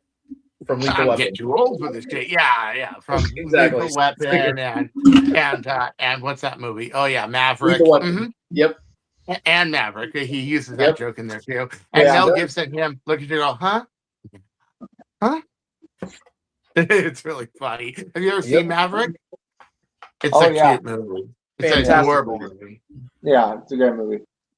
That guy is wanting to be life of the party everywhere he is. He's nice. He had 7 kids, and he's got a good personality, but he always wants everybody's attention. Mel Gibson. Danny Glover will sit in the room, possibly sick of his shit. Will have this Free Haiti shirt on, like when I met him, and he didn't have, like, he didn't even know what Free Haiti was about. Like when I asked him about it, it was like, oh, it's just a charity. Well, what's it about? Well, you know, you can get a pamphlet here and this. And it's just like he was just wearing the shirt to be trendy, or because somebody asked him to, or somebody made him, or one of his agents said, okay, do this, you'll get this movie. It's So it's the shit we go through as influencers. I see in his showbiz. I saw in his showbiz back when I had the assistant producer for Lethal Weapon 1, 2, 3, and 4, the producer of Ford Fairlane, True Romance, down my street, 3 doors down. With being an influencer, I think it's a game of endurance. Yeah. How much shit you can take, right? So Yeah. I work with the public. I can't name it a grocery store, but I work for a grocery store. And I've been there for almost 26 years. You take and see a lot of shit from people because people are stupid in a giant crowd, right? So you see a lot and you deal with a lot. So I hate to tell you, I'm going to be in it for a long while. Yeah. Well, let me put it this way. I have never truly exited from the hobby, but I have taken breaks. I have rested and kind of just did my own thing. I have said, okay, I'm not going to design stuff just for people to copy it, or try to 3D print a speed hook that was made out of 24 layers of fiberglass, break it, and then say, hey, why did it break at 14 kilograms? Yours doesn't break at 18.5. Well, that's because it's 25% infill 3D printed. It's not gonna work. It's too much torque, and and then come back to me, steal it, and then come back to me on it. That was the best. That was one of those. And it was like, okay, and it's like, this is why I didn't say anything about you taking it. I knew it wasn't gonna work. Well, it's funny because you mentioned something that, and I commented on something else earlier, not hobby related, but I don't remember what it was. Apparently, Shine is trying to sue Temu for copying their designs. Oh wow! What? Wait, how? Yeah, Shine. The Chinese junk shop is trying to sue Temu, the other Chinese junk shop. SHIEN or whatever. Yeah. To which that's what happened with the Fender lawsuit as well. The Fender Stratocaster lawsuit that I got actually hate messages because I have an '89 Clapton model that I've owned for 35 years. Got actual hate messages from people I hadn't heard from in 2 decades. And it's all because a Chinese shop made knockoff Fenders, and they did a case in Germany, and they no-showed. So now they're putting cease and desist on everybody. Yeah, I totally hear you. So, it's like AliExpress and Temu are basically the same damn thing. Yeah. Well, except AliExpress actually has you can actually get higher quality products on AliExpress, but yes, it's the same issue though. So I put the comment there with people that are like, oh, well, that's rich. And I'm like, how dare them seeing as Shine copies of American designs. And I was like, and I told people, like, listen, you need to understand the culture, the business culture in mainland China is that it is perfectly acceptable to copy off of foreign designs, non-Chinese designs, and sell them as knockoffs. It is no big deal. Yeah, it's no big deal. It is a big deal when you copy a Chinese competitor's design, and do a knockoff, because then that's dishonorable. It's like and they can get you over there for that. Totally can. Exactly. So like that's why Shine's doing that. And Renee, you're laughing. That's the stuff I teach. Yeah. Worldwide selling. So, well, then you would know. Am I right in what I'm saying there? Yeah. Yeah. 100%. It's not one of our designs, so we don't care. Like, oh no, it is one of our designs, and you're like, yeah, no. Yeah. If my English would have been little. Sorry. Well, who was it? Was it Nietzsche or was it Nietzsche or Kant that said there's some things that are just immoral or wrong, regardless of narrative, regardless of what it is, regardless. There's a general code of rules that exists in morality that's not defined by ethics. What you have in China here is something defined by a culture, by ethics, by common practice. It's what I discussed when I was talking in North Rash, is that there's a morality, but in this hobby, it's more of an ethics. And I would say the same about China, too. They accept it, therefore it's law. You have a purge, 24 hours, everybody kills each other. Everybody accepts it, it becomes law. That's ethics, but morals are something higher. And it's very interesting. That's why I laugh too. I'm laughing inside as well. That's pretty cute. Yeah, and every country has its own economy. Yeah. Mm-hmm. The US is called land of the free and the money. Yeah. No, it should be called land of the free if you have money. If you have money. No. I don't have any money. That was the problem. See, I don't have money, so I'm not free. That's the whole thing. Yeah. Yeah. if you have free markets or social markets. Yeah. Or tariff markets, sadly enough. How much is the state in the economy? So it's hard to compare countries. But you must know the rules of every country. It is. Yeah. And it's so here's the thing, Renee, just to give you an idea about American politics and economics. There was a ruling done recently where this would be not recently, within the past 15 years, maybe. It was called Citizens United. What that ruling allowed was for there to be big businesses to say that they were people and using their money to influence political decisions.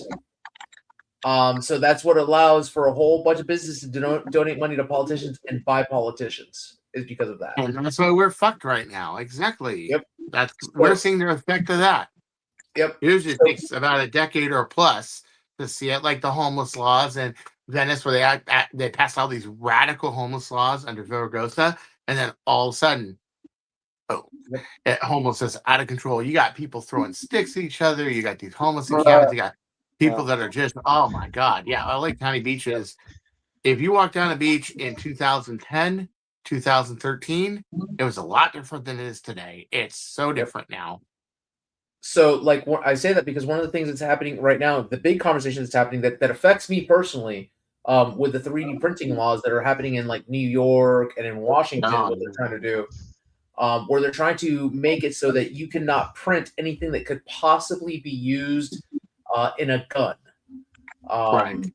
And for us in the hobby, anything that could be used in a gun would consist a trigger, a grip, a foregrip, anything like that that resembles that's why GW2 puts it separate from the blaster in the package. Yep. So there are ways around it. They're trying to do that though, but for 3D printing, they're going to make it so that you can't make them at all. Oh wow! So, but what happens though is that it's not that you can't print. It's not that a manufacturer can't make it. You can't print it. So you have companies that actually manufacture firearms, and they're like, we don't care. It doesn't affect us. You know, we have money. We want this to happen because if you can make it at home, that's taking money out of my pocket. It's like, so yeah, they're tossing money. They're tossing hidden money behind these things now. Yep. And it's a lot to get rid of the little guy. It's a lot to get rid of the 3D printer. The real thing is not some guy can take some 3D printing gun that will blow up in 10 shots. Oh gosh, that may cause the next freaking Luigi. I mean, geez. It is that they use that as an excuse so that their manufacturers don't get cut off from manufacturing by people that do 3D printing. And I honestly feel that we're seeing that in our hobby in terms of they're starting to favor the manufacturers and the printers, people like Out of Guards and people like that, and they're trying to move the influencer out. Because back when I was starting in Nerf, it was all it was the modder basically, and then they got into doing 3D print stuff and everything else, and then everything got. Now they're trying to kick the influencer out. They want everybody to be customers that don't ask questions, that don't throw fits, that don't throw drama, that don't have an ego. And the problem is now you have a system that's not rewarding the designers anymore because they made designs. Well, there it is. And what are we going to have in 10 years? Nothing. We're going to be stuck with this Nerf and bullshit. Okay. Yeah. I guess with stuff like that. People from literally Adventure Force and only X-Shot, and then nobody will want to make anything because the last time we did that, we got pushed out. Unless we change it. But it's hard. Speaking of rewarding designers, I do want to touch base on one thing because I saw something recently, and again, it deals with 3D printing, but it deals with one of my favorite designers, and that's Bruce Lidl. Bruce Lidl. Yep, Lidl Dynamics. Which I always get confused if he's in Switzerland or if he's in Germany. I'm not sure. He's in Germany. Okay. he is an individual that I would love to sit down and be like, dude, let's go get a drink somewhere. I don't drink. I'll have a Coke, but here, let's talk shop. Yeah, let's have a conversation. Exactly. He seems like a lovely person, but he released the Lanka, and the Lanka got so much love at Survival Fest this year. He released it last year, the Lanka 2. There was a user named Meep King. I believe that's Meeper. Yeah. Okay. He just released a free file that all he did was make it so that the grip could swap out and use Nightingales, can use whatever type of magazine. That's all he focused was a grip. And I looked at it, the first thing I saw was like, oh, so you took the design from the Lanka. And somebody commented that on Reddit, and he very proudly said, well, yeah, but my file's free, and because I use the turnaround system as the Lanka, so it's an easy prime just like the Lanka. I'm like, that's the entire selling point of that design was the turnaround spring, so it's a very easy prime for a 120 blaster. Like, dude, like, come on, man. Yeah. You're just gonna change that mag compartment. That's it. I mean, that's not. I mean, that's like taking this thing and saying, I'm gonna change this to run katanas. Oh, okay. Well, in a 3D printed sense, all I did was basically this. Yeah, and then releasing the entire blaster for free and taking money out of the designer of the original blaster, like, so. And then taking the price of the whole damn thing. There you go. I now just did what he did. Exactly. That sucks balls, man. And that's one of the things that I saw that I'm just like, man, like, I know that Lidl has designed so many different things since the Lanka 2, and it's probably not even going to be a blip on his radar, but that's the kind of shit that I see happen in the hobby. I'm like, really, man? It's the ethics. It's unethical. It's the ethics that counts. Yeah. It's just terrible. Yeah. But if a bunch of people decide, hey, it was okay for him to do it, like all your customers did, then now that becomes ethics.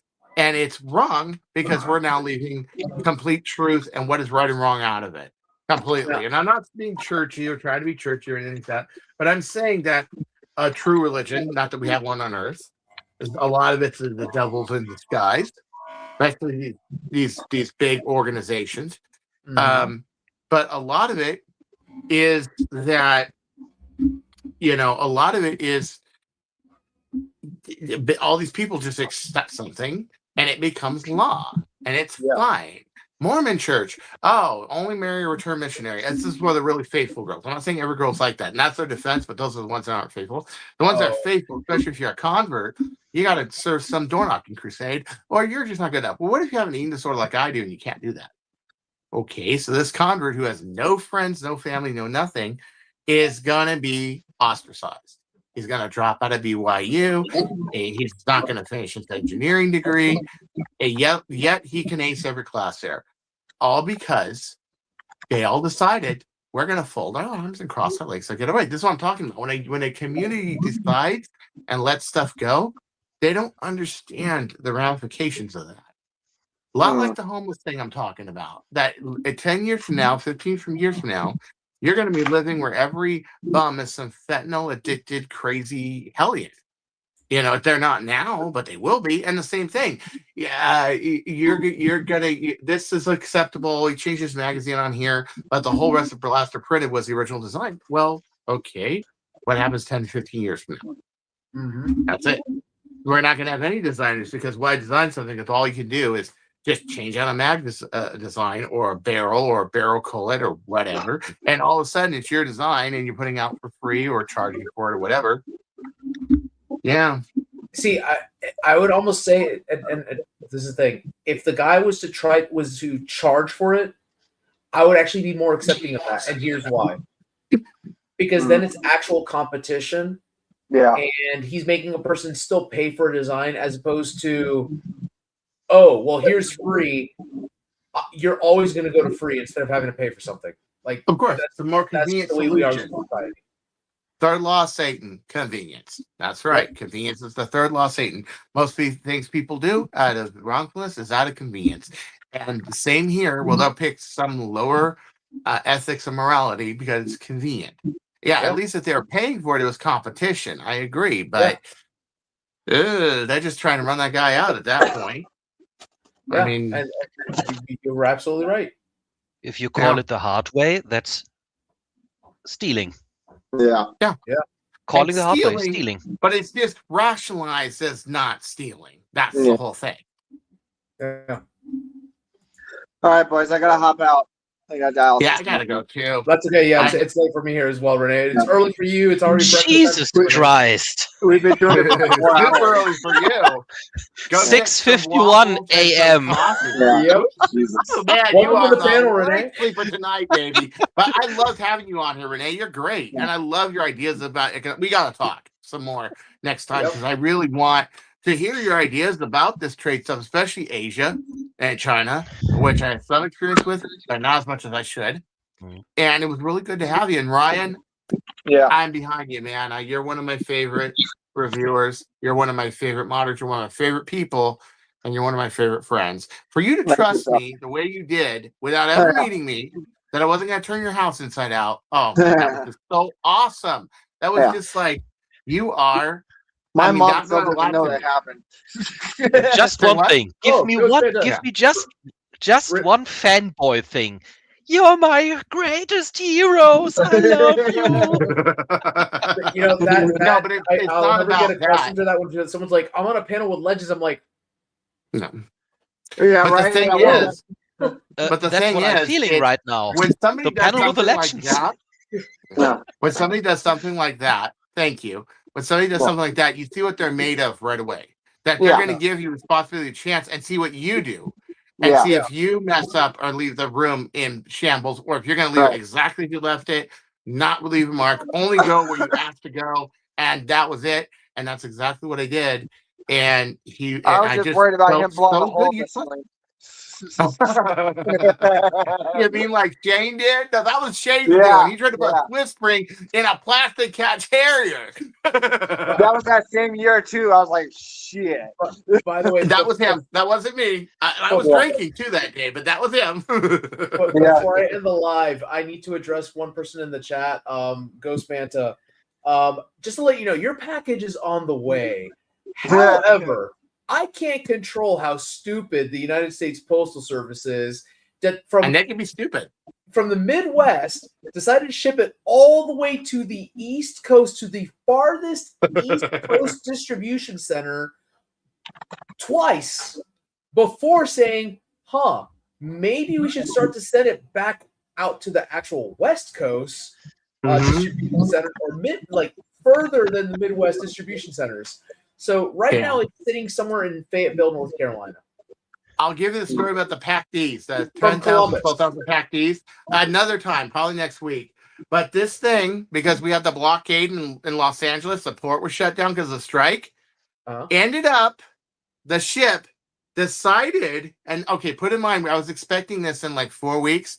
It took about 14 weeks because the ship sat in the LA harbor, decided, fuck it, we're taking the Panama Canal, ended up in a shipyard in New Jersey, trucked across the country after going around the whole country, and then I ended up getting them. And I knew it wasn't their fault because I could see the tracking and everything else, and this was Conrad and Diana Jungie, and they did everything right. It was that the shipping company decided, we're going to sit here for about 6 weeks and hope this strike opens up. It didn't. Remember that big, long strike? That big, huge one?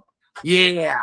And so they went all the way to Panama Canal, all the way to a New Jersey shipyard, all the way down. And I told them, I was like, dude, you guys are not going to believe this. And I got this big, huge box, and it's on the Vintage Cartaya Nerf of those 4 huge bags of PAC-Ds and the one half bag of the original non-dyed PAC-Ds, which are there, haven't been washed, nothing. They're original, first batch. They gave me a batch. And this is how hospitable and cool these guys are Singapore from. And they generally felt bad because they decided to send it by ship because it was heavier. They couldn't send it by air. It was too heavy to send by air. And I'm like, dude, it's not your fault. It's totally not your fault. I was patient. I was worried. I was scared. And one day, yay! So yes, the shipping people can decide to do stupid things. Stupid things. In my case, what I'm worried about is that it's an actual blaster in a box, and it's a 3D printed blaster, and it's going to be shipped to one of the hottest climates in the U.S. So it's like, Your bonded warehouses are air conditioned. They're air conditioned. Yes. At least every bonded warehouse I've ever seen is air conditioned. Yeah. So where's it going? It's going to a place in Texas. So okay, it's like, so Corpus Christi, Austin. It should be Austin because the final destination is closer to wait a part. minute. So they're probably going through West Coast, Texas. Center. Yeah, the center. Yeah, no. So, but it's hot. So it's hot and humid there. But I will tell you this: I know the Fort Worth bonded warehouses, and it would have to go through bonded, is actually air conditioned. I know they are. The ones at Fort Worth Airport are air conditioned. I don't know about what's ever the other airports. I know that one is. So good chance it probably is. Yeah. So here's the thing. I am that little heart-shaped state that's in orange right up here. Right, I got you, Ohio. Mm-hmm. All right. It should have gone straight here. Instead, I tracked it all the way the hell down on this side of the map. And then down. And I'm like, okay. And now it's starting to go. So it went boop, boop. It's doing a big C turn. It probably had to go through a distribution center, but there should be one between Columbus and Austin, I would think. Is a distribution center. Missouri is the next one. Yeah. Tennessee. That's what I'm saying. Like, what is going on here? Shipping people being crazy. That's what's going on. There's nothing else better to do but to be crazy, Norman. What can you do? It's I know. Crazy. Like, well, here's the thing. When I saw the tracking, because I put the package in on Friday. Friday at like noon, and then I'm like, all right, so it'll probably hit the distribution center by tonight and be out of Columbus and out of Ohio by Saturday, no problem. Monday, entrance scan to Columbus. I'm like, okay, why hasn't it left yet? Like, I dropped it off on a Friday. Like, why hasn't it left yet? So I was like, okay, great, fantastic. Yep.